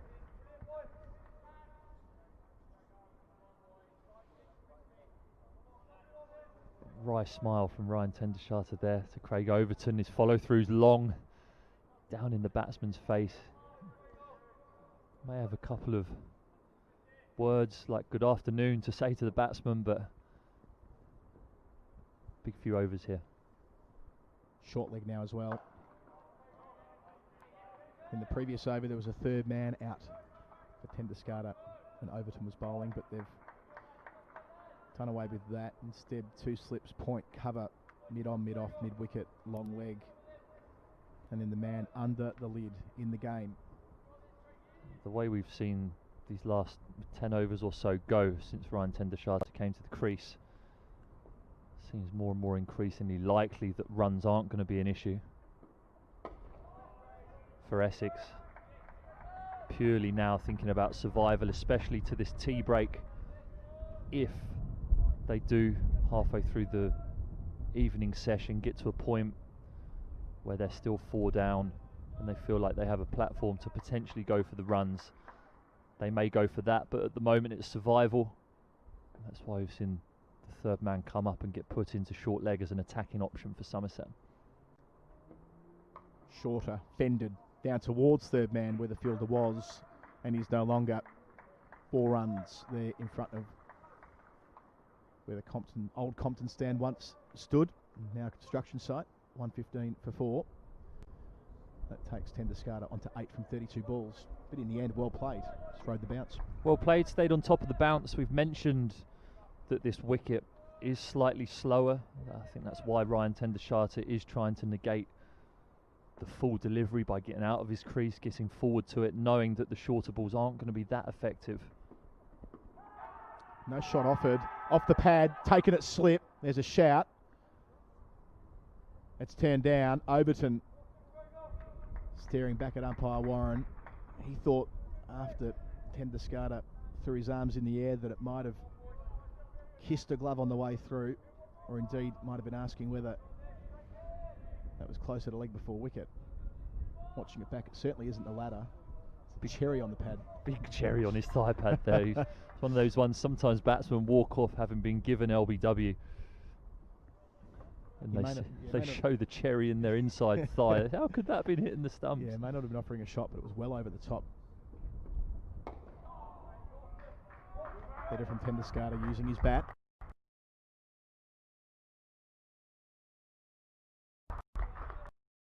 Four.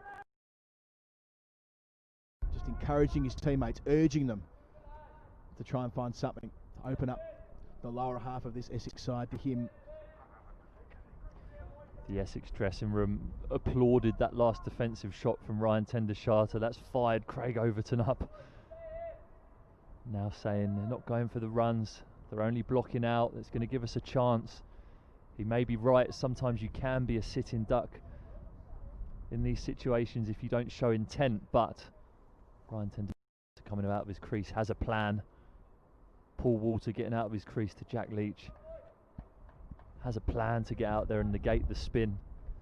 Again, these 12 minutes, 11, 12 minutes until the tea break. Big. If Somerset get a breakthrough, they're going to go in with a lot of enthusiasm. Spot on. Big 3 overs these. 4 men around the bat in a square around Walter as Leach starts. Or bisects the 2 on the leg side. They get 1. Walter wants a second, and he'll get it. 117 for 4. 20 runs as far as the victory target is concerned. not the main point of focus at the moment. Walter 17.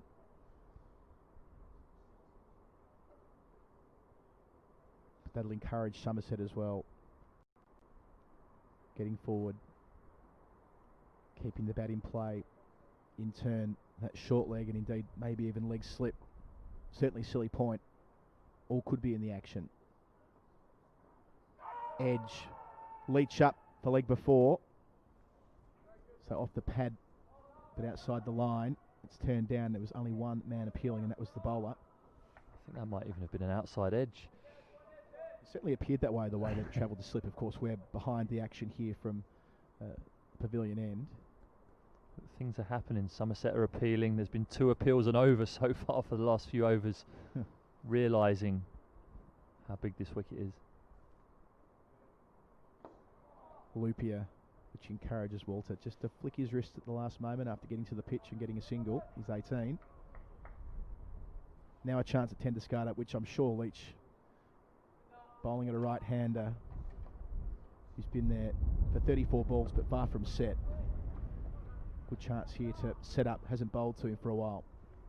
That's it. The ball moving away from Ryan Tendo-Schaar to here. Bowlers have bowled around the wicket a lot from the end that he's facing at, so there will be a small bit of rough there. 3 catches, including a very close man at gully. But Tendo-Schaar up to the task. Clipping through mid-wicket. Up the hill towards the rope. Won't quite make it there. Come back for a third. 121 for 4. Tendo-Schaar into double figures. That position at sort of second slip or gully, if you like, to the spinner, one that we would see Marcus Trescothick often field in on his hands and knees, but of course since made his retirement from county cricket last year.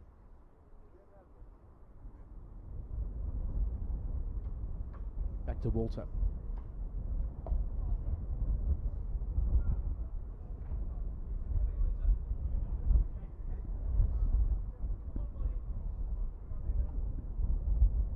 Past halfway to the victory target. 121 for 4 after 237 for outright victory. 8 minutes until the break. Around the wicket here, Leach now. Oh, shot for leg before again. From around the wicket, a lot needs to be right about that shout. It's turned down by umpire Bailey. But as you say, Steve Finn, there are appeals every other ball at the moment. 47 overs in to this Essex chase, 121 for 4. Just pleading, the Somerset players pleading to be thrown a bone here. Tell you what, watching that back, it certainly beat him on the inside edge. It did bite and turn. So even though the decision didn't go Leach's way on that occasion, a lot to like as far as he's concerned. Making an impact across his 7 overs. Of course, he was the man that picked up Dan Lawrence past his outside edge, getting the leg before decision going his way to start his spell. Overton to go again, short to begin. Will be his final over before tea here, more than likely, unless Leach gets through a 92nd over after this, which would be unlikely. So one last big effort for the session from Craig Overton here.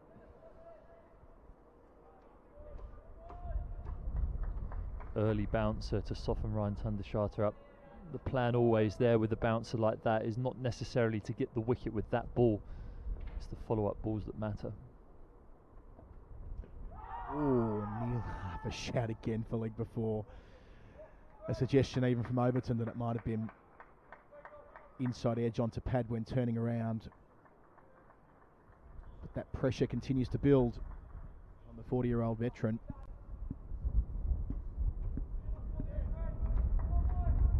Of course, leading this team to victory in the past in the county championship. He knows what it takes to hold his nerve. He'll need to here.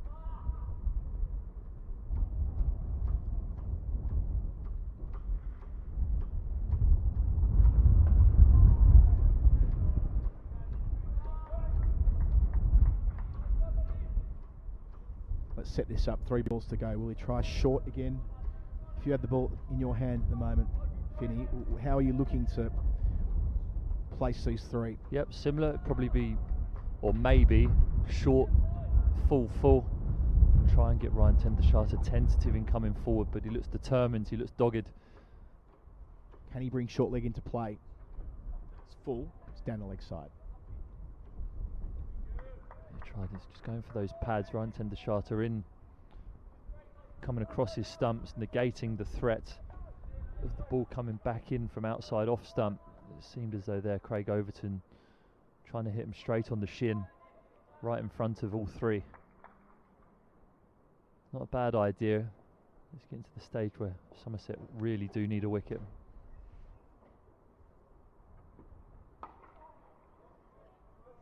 Well played on the bounce. So one more opportunity this session for Overton before it turns back to Leach. An outside chance Leach will rush through and Overton will go again, but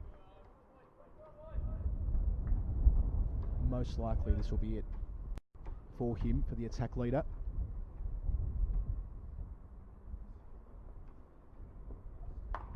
And again, well played by Tendo-Schaar to the finish. So 1-2-1 for 4. 48 overs gone. The target's 237. Walter 18. Tendo-Schaar 11. Jack Leach taking off his 2 jumpers. It's definitely a 2-jumper day out there, as it has been all week, really. Wonder whether they'll consider, as we near tee, another catcher even. Trying to find just anything, just an extra thought in the batsman's mind before he gets to this interval. He'll stay around the wicket to begin, where he had a ball beat the inside edge to finish his previous set.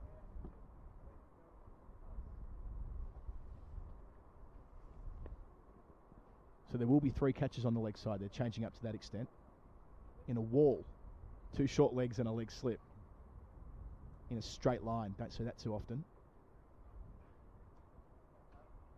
Which prompts the square leg umpire having to jump over to the other side to get a good view of the line. Here comes Leach.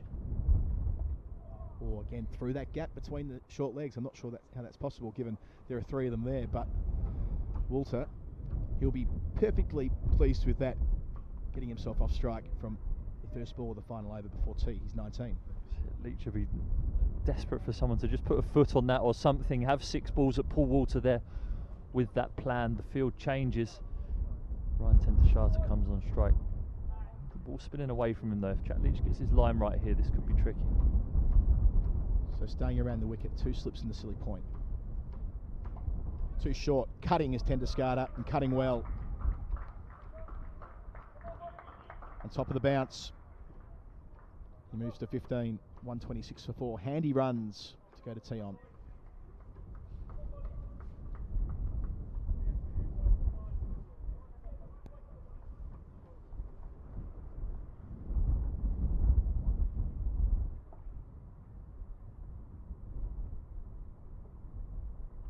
Flat. He finds the glove on the bounce to the second of those slips. That's the area that's going to be tricky if Jack Leach gets a number of balls in that area. Tendo-Schaar coming forward, hits his glove. As always, Craig Overton in the game, just finished bowling at the other end, but he's in there under the helmet at second slip. Had a fantastic all-round game, the big quick. Back to Leach here. Full leaning on the defensive shot. No need to worry himself with turning the strike over here with 2 balls before the break. I think we may see a flurry of Somerset fielders getting through for 1 more over. They might do so, you know. Well, that'll help for Essex. They take 2 out to mid-wicket. It's just past 9. Or 3:09 I should say, so 60 seconds until they'll need to be in position for another over. So this might be the last ball before tea. Experience of Tendo-Schaar walking away, wasting time. Pats the pitch. And Leach not helping himself here either, really, when you consider that he's making a field change, which probably isn't quite in keeping with the plan, but cover comes into a catching cover about 15 metres from the bat. Overton on his knees at second slip. well outside the off stump. Umpire Bailey looks up to Father Time to check whether it will be tee. They're going to get the chance to run through. No, they are not. Somerset are happy to leave the field. The end of another absorbing session in this Bob Willis Trophy Final. Stephen Finn, Essex, along the way, lost Alistair Cook. Caught behind for 31. Dan Lawrence, leg before wicket for 35. But with their victory target 237, they're 128 for 4, and this game is still very much in the balance. Yep, in the balance. Somerset are going to need to come out after tea, all guns blazing, trying to get those wickets. They can throw caution to the wind now. Look for that little bit of magic from someone. They've held in there all game. Both teams have done. Still finely poised. The balance switches towards Essex at this tea break on the last day, considering they do not need to get the runs and win the game in order to lift the Bob Willis Trophy. A draw is good enough for them, but Somerset after the break will see them come out with enthusiasm. They've created chances, big appeals in the last few overs. It hasn't quite happened for them, but they'll still retain some hope in that dressing room that they can in the last 32 overs of the day. Yeah, that pressure around the bat, still 109 runs needed for Essex if they are to go towards outright victory. But Jack Leach has got himself into the game, picked up a wicket, men around the bat, and these were the preconditions for the spinner to play a role in the final session. That's it. The fifth day of a game is the place where your good spinners live. They love operating at that time, love winning the game for their team. Jack Leach has settled into a nice rhythm from the nursery end, using the slope, using the dry pitch to his advantage, creating a couple of chances. And he's going to have a big role to play again in this final session. If they can eke out one wicket, they're then into the wicket keeper, then one more, they're into the bowlers. Some handy batsmen down there for Essex, but the pressure of this situation can do funny things to people, so still don't know which way this game's going to swing in the last 32 overs. Thank you, Stephen Finn. We'll have a chat to you in the final session. Essex 128 for 4. They need 109 runs in the final session to win. If they hold on for a draw, they'll hold the Bob Willis Trophy, the first time it's been awarded. On the other hand, if Sussex can take 6 wickets, they will be victorious. And I mentioned they're playing, of course, this year for the Bob Willis Trophy. The late, great Bob Willis. We've been raising money for prostate cancer UK throughout the course of this final. And in that middle session, Lauren Clark, Bob's wife, spoke pitchside to Matthew Floyd. Thanks very much. Yes, delighted to say that I've got the late, great Bob Willis's wife, Lauren Clark, alongside me, who's here to witness proceedings and also to hand out the trophy later.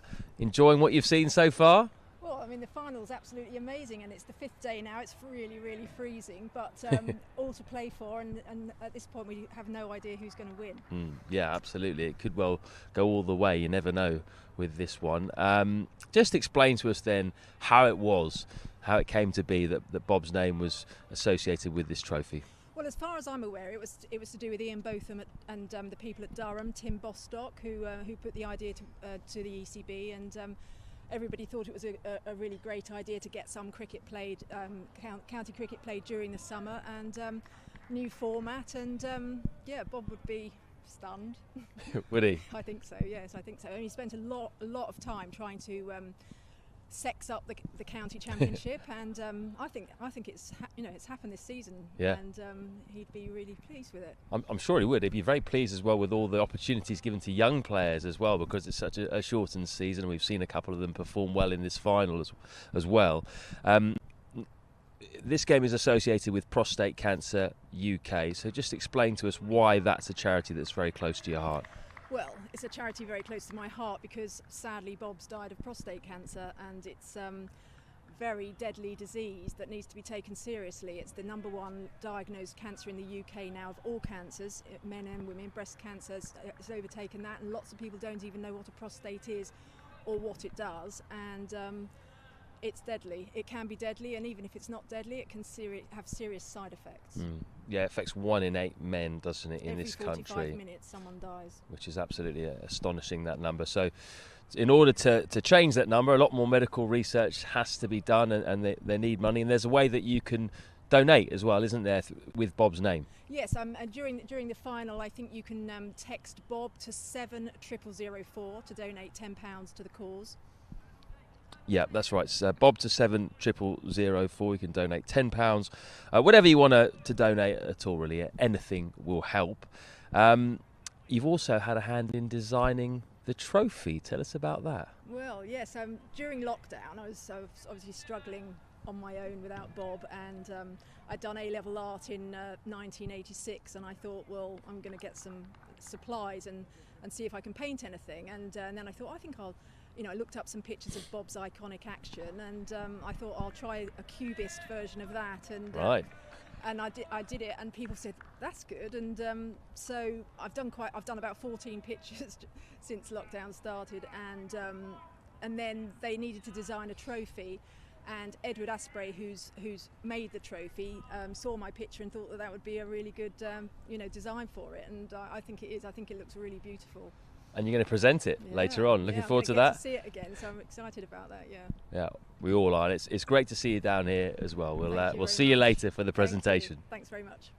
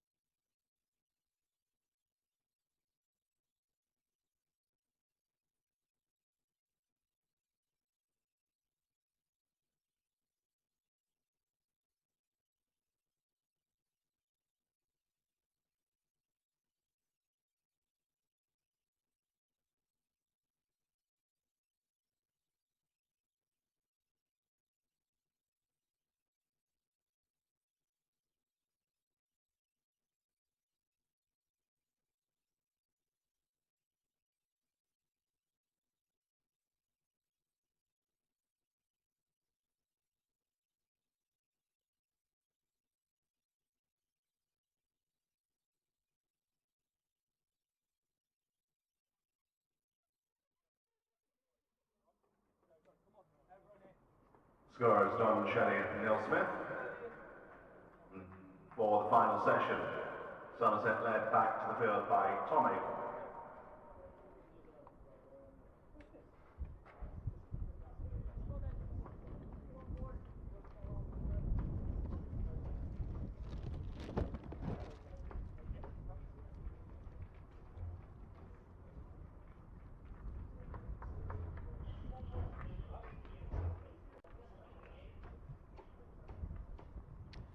Welcome back to the home of cricket for the final session of the English first class season. We could be in for a very exciting conclusion.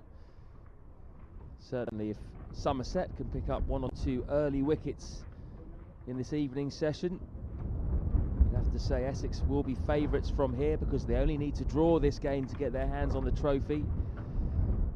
And they're only 4 wickets down at tea on day 5. Tendo-Schaar on 17. Somerset needs 6 wickets. They've got 31 overs to get those 6 wickets.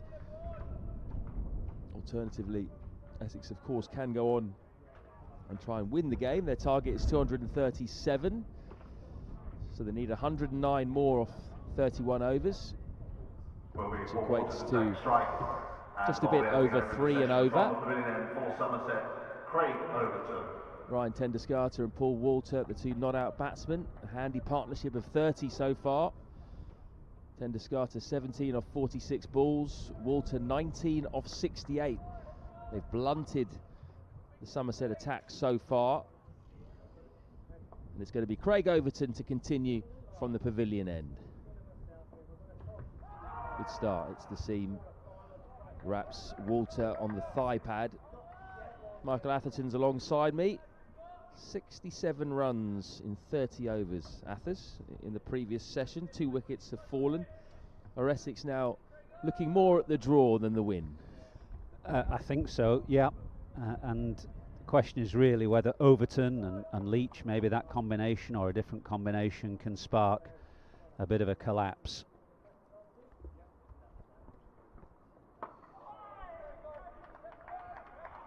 Thought the last half hour before tea was tremendously exciting. So many appeals, Overton charging in. And you could easily imagine if they can break this partnership that a flurry of wickets could come. So Somerset have got plenty of opportunity, you would think, in this final session to try and win a first-class competition for the first time. You can't say the championship, it would be the Bob Willis Trophy, but it's as good as. Good bouncer. Hits Walter on the arm. He used his bouncer quite effectively at times. Jamie Overton. He's troubled 1 or 2 batsmen. Walter's a very tall man. Quite hard for him to get out of the way, I think, if it's in the right area. That one got him on the shoulder. Just going to try and take his time here. Recover. Clear his head.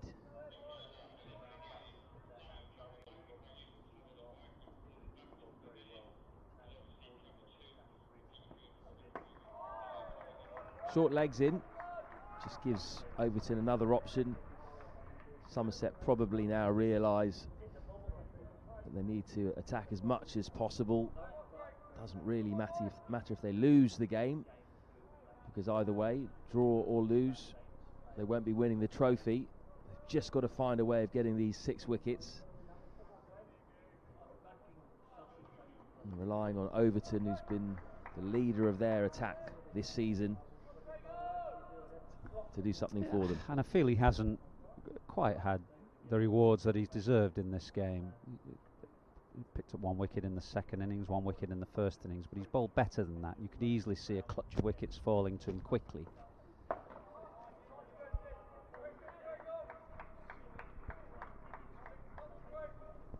And the times when that has happened in this game have generally been around about this time, with the lights on, murky conditions. We saw that in Somerset's first innings when Essex picked up 4 or 5 quick wickets under the lights. The ball nipped and seamed around, particularly for Sam Cook.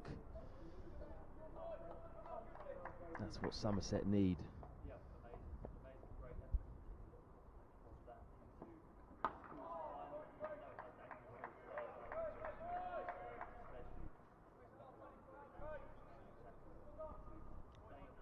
over bowled, 128 for 4 of 50 overs. Essex started off at a fairly decent lick with the opening batsman, and even up until when Alistair Cook was out in the 24th over, they were going at around about 3 and over. Ever since then, the rate has slowed down. And it's going to be Jack Leach to continue from the nursery end. Got his first wickets of the year, Michael. Yeah, he was held back, wasn't he, for quite some time. Came on about an hour before the tea interval, spun his first ball very sharply past the outside edge, then picked up, as you say, his first wicket of the calendar year, first class wicket of the English season. And it's going to be in combination now with Craig Overton. It's the right combination, I think. Tendo-Schaar are able to get a single and get off strike. That's because he's being crowded around the bat. Plenty of options there. He got a slip. He had a couple of guys in helmets. Three on the leg side for the very tall Paul Walter. 3 men in helmets. 1 in front of square, 2 behind square, and a slip. Don't see that very often. Round the wicket.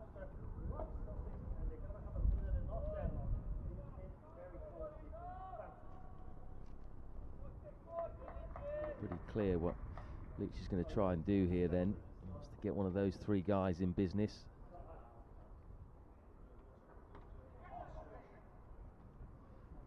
Walter manages to get it through. Picks up 2.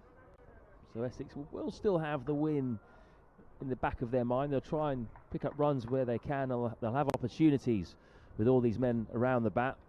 There's plenty of spaces elsewhere.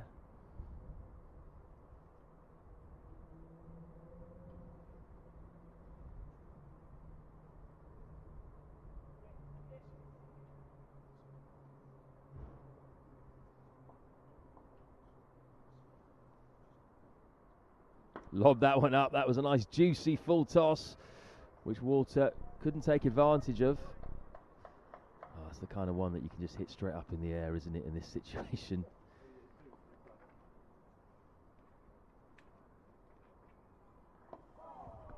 Yeah, sometimes you don't quite commit to the shot because Essex, since the departure of Cook and Lawrence, have generally looked to play quite defensively. If I remember back to that Test match in Cape Town, for example, when Joe Denley got Quinton de Kock out, it was an absolute rank long hop. But because de Kock was thinking about defence and trying to save the game, he got caught in 2 minds, and that's always the danger here. He's just over pitching. He's got to try and drop it a bit shorter so it lands in the rough. Just a little too full on that occasion. 131 for 4.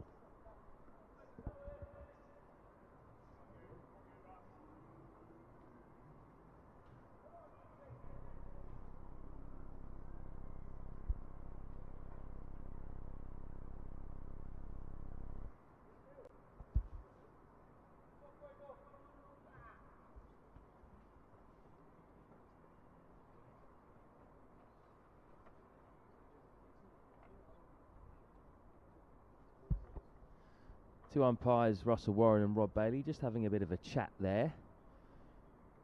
We did finish early yesterday. I think we missed out on about 7 or 8 overs. And he is putting the light meter on the stumps. That is a bit early in the day to be doing that in comparison to earlier days. He's having a word there with one of the Somerset players. Tom Abel, the skipper, who's then run over to Craig Overton. Wonder what he's saying here.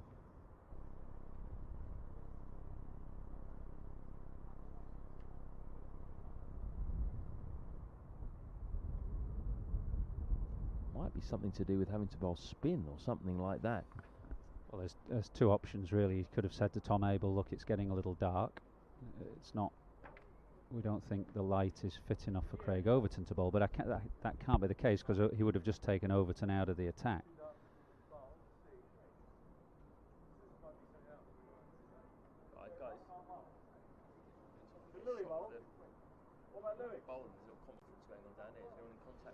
So Rob Bailey, he called Tom Abel over, who's the Somerset captain, having put the light meter onto the stumps, and it suggests that it's a little dark perhaps for Craig Overton to bowl.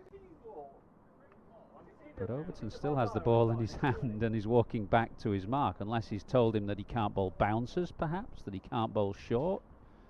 Can an umpire say that? I'm not sure. Confusion all round, not least from Craig Overton. He doesn't know what's going on. He'll probably run in and bowl a bouncer now.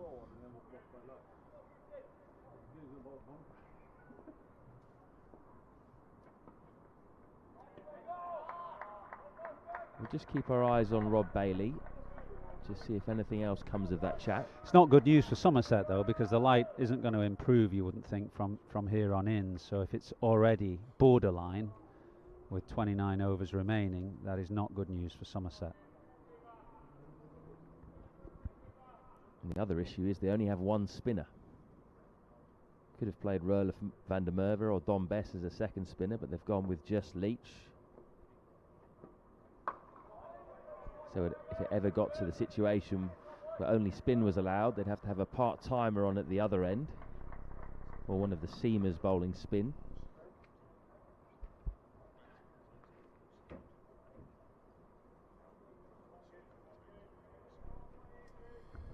And still conversations going on between Tom Abel at cover and Rob Bailey, the umpire, who is standing at point now, so maybe Abel just clarifying the situation.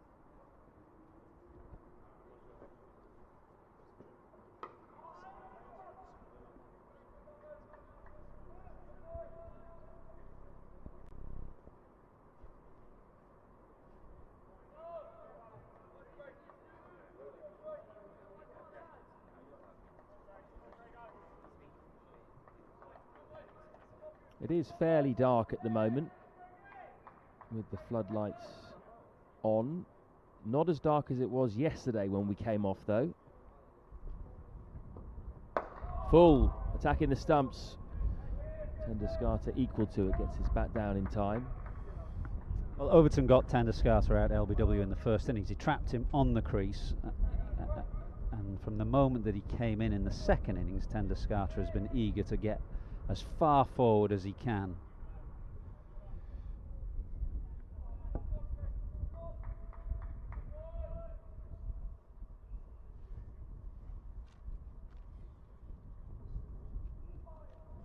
That one didn't go through at all. Yeah, rolled his fingers over it, I think. And that was judging by the reaction of Tendo-Schaar, it turned a bit as well, perhaps. He quizzically walks down and pats the pitch down. Vastly experienced player, Tendo-Schaar, 40 years old he is now, been around for ages. Fantastic servant for Essex. Exactly the kind of man they would want in this situation. 52 overs gone, 131 for 4. And he and Paul Walter, after every over, will just be talking and figuring out what the plan is. Whether they just keep batting and blocking and taking what's on offer.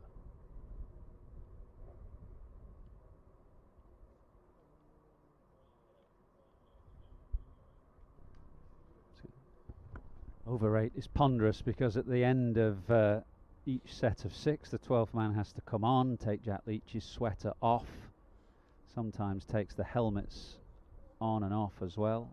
3 are in operation at the moment with those 3 close leg side fielders.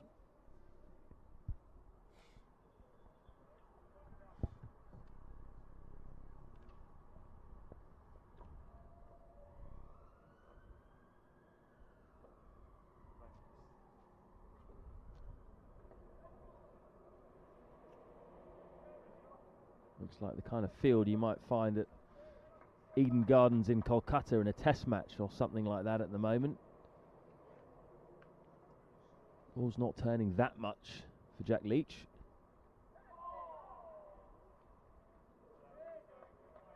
There is just enough there. He's got the slope working to his advantage as well. First ball he bowled absolutely ripped past the outside edge. Right-handed batsman. That's turned. It's been caught as well, but straight off the pad.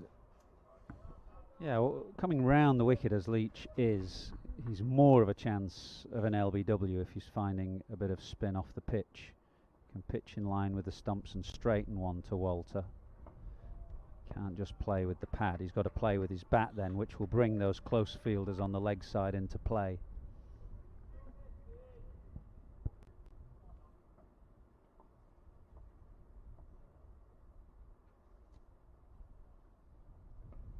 Appeal, that's turned, and that is out.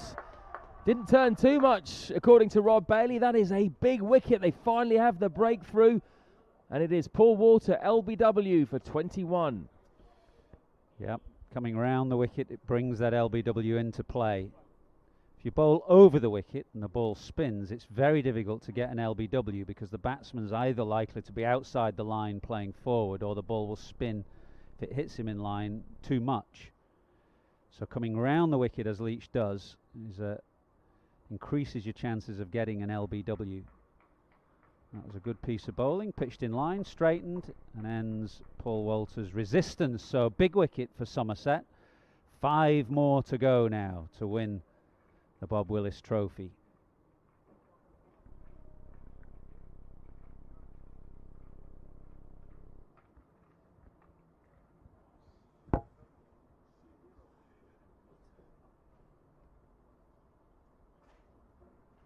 Adam Wheater.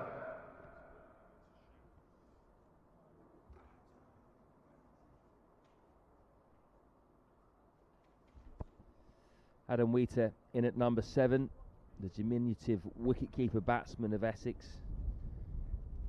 He can certainly bat. He's played as a specialist batsman before in first-class cricket a number of times for both Hampshire and for Essex. He was actually top of the Essex batting averages in the Bob Willis Trophy coming into this game, averaging 50. He's got over 6,000 runs in his career as well, with 12 hundreds. So a genuine batsman to come and support Ryan Tendo-Schaar. He was also unbeaten in the first innings, 26 not out off 65 balls. Looked pretty solid. It's going to have to be solid again, with the pressure firmly on now the rest of these Essex batsmen. That turns far too wide though to trouble Wheater, and that's the end of the over. 53 gone, 131 for 5, and you sense that they really needed that wicket in the next few overs, didn't you? Yep, and just looking out in the middle at the moment, Lewis Gregory's removing his sweater, so it may be that the umpires have said to Tom Abel that the light is now too dark for Craig Overton to bowl. I can't see why Overton would otherwise be replaced by Gregory so soon after the tea break. So clearly the light deteriorating on the light meter, and Gregory now will be in combination with Jack Leach. He's bowled pretty well though. For all that Overton offers a little more pace and cutting edge, it's Gregory actually who has taken more wickets in this game.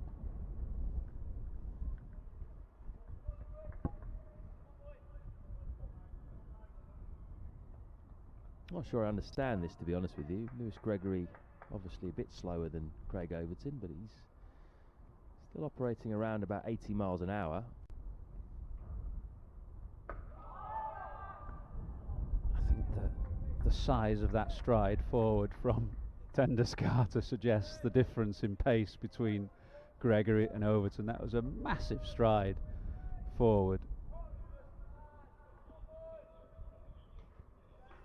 Given the way that he's playing, Abel could bring himself up from extra cover.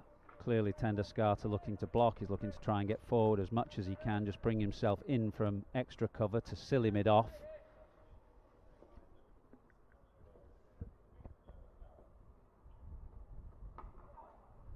Works away to leg Tendo-Schaar getting well across his stumps.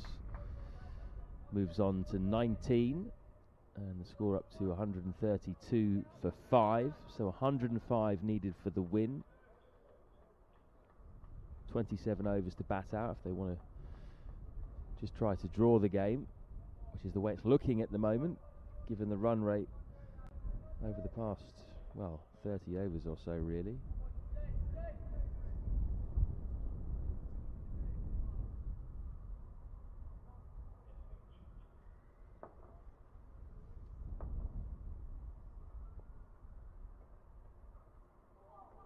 Three slips in for Wheater. And a short leg. Although if he can't bowl bounces, he might be a slightly redundant position.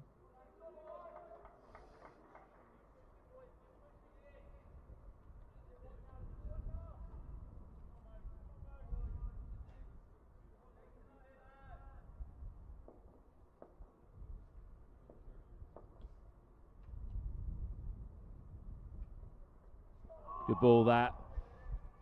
Wheater's feet went nowhere there, stuck in the crease. An excellent length from Lewis Gregory. Yeah, that's where he's bowled especially well throughout this game. He's found a length that has troubled the batsman, and then he seemed to just nip it off the surface, just kissing the surface. He's not as tall as Overton, who bowls the ball into the pitch more. Different trajectory, and he's found just a little more nip off the pitch.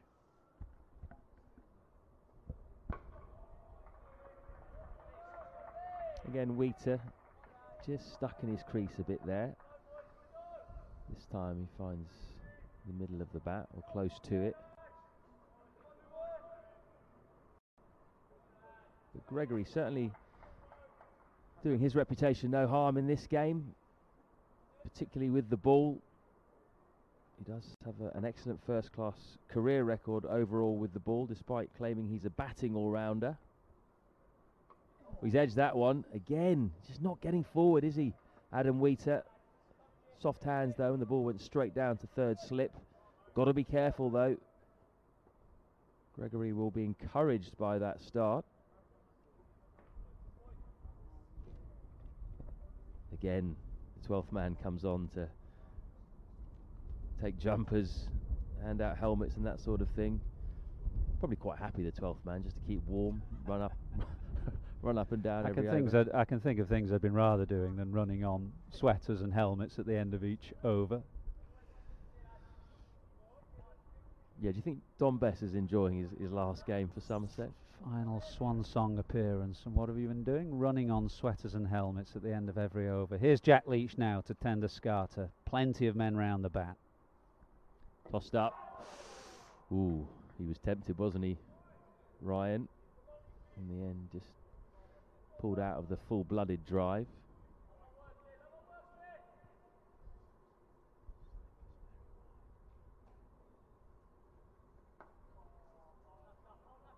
Two men round the bat on the offside with helmets on. One on the leg side, one slip, who's standing very wide. Not a regulation first slip.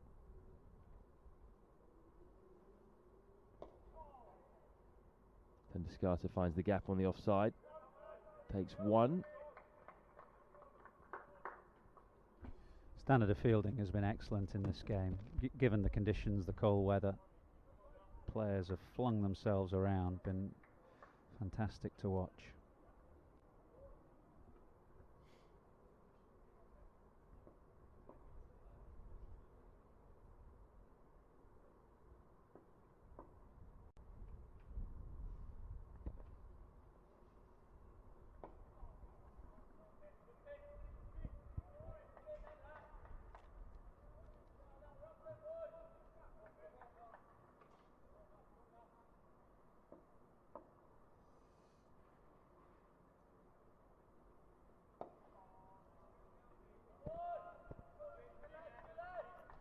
Leach into his 11th over.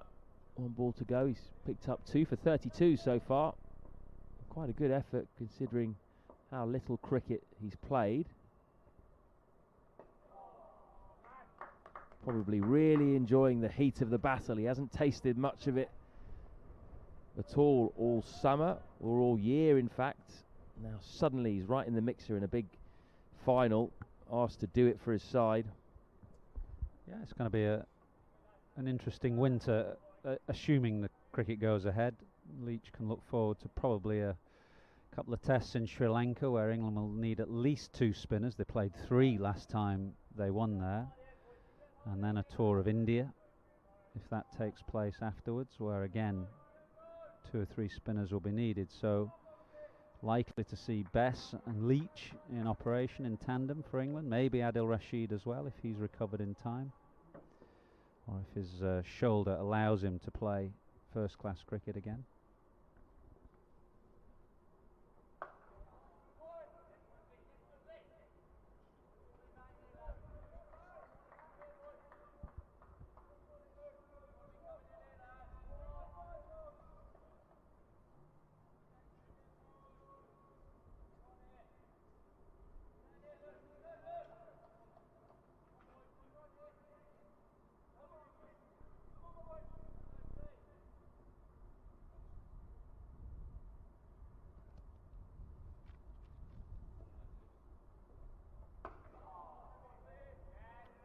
Really is a very accurate bowler, Lewis Gregory. And the way Tendo-Schaar is playing here is he's essentially just lunging on the front foot. Tom Abel should bring himself up right in front of his nose, up on, at silly point, just in case there's an inside edge that cannons into pad, or to try and discourage Tendo-Schaar from pushing forward as far as he can, try and keep him pinned to the crease.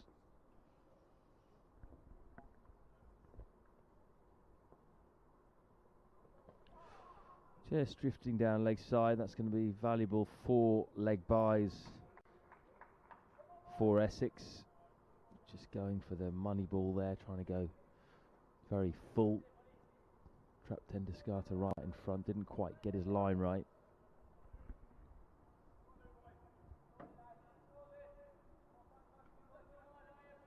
But he has been known to get out early in his innings, LBW, Ryan Tendo-Schaar.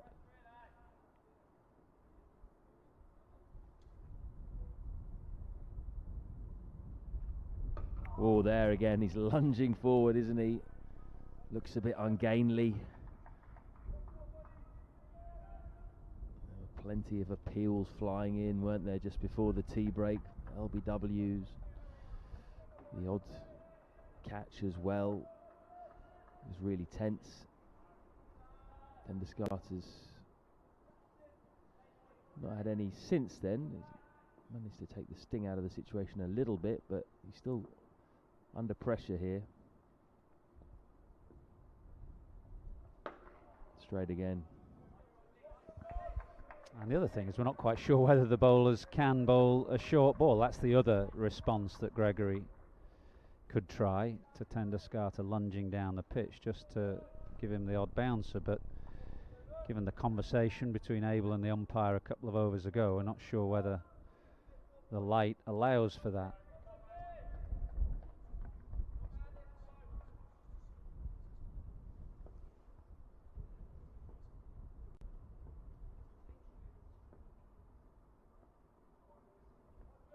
Tried something different there. Rolled his fingers over the ball.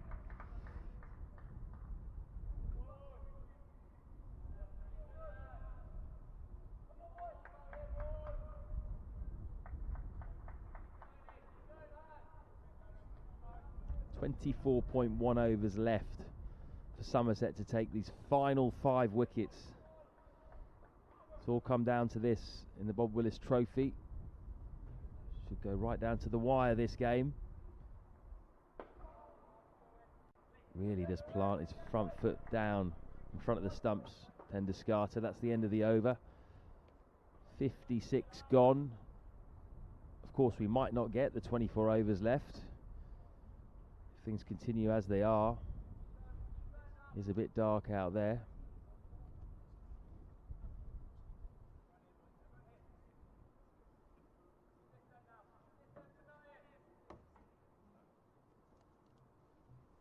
I'd imagine Leach will have to continue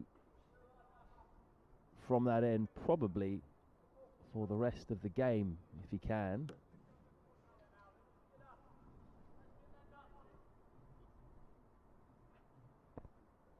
Says he's been working on a few technical things in the biosecure bubble, Jack Leach, because he hasn't obviously been bowling in any games. He's had plenty of time on his hands. He said that he's had a look at how he approaches the crease. Says he's jogging rather than walking. There we go, maybe a bit more action. He's also said he's holding the ball in his left hand all the way, rather than planting it in with his right hand. Says sometimes it felt a bit rushed when he did that.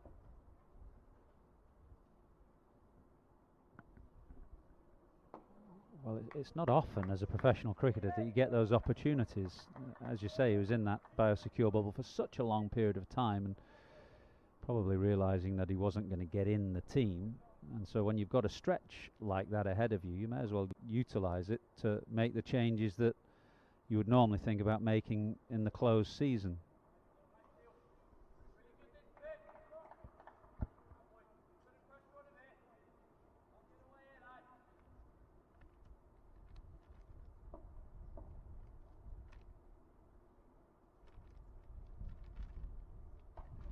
Drop short there. No run.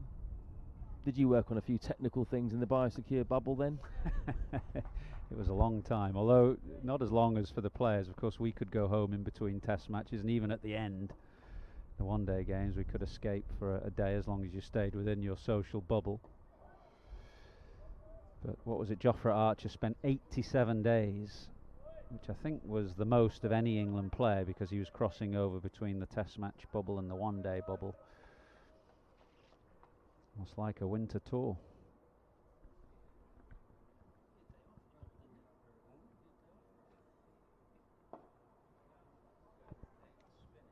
Over bowled, 57 down, 23 to go, 5 wickets needed by Somerset. Myself and Michael Atherton will retreat to the warm bubble downstairs to take you through the next half an hour. Niall O'Brien alongside Adam Collins.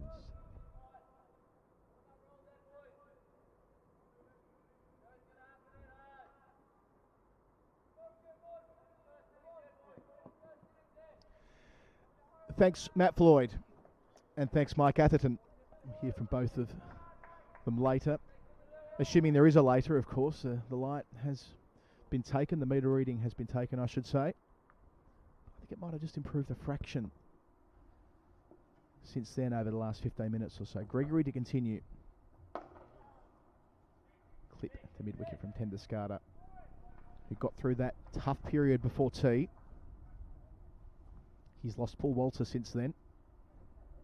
Jack Leach for the second time picking up a leg before wicket decision in the affirmative.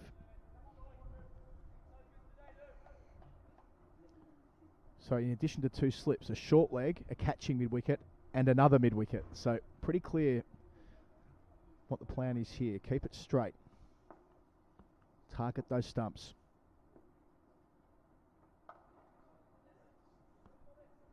Fraction short for that there. So say good afternoon to Niall O'Brien. Good afternoon, Adam. Good afternoon, everybody. Quality cricket. Brilliant 5 days thus far.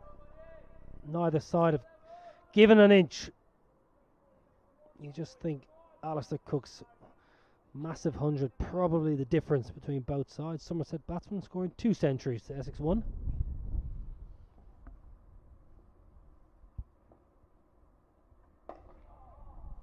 Through those men on the leg side. Not far away from short leg, albeit timed nicely. Couple there for Tendo-Schaar. We spoke a lot in the first couple of days about the first innings lead and how important that advantage would be, especially with some bad weather around this time of year. And at the moment, Essex are able to play out the final 23 overs. Don't need to necessarily chase to further 96 to win. They'll be crowned champs. Somerset have to do all the running. Got to force the play. The door's ajar with 23 overs left into the second half of the Essex side. There's the short ball. Tendo-Schaar well underneath it. But after Wheater, we start to work into the lower order, into the bowlers. Ideally, Somerset would have declared last night, had a couple of overs at Essex and potentially had the option if they had got their skates on yesterday and had a nice spell at Essex last night, maybe had the second new ball for a couple of overs this evening, potentially. It was those wickets either side of tee which just slowed things down. It was the spell of Jamie Porter. It was the work of Simon Harmer bowling from the pavilion end, which just meant that through the course of that fourth and fifth hour yesterday, Somerset couldn't keep going at the same tempo that they went in the third hour, where they were ticking over at about 5.5 and over, and it looked as though they might have that option at their disposal, but it wasn't to be, so they batted for an extra half an hour today, giving themselves 80 overs, provided we get them all in. Let's hope we do. One of the two mid-wickets now, a fraction straighter. Last ball of the over. That's not far away from him either. Out to mid-on. So 1 for 1 for 5. 22 overs left. The target, of course, is 237. That's just about in the rear vision mirror as far as the objectives Essex had when they started this fourth innings. Of course, we heard from Jamie Porter at the close yesterday saying they'd go after the runs, but not come what may. They wouldn't go after the runs if it meant putting themselves at risk of losing the game and indeed losing the trophy. So at the fall of this fifth wicket, we've seen a decidedly different approach. Wheater having occupied the crease for 14 balls without scoring, and Tendo-Schaar, who's been very much in defence, with the exception of a little flourish before the tea break. He's been very much bat and pad close together. So Leach to Wheater, 4 men around the bat. This contest continues. I think Somerset will look back, Niall, and look at that little window of play yesterday morning. The first half an hour of play or so, when they needed to take 4 wickets in the space of 30 runs in order to take a first innings lead. Singled here, 142 for 5, putting Tendo-Schaar back on strike. And instead of doing that, they shelled those 30 runs in no time at all, really. Took them about half an hour to concede the first innings lead. Then the 2 wickets came 2 runs later. Salt in the wounds on that front. But that was the window when they could have controlled the game. All leading edge, not far away. And that means instead of being in a position to dictate terms yesterday, it all comes down to whether they can do something special here in the final session. Yeah, it was always going to be difficult to get those final 4 wickets yesterday morning. I always felt it was going to come down to a 1 innings game. A little bit of time out of the game.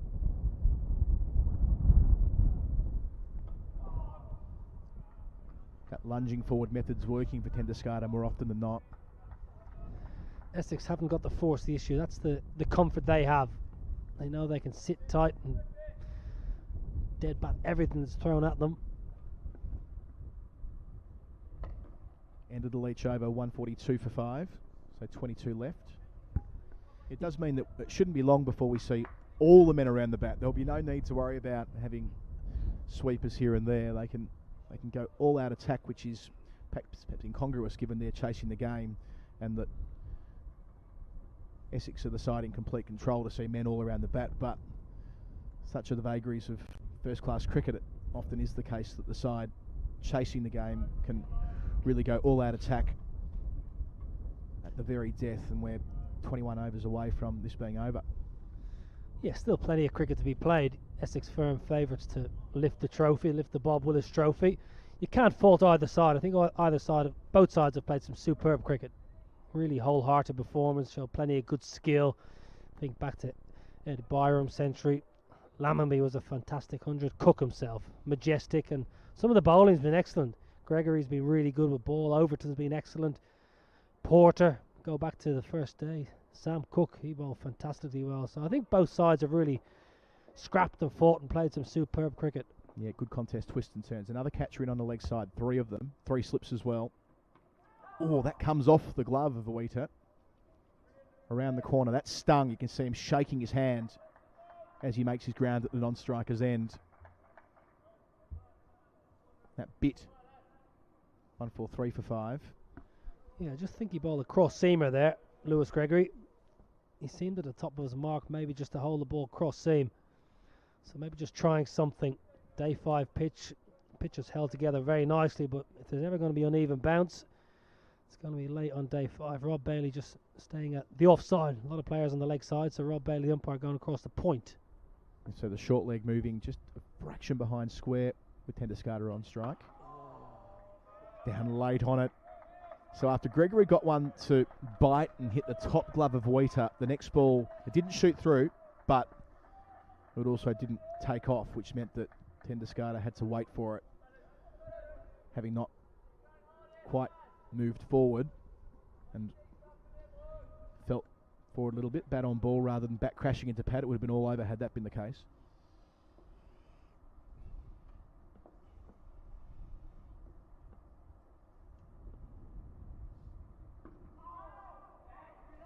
Good diving stop. Green doing the work there in that not quite short leg position now, a metre or two behind the conventional short leg and just around a little bit behind square as well, but a good stop to prevent a leg bye being taken. So we've had this interesting situation where the light meter's been out, and the advice we received from those running the show, running the game for the ECB is that we'll come back to after this delivery.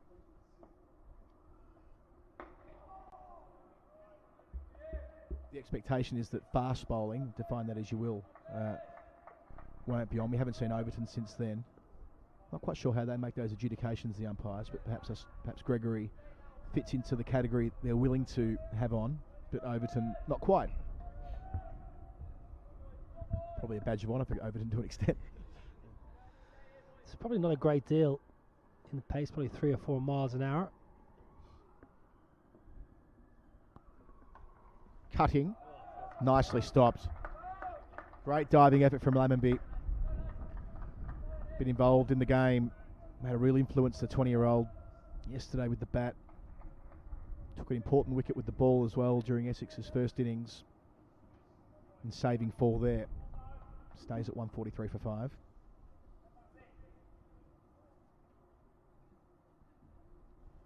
Player with a big future.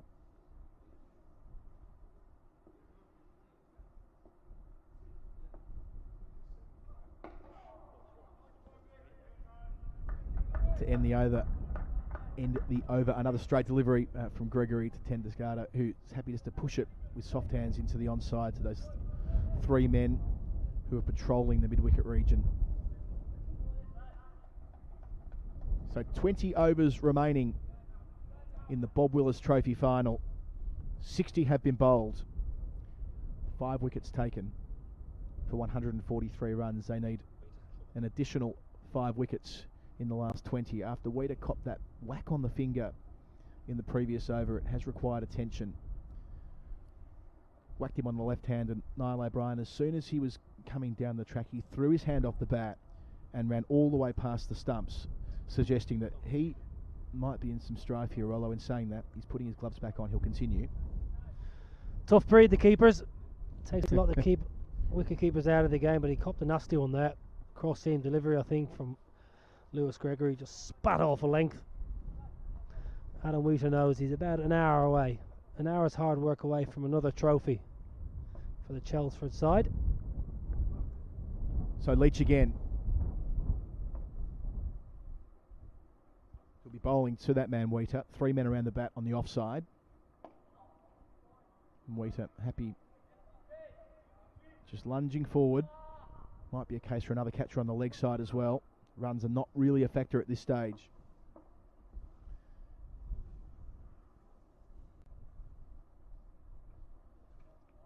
Flighted, a tempter, left well alone.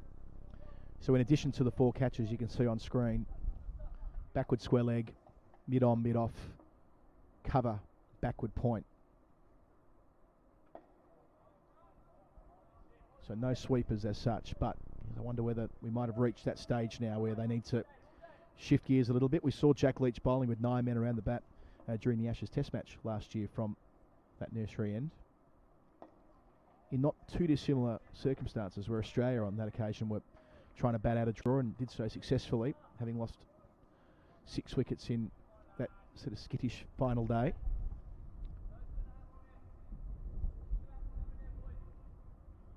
You can hear the call from the ground. Let's make something happen. Let's make something happen.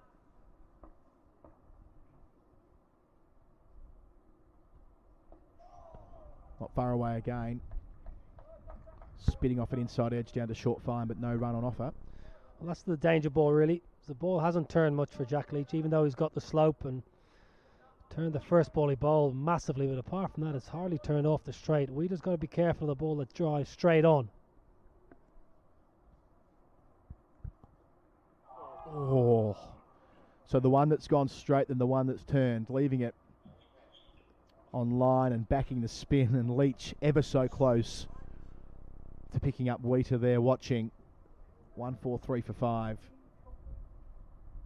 Leach has 2 for 33, but he's very much in the game as the players take a breather, get their hands sanitised, as we've done throughout the Bob Willis Trophy. As Matt Floyd was talking about on comms before we took over a moment ago, or a little while ago, Jack Leach has talked in his period away from cricket, and by that I mean in the bubble, not playing, in and around the game, but not actually playing, about trying to increase the pace in his run-up, which I thought was instructive, given that he's been in the England side for a couple of years, but wants more urgency through the crease, through his action.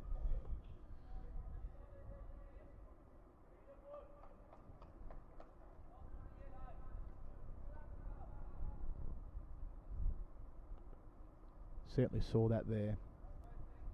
The quicker one on the arm, straight through, inside edge. The next one floated up, ripped, missing the off stump. Right in the game. Well, he hasn't extracted much turn, Jack Leach, especially when he's got the slope. You would have expected him to turn it a lot more. On a day 5 wicket, Simon Harmer got more and more spin as the game went on. Jack Leach has been fairly flat, fairly straight, almost honing on LBW and bold as opposed to ripping an outside edge. Gregory to Tendo-Schaar. Well, Lewis Gregory's going to go for LBs here. Ryan Tendo-Schaar tends to get that left leg across his stumps and can sometimes get himself in real strife. You often say, attack those big pads. You'll often hear when Ryan Tendo-Schaar comes to the crease. Of course, you would have played a lot of international cricket against him as well as county cricket. Yeah, I played a lot against Ryan. He's a fantastic cricketer. Still playing some good cricket for his Essex county. Yeah, formidable record for the Netherlands, especially in 50-over cricket. Yeah, his numbers are unreal. ODI cricket, fantastic. He had a wonderful tournament in 2011. Carried the Netherlands single-handedly in a lot of games. Got himself a lucrative IPL contract. He's regularly on the franchise circuit, Ryan Tendo-Schaar, as is Lewis Gregory now. He's making a bit of a name for himself around the world in white ball franchise cricket. Bangladesh Premier League, T10. I'm sure he'll be eyeing up a couple of contracts, maybe in the PSL this winter. Big Bash maybe as well.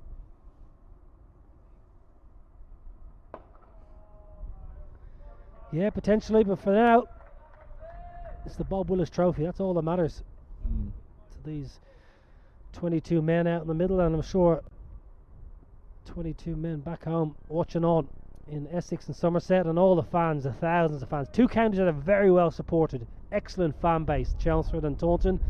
Very passionate. Love their first class cricket. They really do love county cricket. It's the only thing about this week, isn't it? How wonderful it would have been with fans. Hopefully next year it's possible in a game like this. Tendo-Schaar attempting to help it on its way there down the leg side, but didn't make contact. But Gregory, of course, 6 wickets in the first innings. He's picked up 2 here, so 8 for the match.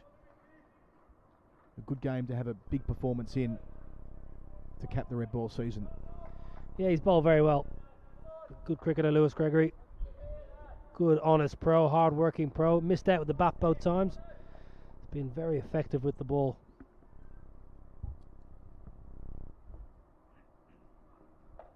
Off-pace, slower ball, banged into the track. Tendo-Schaar picked it, adjusted, soft hands, gets a couple. Moves to 24. Well, it was in the air. Cutter, Lewis Gregory, just starting to change it up a bit. Realises running out of time ever so slightly. He's going to try and change absolutely everything. Try any slower ball, bouncers, Yorkers. He's got a leg side field, trying to hone in the middle of the leg, try and trap Tendo-Schaar LB. Change of field now. Got a gully in. Yep, the ball after it went through that region, as you often see. So third slip becomes the gully. Last ball of this over. back on that middle stump line, trying to bring those 3 catches on the leg side into the game. 62 overs gone, 145 for 5. So 237 Essex need for the outright win, but survival to win the trophy. 18 overs left to secure a draw from here. Somerset need 5 wickets. Instructive there that we did see that slow ball bouncer where he banged it in, rolling the wrists over the ball in an effort to shake things up. So that white ball experience he has that you're referring to before on the circuit, that's quite handy in a situation like this where you're trying to shake things up and not let the batsman get into any kind of rhythm. Yeah, because the wicket is so flat. It's a slow track. It's a good wicket, especially this time of year. Carl McDermott and his staff have done very well, but it is slow paced. Even you see some of the balls that look like they're going to beat the bat of Ryan Tendo-Schaar, and he just has the time to adjust. So you just got to try every little nuance of skill, every little bit of trickery you have up your sleeve to try and force something, try and make something happen. So Jack Leach to start his 15th.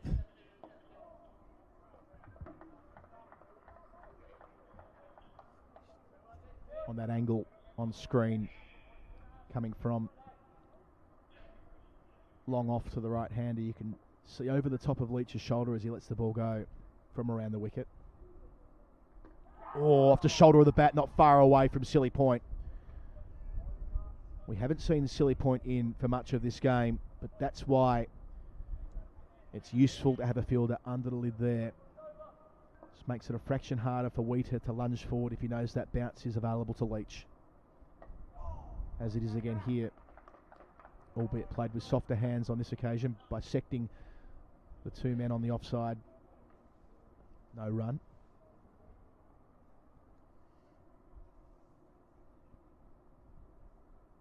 So often the job of a spinner on the final afternoon, being asked to make things happen. Second slips now, right on point. Overton in there.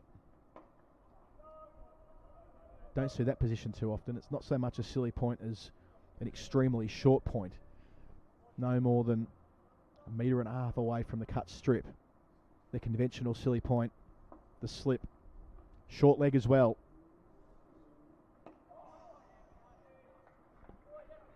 Wheater 2 from 28, but after copying that whack on the finger, he's not let it deter him at all.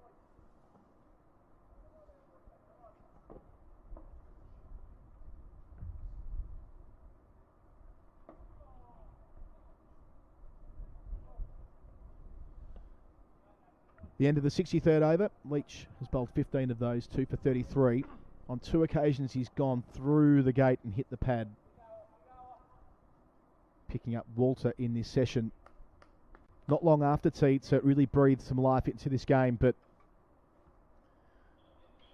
since that moment in time, which was now 10 overs ago, nearly 10 overs ago, Tendo-Schaar and Wheater have been able to suck that life back out for now at least. Of course, this game will remain live until very, very deep into the final hour. The light hasn't deteriorated in the last half an hour or so. If anything, it's gotten better. Going to see Eddie Byram turn his hand, replacing Gregory. So, that's exactly what you mentioned before, Niall, about just changing things as often as you can. That's the job here for Tom Abel, to make as many new decisions as possible for the incumbent batsmen. Change their thought patterns and try and prompt a false stroke or bring those close catches into play. Yeah, and also potentially just preying on maybe Ryan Tendo-Schaar and Adam Wheater, just relaxing the mindset ever so slightly. They would have been concentrating so hard with Lewis Gregory thundering in, trying to take him out LB or a ball, and maybe just Tom Abel will just think, right, maybe a little bit relaxing of the mind from the batsman, bring in a part-timer. Had a good game with the bat, obviously, Ed Byram. Hasn't bowled this season. In first-class cricket, he's yet to take a wicket. He's got 3 men around the bat. There's no better time there. What better time than late in the Lord's final to get the party started here for Somerset. His first ball here, short. Oh, but I tell you what, was leg slip in play there? Did that clip something on the way through? They certainly thought it may have. Perhaps not. Well, definitely hit the pad, and Ryan Tendo-Schaar, I can't believe he should have hit that into the Nubius Hotel.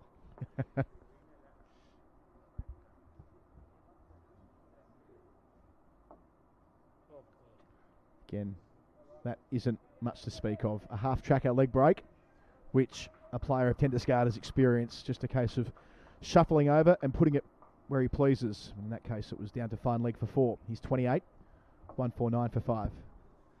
Well, it's a tall order. It's a tough ask. Ask the part-timer to come and bowl leg spin when it's freezing cold. There was any thought into maybe Tom Abel himself having a little spin, having a little roll his arm over medium pacers. He's bowled one spell in first-class cricket, Byron. Again, that's too short. A 10-over spell where he took none for 39, the only time that he's been called upon with the ball.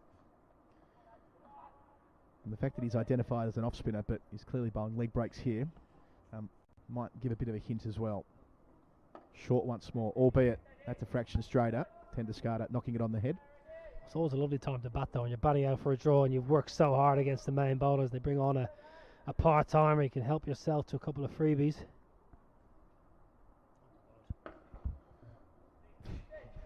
That wasn't far away from the old second bounce. That's very short. Now that he's bowled 5 half-trackers, you can guarantee he'll bowl an unplayable here. 3 men around the bat. There you go, much better. That might have just bought himself a second over. Granted, it took him an entire over to get it down in the half of Ryan Tendo-Schaar, conceding the boundary along the way, but just to keep changing things up, bit of wrist spin. We haven't seen that through the course of the match. 149 for 5. 16 overs to go.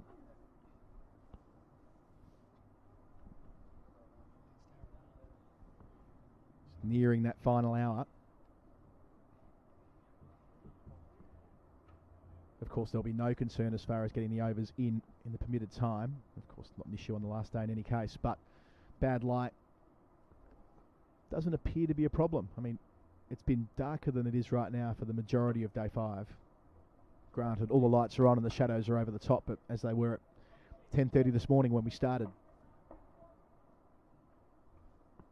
So Somerset should get their full allotment. The question is, are they good enough? Can they break up this stand?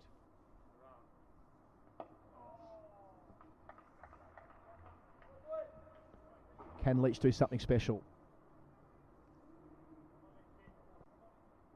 Can he inject some life back into this? 1 wicket should do it.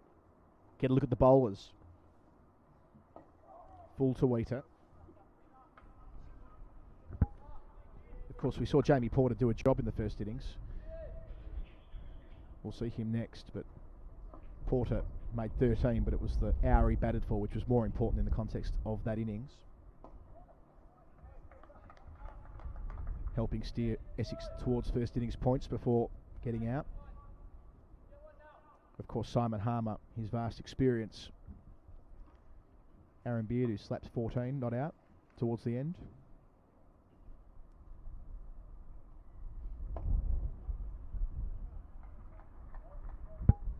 No turn though for Jack Leach.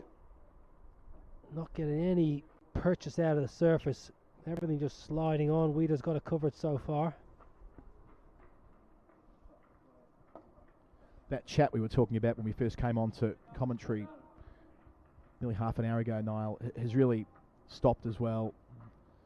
Which isn't to say that Somerset don't have that belief, but they'll be looking at the scoreboard seeing the overs tick away. Not a lot of turn. And with Wheater in that forward defensive posture unmoved once more, 149 for 5. This is drifting. Another maiden there. So 15 overs to go. We're just nearing that final hour formally. Got about a minute to go until the umpires will signal that we're into the final hour of this game, this final, indeed this season as far as red ball cricket is concerned in the Bob Willis Trophy. And 1 hour away for Essex. If they hold on as they look like they are able to here, they'll be able to raise another trophy high production line over a great many years now. Essex record absolutely outstanding. They've been champions of 8 of the last 40 seasons, and of course in 2017 and 2019 in recent years. winning Division 2 in 2002 and 2016 as well. Did the double last year, of course. T20 Blast as well as the championship, first team to do that. So they know how to hold their nerve in the big moments on the big stage, and they've been able to do that so far on this 5th day. Tom Lammonby into the attack. We saw a little bit of him in the first innings. You can see a player here in Lammonby who, over time, he'll want to be more than a part-timer. He'll want to be a batting all-rounder. You can tell by the way he approaches the crease. Point of difference being a left armer as well. So there's 3 catching men on the leg side. Around the wicket he goes. Got to slip in a gully. Yeah, he's a good cricketer. I think he could turn himself into obviously a top quality batsman, but his left arm seamers look very, very promising.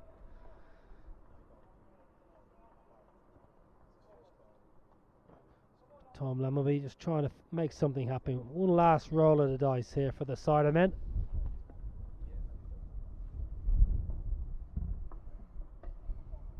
Guided away easily there by Tendo-Schaar. He'll move into the 30s with that boundary. Essex bringing up their 150, 153 for 5. Just half a look up at the target of 237, not completely outside the realms if Somerset do have men around the bat and they're able to profit from deliveries like that. Part-timers coming on to try and shake things up. Obviously not the main priority, but secondary thought. Well, I'm sure Essex would love to win the game outright. You never know, they may have a chance to have a dip later on, but first and foremost. So a very short man at leg gully. Very short man, very close in man at leg gully. Perhaps 8 metres from the bat. Couple of cut strips over at least. Couple of catching mid wickets as well.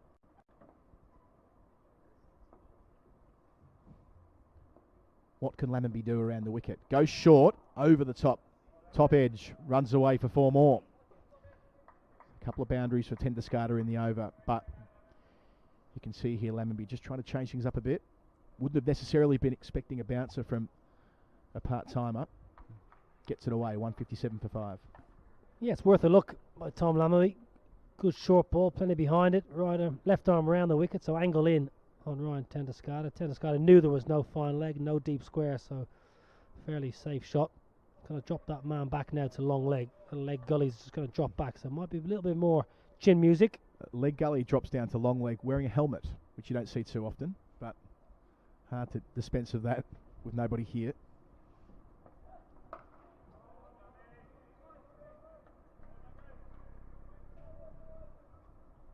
That'll make for quite a good photo for one of our colleagues working on the balcony of the tavern stand. They get a snap of a fielder at long leg wearing a lid. Well, he doesn't want a top edge to go down his way and lose track or trace of the ball, because it might look rather peculiar if he drops a dolly with the helmet on a deep fine leg.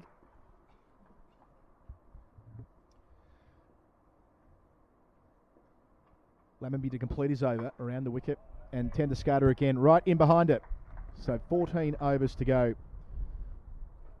66 gone, 157 for 5. Essex, the target is 237 if they see fit to chase it with 14 overs to go. But their real mission to preserve these last 5 wickets is going very nicely indeed, with Tendo-Schaar on 36 and Wheater on 2. I'll make way for Matt Floyd and Steve Finn as the final hour is signalled.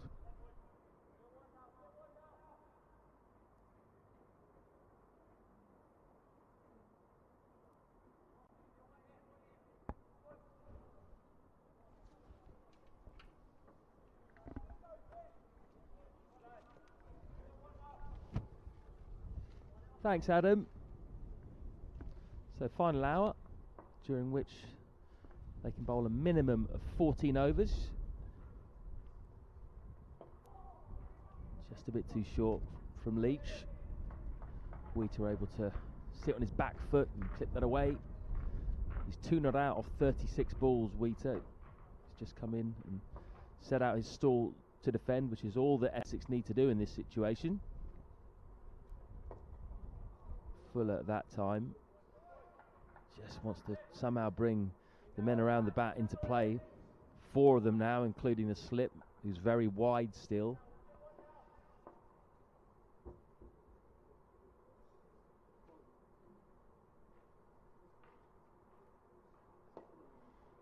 Safely negotiated.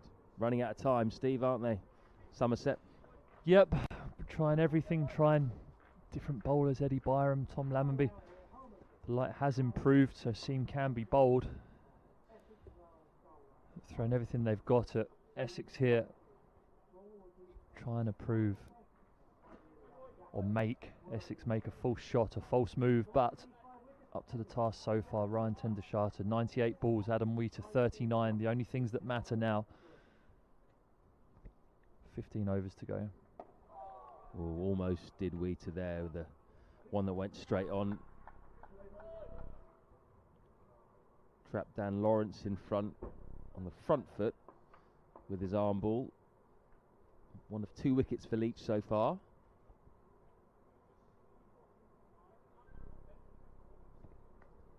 Another over ticks by.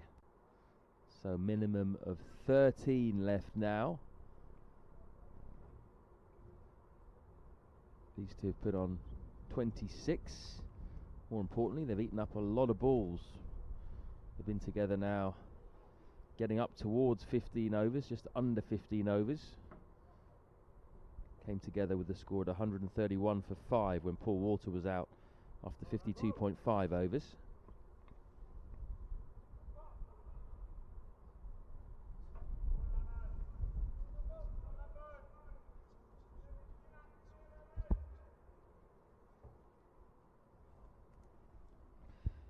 Old school trick in the last hour. Call for your gloves, tie your shoelaces, make sure your helmet's finely fixed. Wouldn't surprise me if at some stage Ryan Tendo-Schaar calls for his gloves in this last hour. Lammonby coming back for a second over. Keeper up to the stumps to keep Tendo-Schaar in his crease to try and trap him on that crease. Bouncer wasn't a bad idea in the previous over. Tendo-Schaar happy to take it on. Could have easily gone straight up in the air, that. Would have been very disappointed had he got out in that fashion at this stage of the game. You'd have to say Essex favourites now just to make it for the draw, especially with these bowlers in operation. Not Jack Leach, of course, who's the frontline spinner. But it's a question of who's at the other end. They're having to use bowlers they wouldn't normally use in a normal scenario. You'd probably have Craig Overton or Lewis Gregory operating from the pavilion end in tandem with Leach. Really does take the pressure off when they can't use their best bowlers because of the light. I think it has probably improved enough to a point though where if Tom Lammonby does find a breakthrough here, if Jack Leach finds a breakthrough from the other end, we will see Overton or Gregory come back from this pavilion end to try and blast out a few more wickets. They've still not given up hope.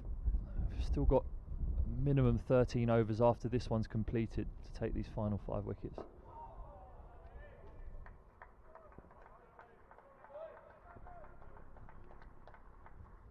Still there is Essex's 40-year-old batsman, ex-captain of course, who led them to the county championship twice in 2017 and 19.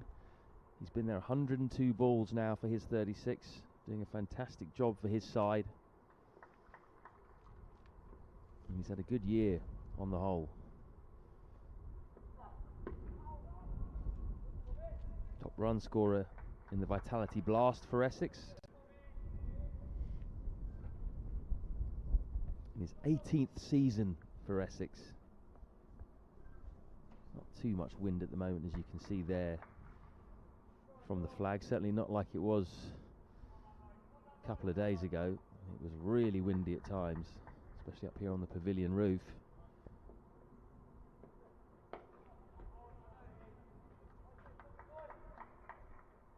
Over bowled. 68 gone now. 157 for 5. 80 to win.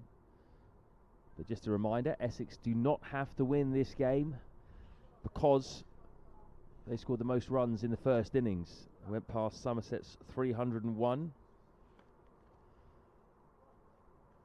Went on to 337 in the end, went well past it.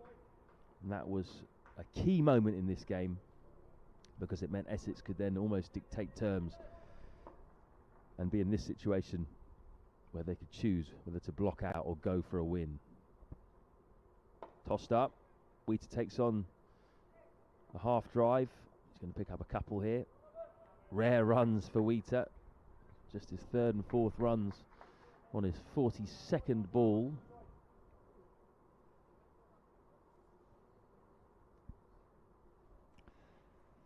It's a shame actually when you look at it and feel that we're coming to the conclusion of the game in this manner.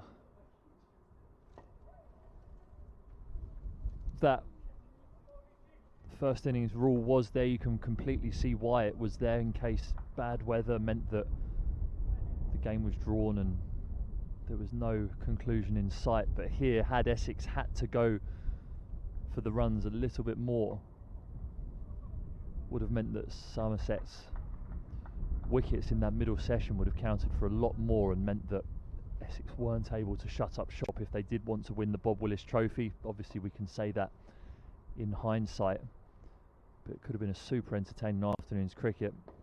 Not that this hasn't been entertaining though.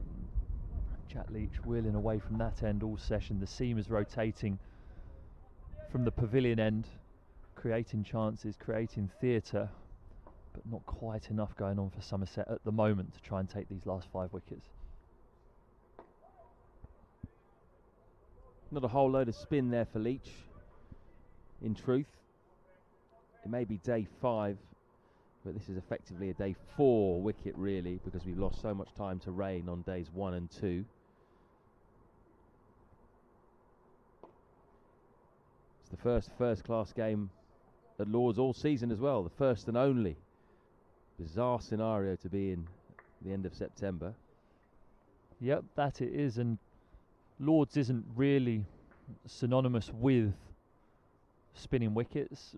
I don't think I've played in too many games here where it's been super dry and where the spinners, or sometimes it's been dry but it's been more variable bounce that has won a team a game on the last day, as opposed to a spinner bowling the other team out. It looks as though now it's the final throw of the dice from Somerset. They've tried the part-timers from the pavilion end. They've rotated them. Eddie Byram, Tom Lammonby, but Craig Overton, the seam bowler who Somerset turned to in so many scenarios throughout a county season, even in this truncated season, he's been their leading wicket taker, and here with around 50 minutes to go in this game, with 5 wickets needed, Somerset turn to their big man, hoping he can make something happen. The lights improved. The shadows aren't too prominent around the fielders on the ground. And this now really is the last throw of the dice for Somerset. Tendo-Schaar and Essex. No, that's the case. They want to suck the life out of the Somerset team here. And Craig Overton tossing the ball up, waiting to bowl. Another big moment in this game.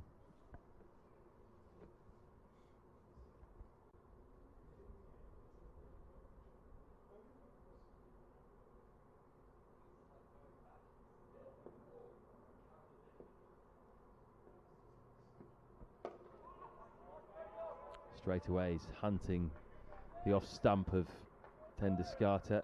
2 slips in, a gully. There's a man under the helmet at a kind of deep short leg. 2 short mid wickets on the catch, and then a ring field on the offside to go with the gully.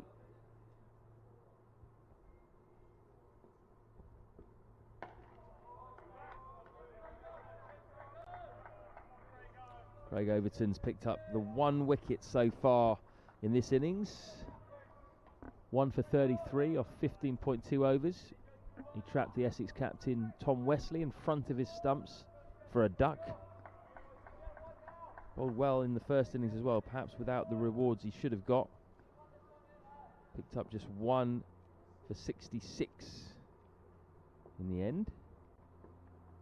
Oh, that's come back into Tendo-Schaar. Good job he got his bat down there. Had that wrapped him on the pads, there would have been a huge appeal for LBW.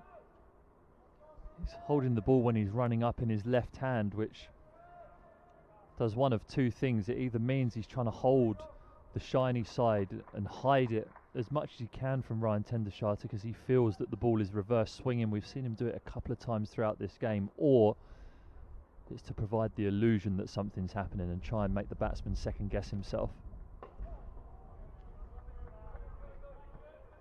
You won for doing that. It's actually very hard to maintain your action and your load up when you do that sometimes. James Anderson's been outstanding at doing it. He manages to take the ball up so he can load the ball up in the same position every time, but sometimes the switch of the ball, sometimes us bowlers are really particular about the way the ball feels in our hands, and if you're running up with it in the other hand, you don't always have it perfectly in your hand when you do actually switch the ball over. So if you can master it, it seems as though Craig Overton does do it a lot.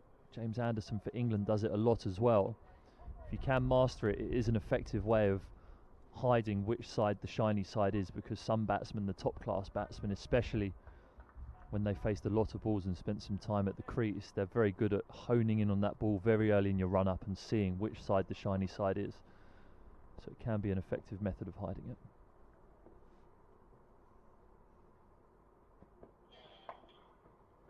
Successive back foot drives from Tendo-Schaar. Picked up 2 the previous delivery. He's going to pick up another 2, this time down to wide third man, which means that it's now just 74 to win the game, and Tendo-Schaar's into the 40s. 163 for 5. With a minimum of 10 overs left in this hour, maybe more if they can get through it quickly, although the number of times that the 12th man is coming on pretty much every over to bring on helmets and jumpers and that sort of thing, it's unlikely perhaps they will get more than 14 in this last hour. And the other issue they have is the weather, of course, and how dark it is. The umpires having another chat. Rob Bailey and Russell Warren, 2 ex-Northamptonshire men. We've been off for bad light a handful of times over the last 5 days. Came off early yesterday, missed out on the last few overs. From the nursery end, Jack Brooks. Interesting, in the back of your shot there, you can see the headband warrior is back. Mr. Jack Brooks with his lovely mutton chop sideburns, looking like a real throwback. It's like Wolverine, like Hugh Jackman in Wolverine. It's a very flattering comparison, but a comparison nonetheless. Looks like there should be a painting of him downstairs, really, in the Lord's Pavilion. With a cigar, legs crossed, peering out onto the hallowed turf. Trousers rolled up to his nipples.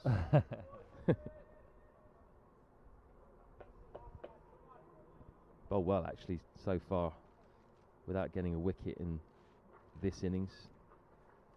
7 overs, 3 maidens, none for 7. Coming in from the nursery end. So Leach is at a 12. But time for something different now, according to Tom Abel. It's going to go with seam from both ends. Here comes Brooks, who's got similar field to Craig Overton. 2 men catching on the leg side around about mid-wicket. A short leg, who's a few yards back under the helmet. Just the 1 slip for Brooks. 1 man on the offside on the drive as well.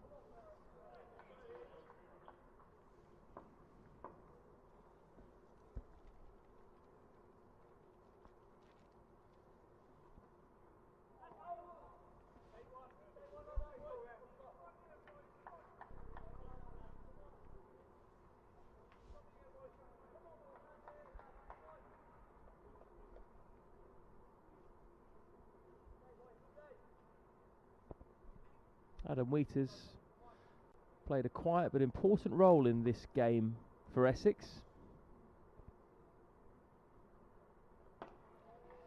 He was the man alongside night watchman Jamie Porter, who got Essex over 301 yesterday morning in that crucial period. Made 26 not out in the end, but made sure that his side got over that crucial figure. And then today he's eaten up a lot of balls, 50 balls for his 40.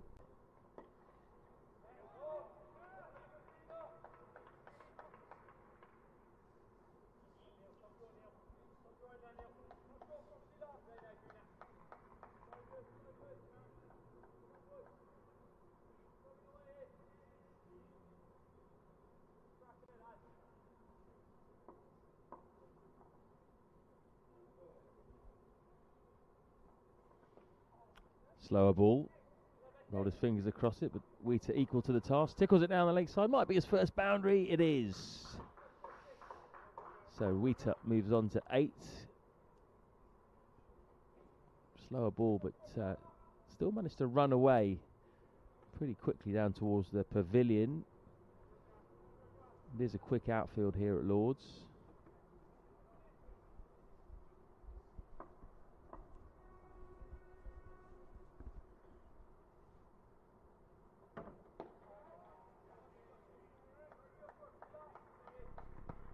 Once again, on comes the 12th man. Roelof van der Merwe this time. Starting to sense that it's getting a bit desperate now for Somerset. So eager to get their hands on a trophy, aren't they, in a 4-day competition or first-class competition. They've never won the county championship, famously. Runners-up 3 times in the last 4 years. And while this won't be the same, it is a trophy, and it will matter to whoever does lift it. Essex, of course, the county champions. So it'll be a second domestic first-class trophy for them in a row. 3rd in 4 years, because they won the county championship in 2017 as well.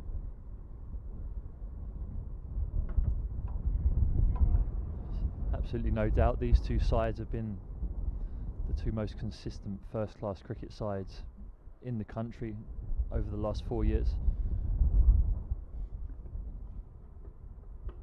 Oh, appeal, is that pad first? Not sure it was. Might have just trapped that one, Tendo-Schaar. Might have been outside the line as well. He's a long way out, isn't he? That front pad, as we discussed earlier, he outside the crease. Big stride to make sure that it negates that ball coming back in down the slope here at Lord's. If it was pad first, it would have been outside the line. The bat and the pad coming down together, smothering that line. He's done it expertly for the last 111 balls. Essex need him to do it for a short while longer. Middled, but straight to one of those 2 men catching on the leg side.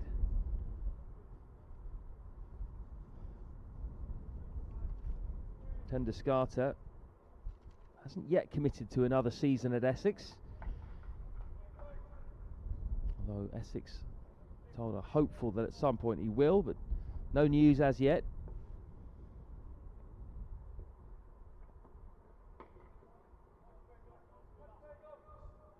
So in theory this could be his last game, but we don't think it will be.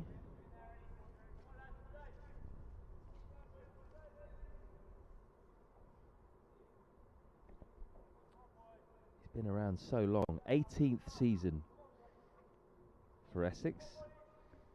He actually played, Steve, in the first ever T20 side. That's how long he's been around for, 2003. 2003, what was that? I made my county debut in 2005. That's making me feel old now.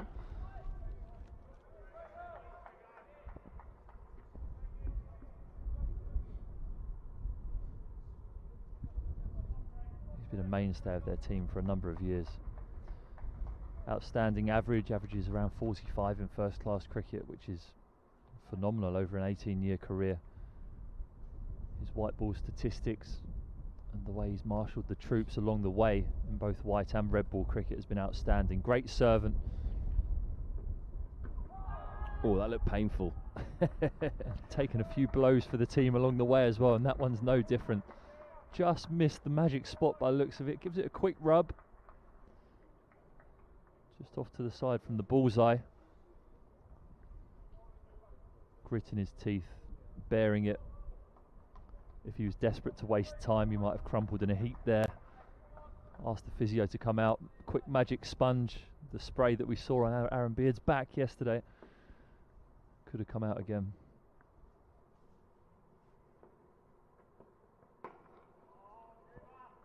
Thankfully, no one was subjected to that this time around. Asked the cameras to avert their eyes, potentially.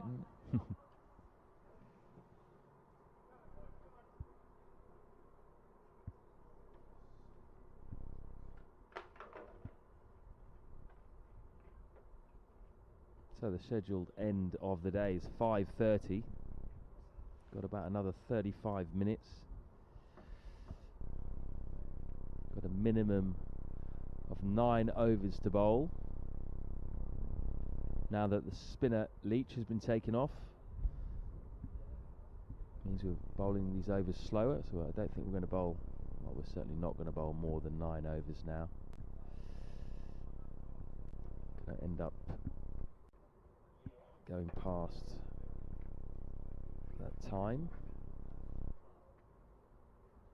Tried everything so far. Somerset, 7 bowlers used, including the part-timer Eddie Byram. Tom Lammonby doesn't bowl too much. He's bowled a couple of overs. And then the 4 frontline right-arm seamers and Jack Leach. How do you reckon Leach went today, Finney? Yep, he had a job to do there, didn't he? I think mainly used so that he could hold up an end attack if he possibly could, but there was no real turn there from straight. You didn't see any balls really grip from the straight. Got 1 wicket, skidding one through the defence to get the umpire's finger up in the air. But yeah, he was very much deployed in a holding role to try and take a couple of wickets potentially, but then to let the seamers rotate from the other end. So I think he did a good job for his team there. I don't think, given the wear and tear of the wicket, we've not seen it spitting and bouncing as you may expect from a day 5 wicket. It's been pretty placid, pretty slow paced. Hard to bowl a team out if a team decides to drop the anchor, as Essex have done when they probably lost Alistair Cook and Tom Wesley in that middle session. Lewis Gregory's back on from the nursery ground. Really will be one last throw of the dice this. Gregory's been the most successful bowler for Somerset over the course of the match.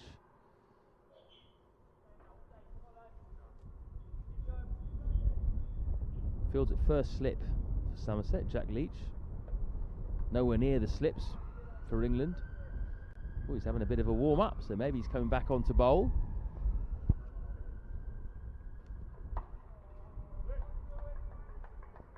What a strange season it's been for him. I doubt he'll look back on the whole year, really, 2020, with much fondness. No, I feel sorry for those guys who were in the England bubble. It's always fantastic to be in the England environment and in the hunt to play, but in that bubble where you had an extended squad, where realistically if you were far down the pecking order you weren't going to play. You spend a lot of time in your hotel room. That's a lovely push from Adam Wheater through the covers, slightly back of a length, playing to Wheater's forte, which is back foot play. Gets on top of the bounce and hits it nicely for 2 through there, but more importantly another ball survived for Essex in the situation of this game. But Jack Leach, yeah, he's not going to look back on this summer with much fondness. No real chance to get a rhythm. As a bowler you want to find your rhythm over a course of games, over a number of games. It's very hard just to step out into a competitive environment and find your feet straight away. I think we've seen him bowl well in this second innings here. Kept low that one, very close to the off stump as well. If that had clipped the off stump, then it might have just been a chink of hope, chink of light for Somerset. But it wasn't to be. Wheater stuck in his crease. And the manner of that, had that hit the off stump, the manner of that dismissal would have excited Somerset so much, because you then can come wide of the crease, angle it in towards the stumps, make sure everything's hitting the stumps, knowing that variable bounce could play its part. Again, he didn't really want to get forward to that, Adam Wheater. He's done that a few times in his innings today, but he's still there.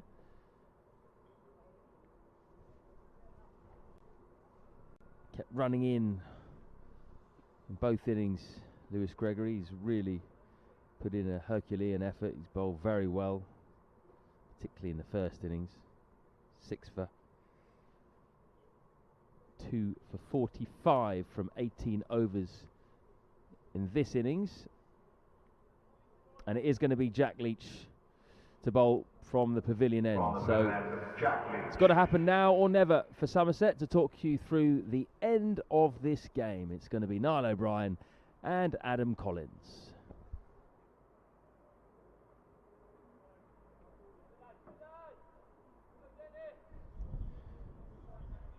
Thanks, Matt Floyd. Thanks, Steve Finn.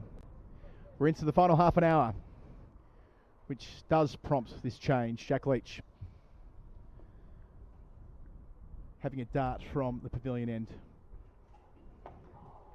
Tendo-Schaar has been so good since Niall O'Brien. He has indeed. He's shown all his experience, all his in-house. Level head. 40 from 117. Seeing his side home. Unscathed, really. Hasn't had too many deliveries that have caused him much issue. Yeah, especially when you consider that he was doing it tough before tea. Since the break, the 90 minutes that have elapsed, he's been smothering the spin, getting out the way of the short ball when it came early on, and after the fast bowling was modified to medium fast, if you like, as far as the short ball was concerned. Getting nice and forward and doing as he must and letting the ball go well, and all that experience, as you say, 40 years of age, he's 40 not out now. He's captained this side to trophies in the past, now a member of the ranks, of course.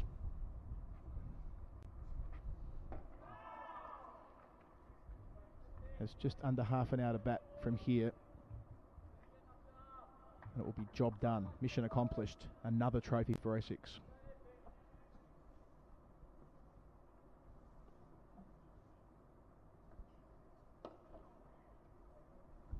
Runs. A couple of them. Yeah, they've been wonderful all season, Essex. Looks like they're honing in on another title, and deservedly so. Hasn't been much between the two sides, truth be told. They've both fought neck and neck, tooth and nail. The game has ebbed and flowed, but Essex, you would think, have just been the better side over the 5 days. First innings runs, that's what you always talk about in the longer form of the game, whether it be first class or test match cricket, and that big 100 by Alistair Cook allowed Essex to get to the lead.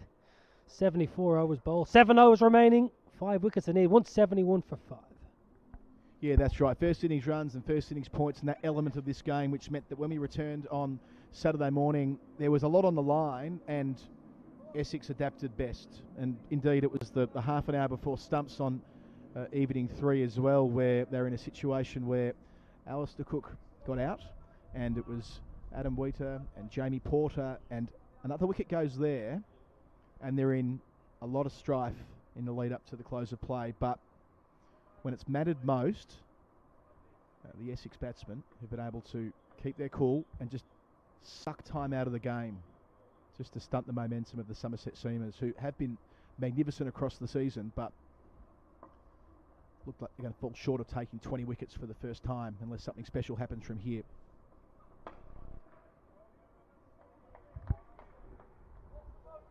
Taking their 20 wickets was the easy part through the group stages. Yeah, but a different pitch, different conditions. This is a really flat featherbed really at this stage. No demons in it. There have been plenty in the pitches all summer. Jack Brooks spoke all through this game, how the pitches have tended to offer something to the seamers throughout the summer, and this one hasn't offered too much. It's been a really good flat cricket wicket, plenty for batting if you get your head down. So still a couple of slips. The man around the corner at leg gully under the lid. 2 catching mid wickets. A conventional point. Extra cover. Mid off, mid on. So an umbrella of sorts in front of the wicket, and the 2 catching men at slip, in the slips I should say. Overton a long way forward, again suggesting that there's not a lot of life left in this track, if anything at all.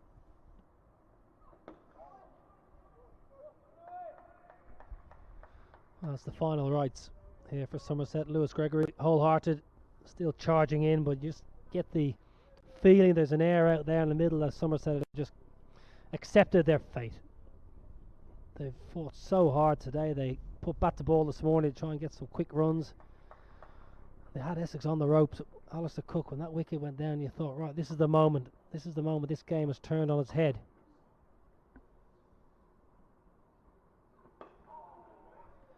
But there was rebuilding to be done. Essex realised they get the head down, get some partnerships. Wheater's 10 off 63 balls. You're not used to saying that about Adam Wheater. Historically, a bit of a dasher. Tendo-Schaar 42 off 122. So they've had time. Hasn't been any turn. That's the big disappointment, I think, for Somerset. They would have hoped for a bit more purchase for the spinner. Jack Leach has bowled tidily, 2 for 37 from his 19, but the ball just hasn't turned sharply. Yeah, they played to the conditions, both Wheater and Tendo-Schaar. Or the inside edge of the former found here by Gregory, spitting out towards the man at leg gully, but judging by the response of Gregory, that wasn't far away again from just opening up an opportunity, a very small opportunity albeit.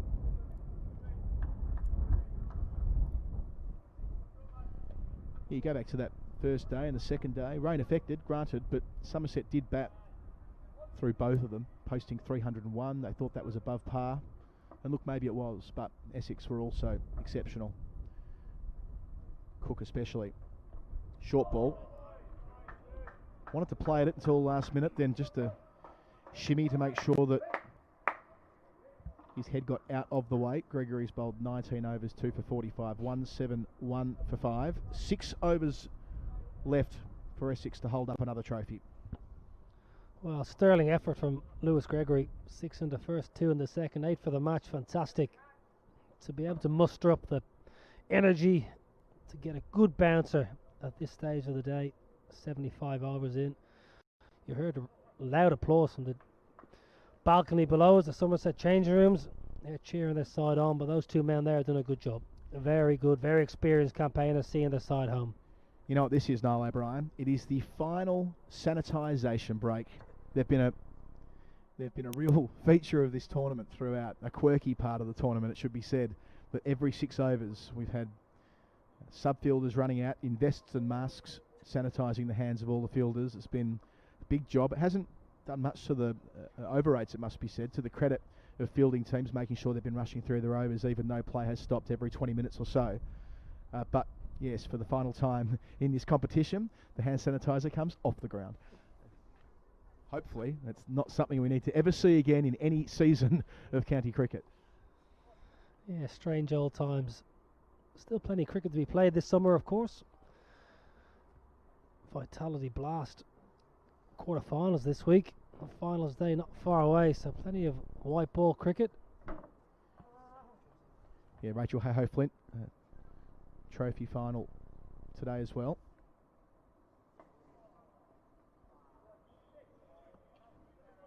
That game was just coming to a close as we were downstairs a moment ago with the Southern Vipers, 38-run winners, defeating the Northern Diamonds in the decider at Edgbaston.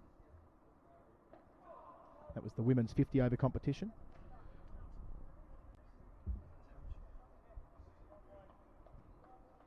Charlotte Taylor named player of the match in the final, picking up 6 for 34 from her 10. She's performed on the big stage there. Yeah, great to see the final getting a number of matches, and the Women's International getting plenty of airtime this time of year. We feared there'd be no Women's International cricket. Of course, this is Women's Cricket's month at the moment. They've been playing throughout September and emphasising the women's game after it was on hiatus throughout the course of the summer until then. The Rachel Hayhoe Flint Trophy was a really important opportunity to get on the park, and England have been playing the West Indies in T20s at Derby as well. One ball to come in this Leach over.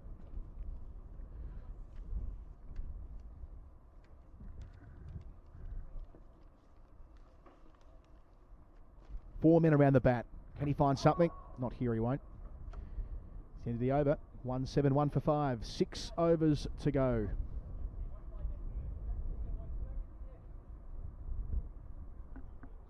Or should I say 5 overs to go as it ticks over. My apologies, but nonetheless, the task is getting easier and easier here for Essex. The sting's out of the game. The life has been sapped from the Somerset fielders, who are seemingly resigned to their fate, but at the same time they pick up one in this over, and I'm sure they'll burst to life knowing they get a chance at the Essex lower order, albeit a brief one. Yeah, highly unlikely for Somerset at this stage. Can't fault their effort. They've been brilliant over the 5 days and over the entire season. Andy Hurry and his men have done a good job. They've played some wonderful cricket. Essex, though, just a little bit too good in the key moments, you feel, over the 5 days. Think back to Alistair Cook and partnership with Tom Wesley. Really important, that partnership. Just stretching the game out away from Somerset. Jamie Porter, a wonderful spell. Picking up 3 or 4 wickets in a short burst. Really just getting Essex back in the game. And it looked like Somerset were going to run away and get a lead and be able to declare overnight. So just little passages of play that Essex probably just won the crunch and key moments.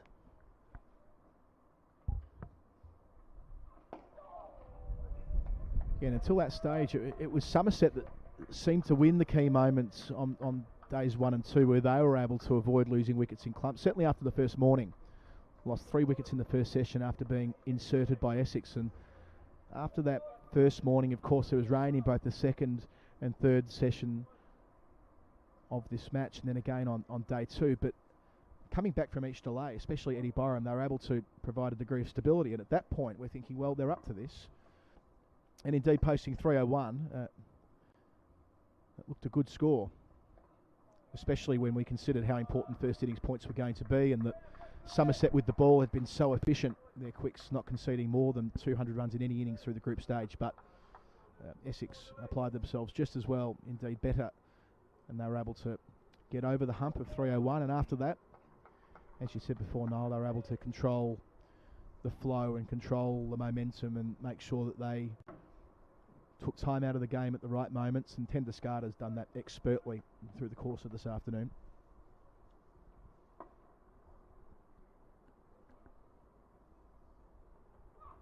Well, 301 was certainly a very good score. I think evening of day 1, Ben Green said 250. If we can get to 250 tomorrow on day 2, we'll be very happy. So everybody, absolutely everyone in the ground, in the commentary box, said 301 is a very, very good score. The fact that Essex went out and got 337, well, Alistair Cook, England's greatest ever batsman, smashed a beautiful 172. So, you know, there is the difference. Somerset got a above par total, but Cook was fantastic. Yeah, that big game experience shining through there from Cook, knowing that there was a target in mind. It wasn't just a case of batting time. He knew that 301s where he needed to get them to, and by the time he departed, most of that work was done when the score was 266 for 6 late on day 3. There was a little window there for Somerset, but they didn't take it, and as a consequence they found themselves in a situation where they were very much chasing the game on afternoon 4, which again finished prematurely as a result of bad light and rain.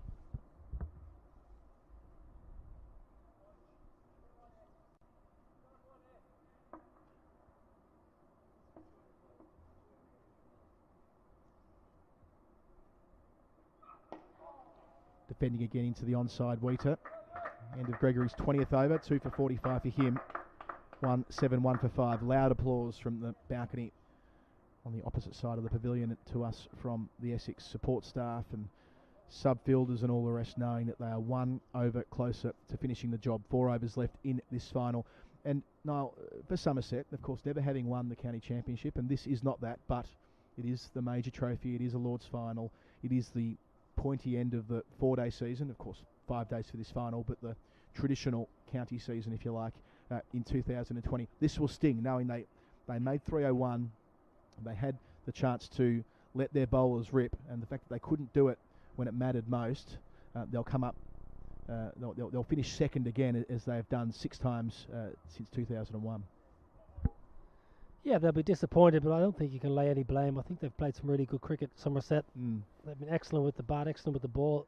Unfortunately, they've come up against a fairly resilient Essex side who know how to get the job done, and I'll harp on about it again. They had a man called Alistair Cook who just stood firm for the best part of 6 hours at the crease to get Essex ahead of 301 and put them in a position where it was going to be very difficult to beat them. So I don't think Somerset can be too disappointed about the performance. Don Bess on as a sub-fielder. His last 4 overs as a Somerset player, of course. Off to Yorkshire next season on a 4-year deal. Yeah, so I think Somerset, they will be disappointed, of course they will be, but I think they've been very proud of their efforts this year. They've been brilliant, played some wonderful cricket, led very well by Tom Abel, Andy Hurry, good coach. So they can build.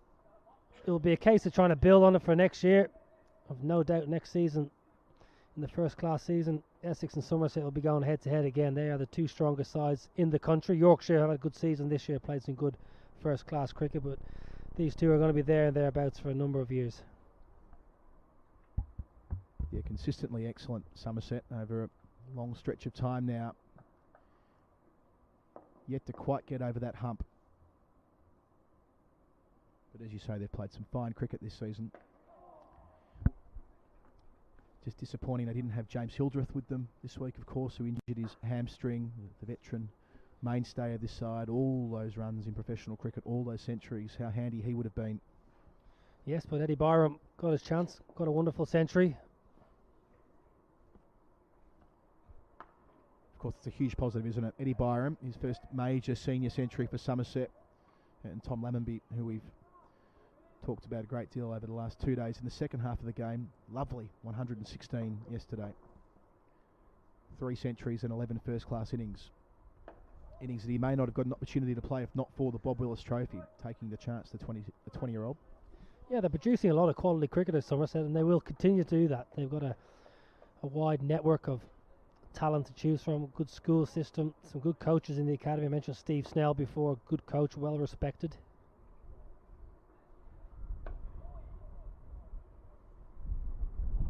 So Leach ends his over. 3 to go. This is going through the motions a bit now for Somerset. Any hope they may have had when we were starting the final hour, indeed starting the final half an hour, really has sapped away now.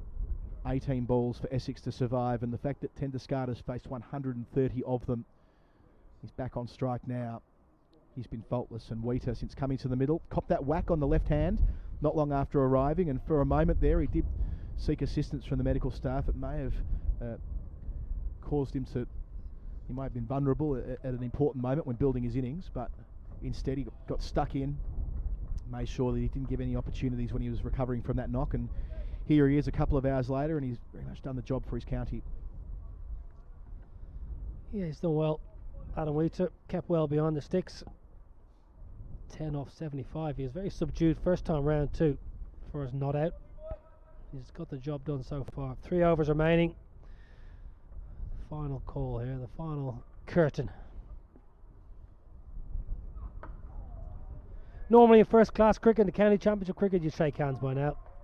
5 wickets down, you would accept that you're not going to take these last 5. Probably 4 or 5 overs ago you'd shake hands, but in a final you just got to hang in there. You got to just try it every single time, until there's a position where you can't mathematically win. You've got to keep trying for your county, but normally they would shake hands by now and be walk off the field and say well played to the opposition. Yep, I'm sure they'll give themselves every opportunity, especially if they were to take a wicket. Unlikely as it is from here, let's be honest. Ooh. Short ball, takes it on. Good bouncer. Late in the day, Tendo-Schaar up to the task, out towards the Warner stand. Man versus ball, and man wins. Good stop. Coming back for a third. Tendo-Schaar moving along to 46, so a chance to raise his bat. Reach that personal milestone, 175 for 5. Well, that's a great bouncer. Lewis Gregory having a little joke with Ryan Tendo-Schaar, but brilliant energy from Gregory, brilliant commitment to get a bouncer with such venom behind it so late in the day when the game is gone, and to upset Ryan Tendo-Schaar. Hit him hard. Hit Ryan Tendo-Schaar hard on the gloves, and it took a bit of helmet on the way through.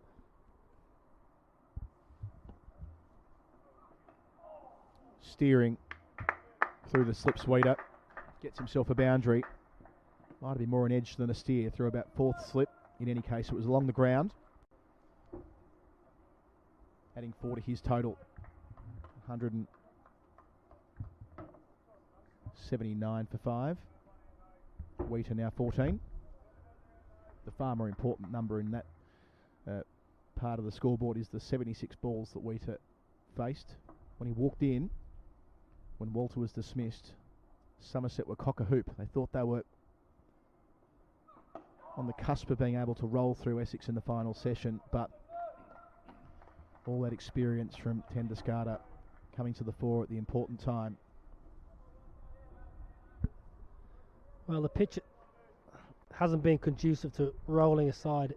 It's been a pitch where if you get your head down, you got good technique, you can survive and score runs. Wickets have tended to fall in clusters, but generally it's very difficult to roll a side over. You need a long time. Both sides have managed to bat a fairly long period in the first 100 overs and then 120 overs. At this stage of the year, it's a good effort.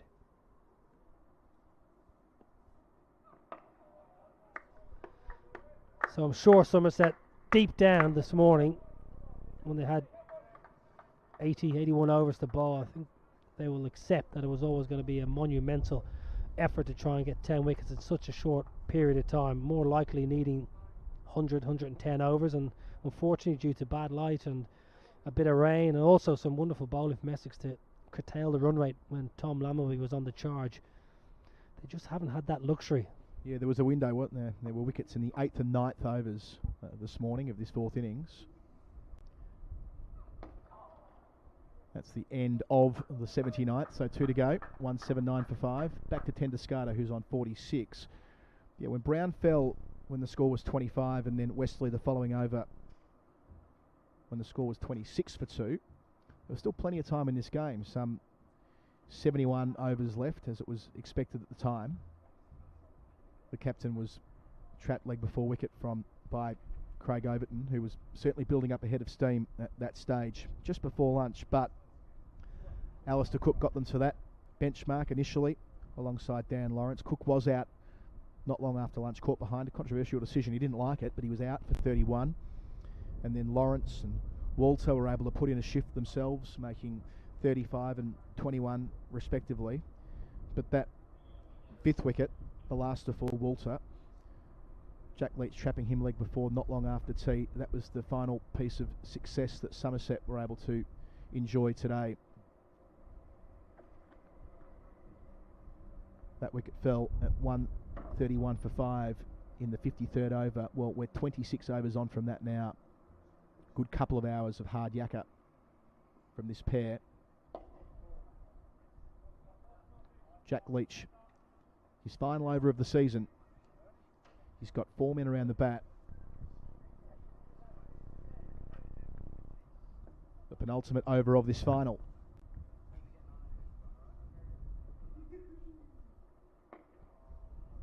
And for Essex, Tendo-Schaar, so much success as a team man here since 2003.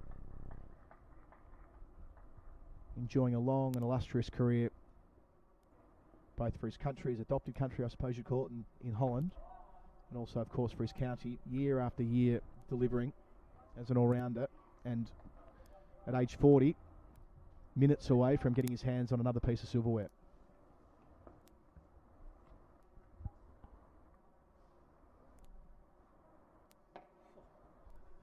Yeah, he's been a champion. Ryan Tendo-Schaar, absolute champion for Essex for the best part of 2 decades. 17 years service, loyal service, captaincy, wonderful batsman, great leader of men.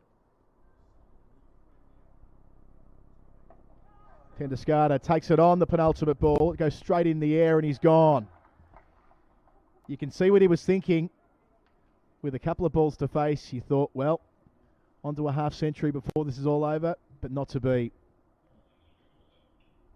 He's caught on 46, but what a power of work he's done. An easy catch for Bartlett. Leach gets a 3rd wicket with 7 balls to come in this game. Essex are 179 for 6, but forget about that. The effort of Ryan Tendo-Schaar batting for over 4 hours. What a wonderful effort, Niall O'Brien. Fine effort, but what a tame ending. Ryan Tendo-Schaar, well, he'll be distraught. It won't mean a great deal now that he wasn't not out at the end, but he would have loved to have been there at the end. A fine knock, powers of concentration, good technique, the sheer desire and will to be there at the end and see his side over the line. Well, he's not going to be there at the end, but he's played well. Another wicket for Jack Leach. 3rd of the day, a fairly simple catch. We just never know. One never knows. Well, mathematically possible, that much is true. They need 4 wickets in 7 balls. Let's not get carried away on that front. I can see what Tendo-Schaar may have been thinking, which is that on 46, just, you know, having 50 odd not out instead of 40 something not out. Simon Harmer makes his way to the middle. So there's 1 ball left in the Leach over. Weeder's on strike because the ball hung for a long time before Bartlett took it. And Simon Harmer walking out, having made a 3-ball duck the first time around. What about a pair? What about a pair to wrap up this fixture, eh? Why not? He did his job with the ball, that's for sure. In the first innings, picking up a couple of wickets to finish it off. Somerset, the second time around, picked up a couple more, so 4 for the game, making 38 for the season, leading all comers again in this competition. I say in this competition, previously it was a county championship, but in county cricket around the country, there was no one better than Harmer with the ball. So Leach's final ball, Weeder having crossed with the ball in the air, will be the man to face it, and then we'll have 1 more over. Men around the bat, feet all but on the pitch, short leg, silly point, a second silly point, diving across that pitch as well from short leg, but it counts for nothing. The end of 80 overs, so 1 to come in this Bob Willis Trophy Final. 179 for 6, and it'll be Simon Harmer, as you say, on a pair, just wanting to get to the other end and be out there when Essex formally complete the job in a couple of minutes. Tom Abel, well, he can be very proud of his troops. They've fought very hard for him over the last 5 days. They're going to come up just short. Somerset, once again, the supporters are thinking what might have been, but it's been a mighty fine campaign for the men from Taunton. Unfortunately, they're going to be eclipsed by the men from Chelmsford. The rivalry will continue into 2021, no doubt about that. Lewis Gregory's had a cracking match. Brilliant with the ball. Absolutely fantastic. First inning, 6 wickets. Second, hero-like. 2 for 52. Has been steaming in. Deservedly getting the final over here to Harmer. 5 balls to go. He's earned the chance for 1 last wicket, Gregory. Been quite outstanding.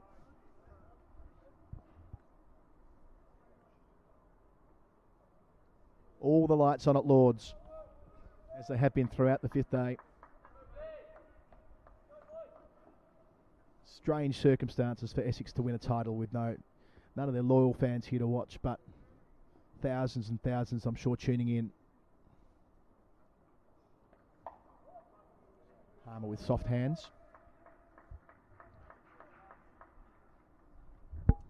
Yeah, and a fine tradition for Essex will continue in first-class cricket. Think of players of years gone by. James Foster Ronnie Irani, Peter Such, Graham Gooch, wonderful cricketers have lifted the trophy and lifted many trophies for Essex, and this is a very proud club. We're down to the mathematical situation where Somerset need a wicket every ball, so after this delivery there'll be no doubt where the trophy's going, and that is to Essex. They may shake hands at this point, and they will. Essex once again have done it. They've won the Bob Willis Trophy here at Lord's, the 5-day final. They come out on top, drawing the fixture. 179 for 6 in their second innings. Their target was 237, but that mattered little. They needed to bat throughout the course of day 5, and they did so. They made it to the finish line. Niall O'Brien, champions in 2017, champions in 2019, and they win the Bob Willis Trophy in 2020. Yeah, fantastic effort. Anthony McGrath and his men, Tom Wesley, done a very fine job at the helm. Deserved champions. Somerset been fantastic. They've fought really hard for their side this last 5 days. Adam Wheater's done a good job. Essex have been a wonderful county for many, many years. Played some really sterling cricket over the last 5 days. There hasn't been much in it. Truth be told, there's been very little in this contest. Only the odd nuance here or there. The big moments, you feel Essex just won those key moments. Alistair Cook, magnificent 172. Essex are the champions yet again. Adam Wheater making his way to the boundary rope, unbeaten on 14 from 80 balls, but a very important contribution in the context of what could have been an eventful final session if that first wicket of Paul Walter was capitalised upon, which left Essex 5 down for 131, but with the better part of 2 overs to bowl. But Wheater and Tendo-Schaar, they made sure there would be no collapse, there'd be no crazy final hour. They really did dig in. They gave Somerset absolutely nothing under lights here, which would have been difficult conditions to bat in, even if the track was giving them not much at all, and made sure there'd be no last twist. They couldn't have done any more, Somerset. They gave absolutely everything. They'll be disappointed, they'll be distraught, but they can look back with great pride as they fought with Essex for the last 5 days. Quality effort. We saw brilliant batting from both sides. Alistair Cook, Eddie Byron, wonderful century. Probably the best century of them all, Tom Lammonby. Fantastic. Remember that name. He is one for the future. Excellent bowling by Sam Cook, Jamie Porter, Lewis Gregory, fantastic. And Craig Overton, well, he is a fantastic cricketer. Excellent with the ball, bat, brilliant in his slips. All told, though, the Essex men were just too good. Over the 5 days, Anthony McGrath and his troops were fantastic. Yeah, feeling that Somerset know well, second best in 4 and indeed this week 5-day cricket in England. The runners-up now 7 times since 2001, performing admirably across the 5 days, but just not able to get the job done here this week.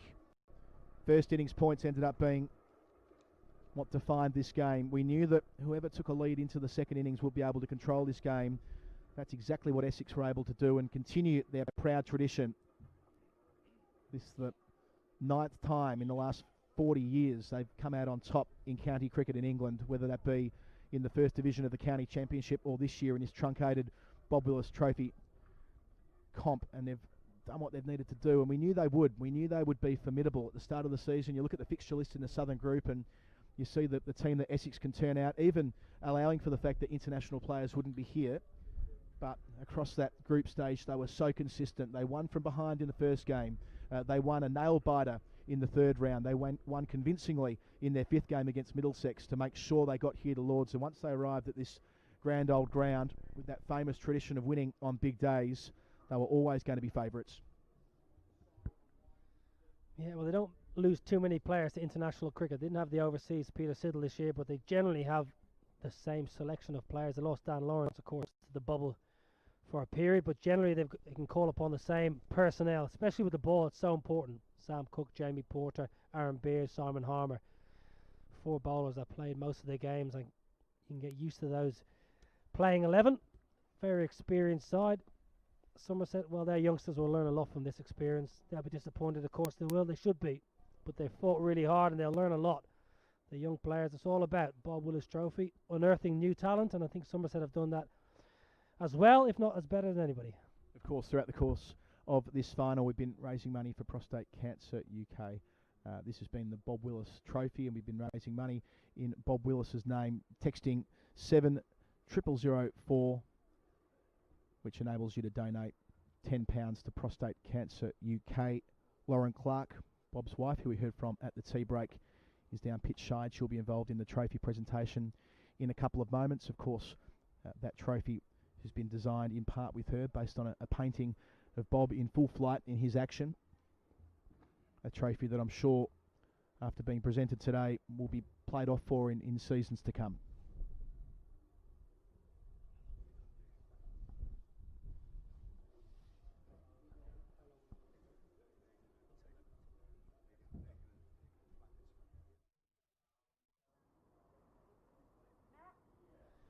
Yeah, another trophy for the men from Chelmsford. Anthony McGrath continuing to find tradition and work and find team spirit. I think that's very obvious within the Essex side. They've got a really strong team spirit, strong unity. Chris Silverwood obviously coaching before, and Anthony McGrath continuing on. Ryan Tendo-Schaar was captain, and Tom Wesley now leading from the front. Useful when you've got England's greatest ever batsman, Alistair Cook, to call upon to open the batting in first class cricket. Very proud moment for all the Essex fans.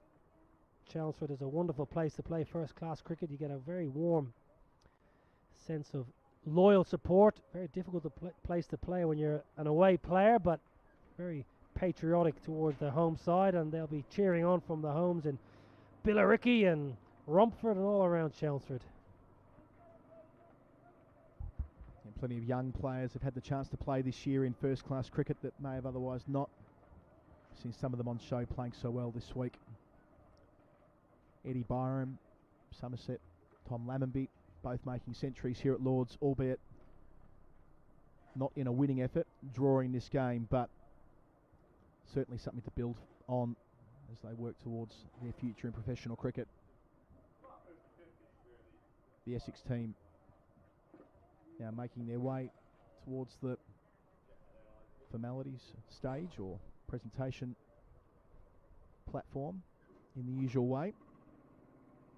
Preparing to have a few photos and enjoy themselves with the trophy, I'm sure. Of course, they'll get out tonight and enjoy each other's company, as is the custom after winning a big trophy. Well, this is what you play for. This is what you play cricket for. These moments, winning trophies, winning championships with your mates. A lot of hard work going on. You don't see the work they put in October, November, December, January, February in indoor schools up and down the country, gymnasiums up and down the country. This is fantastic. This is what you do it for. This is what you put all the hard work in for. These moments, absolutely fantastic for these Essex cricketers, young and old. And now for the formalities, we hand down to the presentation team pitch side as the Bob Willis Trophy will be prepared to be given to the Essex County Cricket Club. Ladies and gentlemen, a warm welcome to the presentation for the Bob Willis Trophy Final of 2020. Your presentation party, ECB Chairman Ian Watmore, Chief Executive and Secretary of MCC Guy Lavender, and Bob's wife, Lauren Clark. Firstly, a huge thank you to MCC and to all at Lord's for hosting this year's very special final. This unique competition has given young talent around the counties a chance to shine in a testing year for everyone, and none more so than the players we've seen here at the home of cricket. This competition has also helped raise awareness for Prostate Cancer UK, highlighting the amazing work that goes on behind the scenes to battle this awful disease. And today's very special trophy, paying tribute to Bob, has been designed by Lauren. While the match has finished as a draw, as many of you will be aware, in the regulations it was deemed the team scoring the highest score in the first innings will be the winner, and therefore we congratulate Essex. So we would now like to ask the captain, Tom Wesley, to step forward to lift the Bob Willis Trophy for the first ever time.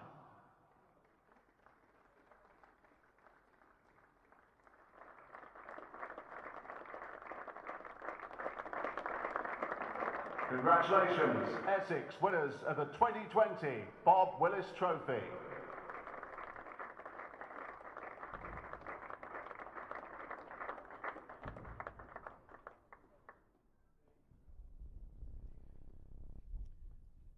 Fantastic moment for Tom Westley and his Essex side as they see that trophy, that lovely trophy for the first time, with Bob Willis in full flight. About to have their moment with the photographers. As you say, Niall O'Brien, really important moment for any professional cricketer. All the hard work they do, it's all about this. This is what you put the hard work in. Essex, best team over the year, best team for a number of seasons. Fantastic for Tom Westley, the captain. Fantastic for Essex County Cricket Club. Well-deserved winners. Alistair Cook, the great Alistair Cook, 172 in the first innings, who really did make this all possible. You see him standing there with Ryan Tendo-Schaar for the right of screen. Tendo-Schaar important on the final day, but when the game was there to be won, it was Alistair Cook who made the big 100 at Lords, which you've seen him do so many times for England. But this week it was for Essex. A lovely moment presenting the trophy to Ryan Tendo-Schaar, one of the stalwarts of this side, just letting him have his moment. Fairly subdued celebrations, but wonderful, absolutely wonderful for all the Essex boys, all the Essex supporters. We'll remember this and remember the great man Bob Willis himself. Fantastic to have this tournament in his honour. Wonderful cricketer, wonderful person. Entertained us for many years on and off the field. Alistair Cook as well, having his moment with the trophy, with Lauren Clark, Bob's wife, and of course Tom Westley getting the chance to hold the trophy after taking over as full-time captain this year. What a fine effort, going undefeated through the group stage, coming to Lords, obviously all that experience in the dressing room, players like Tendo-Schaar who've captained this team historically, and Cook with all his time looking after England, but in his own right able to get hold of that trophy today. It'll mean an awful lot to him on a personal level as well. Yeah, there'll be plenty of emotion around the country as well. Those of us who are lucky to know Bob Willis know what a wonderful man he was. Alistair Cook himself would have had a lot of time with Bob Willis down the years, being interviewed and sitting in studio. It'll be emotional for everybody sitting at home, because Bob Willis was a fantastic cricketer first and foremost, but a wonderful person to be around and spend time with on the cricketing circuit. So it's a wonderful moment for his family, a very proud moment, and it's wonderful that Essex have played the game in wonderful spirit. The game's been played in a fantastic spirit, and Essex have deserved that win. It's lovely to see Alistair Cook enjoying the moment. Yeah, what a striking trophy. Famous Bob Willis bowling action. We've seen that iconography on all the letterhead and all the different paperwork that's been associated with the Bob Willis Trophy, but to see it actually sitting there in the presentation, it looks an absolute treat, glistening off the Lord's floodlights here as they take the trophy off the ground. You can see Tom Westley there. He's not letting that out of his hands, and nor would he.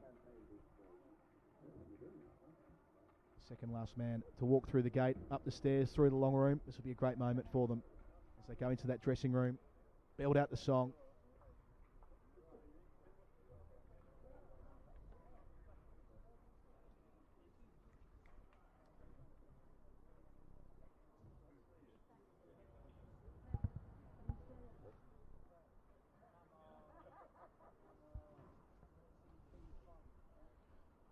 And for our post-match presentation, we head to pitch side with Matthew Floyd.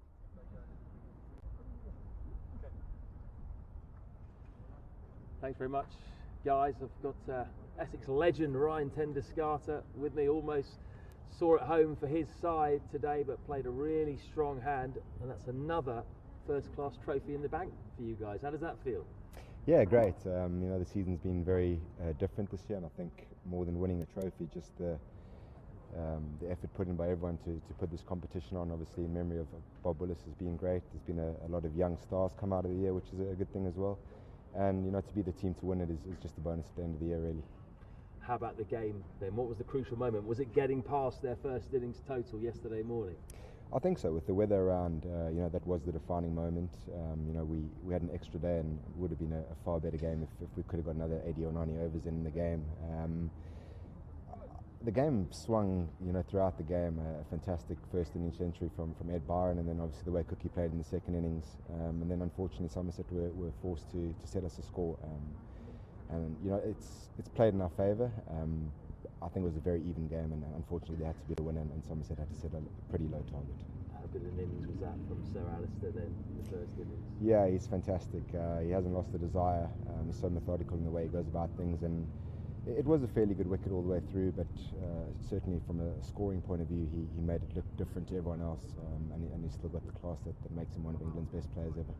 And you contributed today, seeing it out for the draw. What was the plan out there? Were you initially thinking, we can chase these down? Were you a bit in two minds?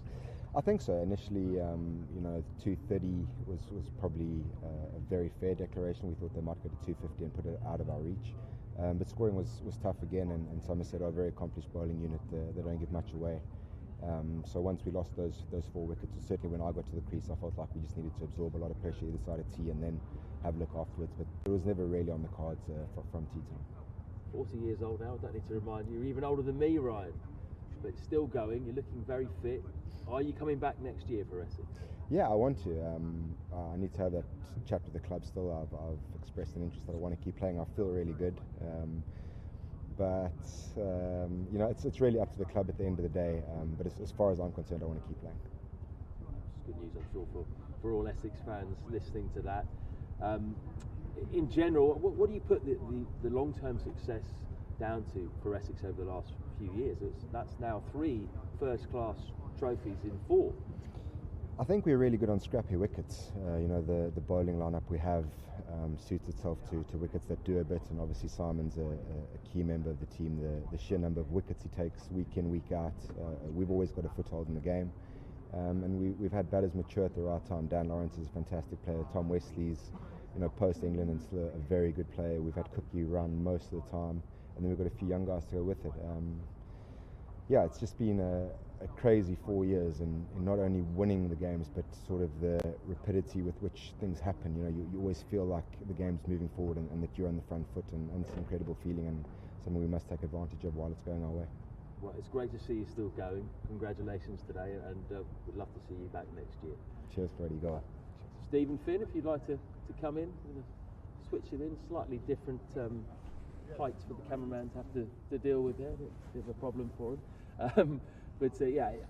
Ryan really did play his part today, didn't he? And at 68 for 3, with the Knight of the Realm out, Essex were under pressure.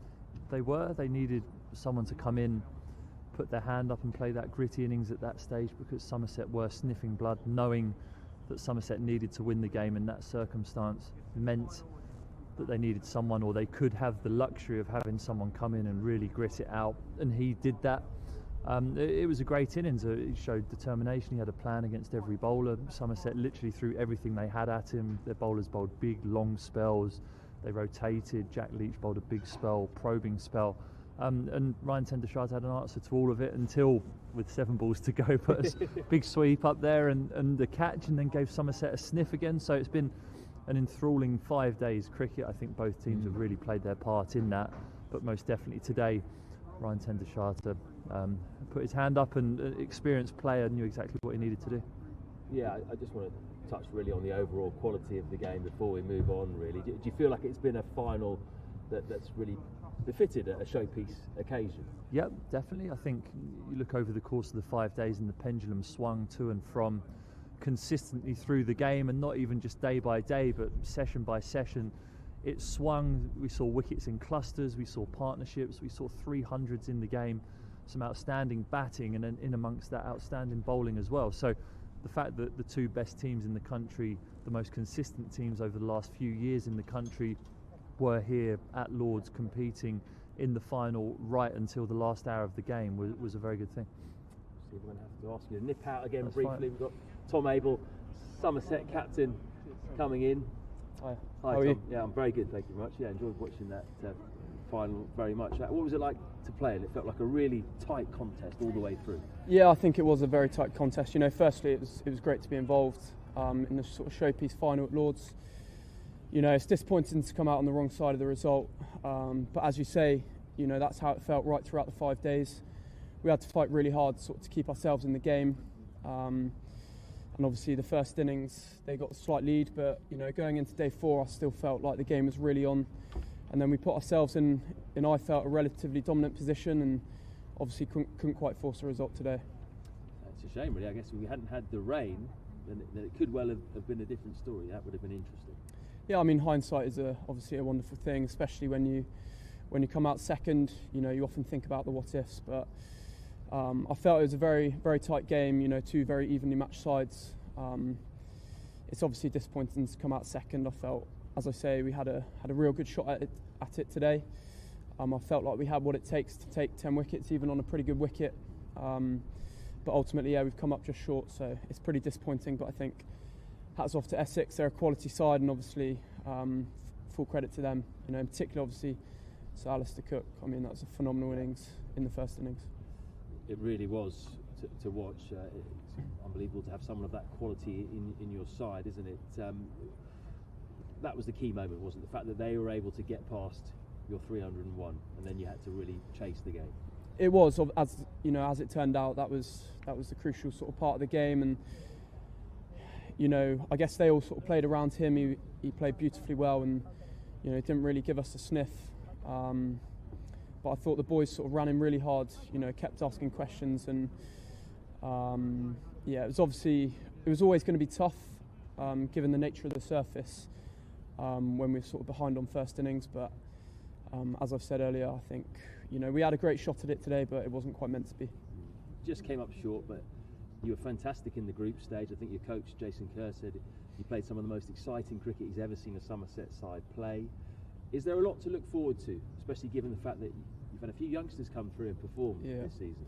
Absolutely, yeah. There's a number of positives sort of we can draw upon, and obviously the emotion is still quite raw of coming second, but equally, you know, the way we played through those group stages was brilliant. You know, I think we're always developing, we're getting better, which is pleasing, and you know, we've got to trust what we're doing. But like you say, the way that some of the young lads have come into the side and really put their hand up this year has been brilliant, and bodes really well for us moving forward for sure. Tom Lammonby really impressed, didn't he, with his century in the second innings. You've been involved with the Lions as well. Do you feel he's ready for higher honours? Yeah, absolutely. He's really sort of shown his class. I think he scored 300s in the last 3 games. But the manner of those innings has been particularly impressive. You know, in the previous games, we were under a lot of pressure, and obviously there was a final on the line, and he showed incredible temperament. And then obviously in this game, again under pressure, he played an innings which sort of gave us a chance in the second innings. Incredibly talented, humble lad. You know, very popular in the dressing room, and you know, equally Eddie's performance in the first innings sort of was a brilliant effort, and you know, of course, it'd be remiss of me not to acknowledge Lewis's efforts with the ball as well. Well, listen, hard luck today, but congratulations on a very good season otherwise, and we look forward to seeing you guys and the youngsters next year as well. Appreciate it. Thank you very much. Right, let's bring Tom Wesley in, captain of Essex, a victorious Essex captain. Congratulations, you guys are quite good at this first-class stuff at the moment. Yeah, it's been a strange year, but fortunately we've managed to continue the good form we've had in 4-day cricket. Winning the Division 1 titles the last couple of years has been fantastic, but this again equally special, especially first year as captain. It's a special feeling. What were the differences then in this showpiece final for your side? To be fair, I think you have to say well played to Somerset. I think Essex and Somerset are 2 very evenly matched teams. I don't think you can look too far past Alistair Cook's 170 in the first innings. I mean, it's incredible. Have you seen him play more fluently? No. Really? No, we were joking about it out there. In the past, batting with him, I've generally scored a little bit quicker than him, but just couldn't keep up with him. It was very fluent, and it was fantastic to watch. So I think that was obviously a massive difference in the teams, that Cookie's 100. But also the way our seamers kept going. Sam Cook, first innings was incredible, and Jamie Porter, second innings, again, incredible. And the fact that you managed to get past their first innings total, of course, that enabled you to then dictate the game as you wanted. Well, how much of a thought was there to chasing that score down?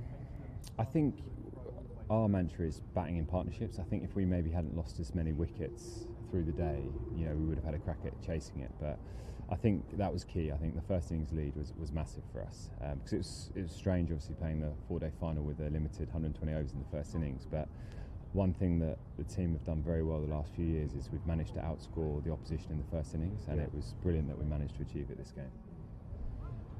And overall, we've seen a lot of sides this year give a lot of youngsters a chance. You have as well, the likes of Feroz Kushi. We haven't seen him today, but overall, you've got quite an experienced side and quite a settled side over the last few years. So does that really help when you get to these pressure situations? You know each other's games so well. I think so. I think obviously touched on Cookie there, showing his class.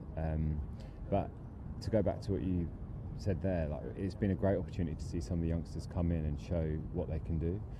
Another one, Paul Walter, maybe not as young, but has come in and actually done fantastically well with the bat, and his 20 today off quite a lot of balls was crucial. So it's promising for Essex, knowing that we've got talented youngsters coming in, because we are an older side. But like you said, I think that's where our experience shows through, which is key in crucial games and crunch games like this. It's not quite the county championship, but what does this Bob Willis Trophy mean to you guys? Well, it's massive. You know, it's every game of cricket for Essex, every competition format is crucial to us. We look to win every single game, so this is no different. This for me is like winning a Division 1 championship, especially first year being as captain. So it's a huge honour for the club. It's a huge honour for the guys in the changing room. I'm not sure how much we can celebrate with everything that's going on, but it means an awful lot. And the Bob Willis Trophy is going to have a lasting impact on the county season. It looks like they might well be sticking to the conference system. Do you like that sort of a system coming in next year? I'm not against the 3-tier system. I think that's, you know, it's proved that it's worked well in terms of number of games and the format.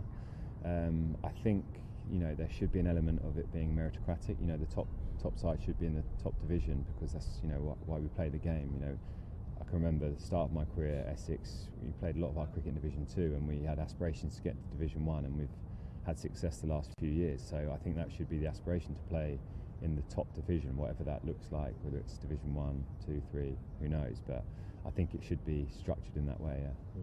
Well, listen, congratulations. Fantastic win for you guys. I'm sure you can celebrate a little bit, maybe up in the pavilion somewhere at your hotel. So go well. Cheers, thank you very much. Cheers. Let's get a final thought from Steve Finn, just quickly. Little rap as Tom Wesley heads back to the pavilion for a team song, I'm sure. Why are Essex such a good side at 4- and 5-day cricket? Well, I think they've got, first and foremost, a very good team ethos. You can see the way that they play together. They try and win games.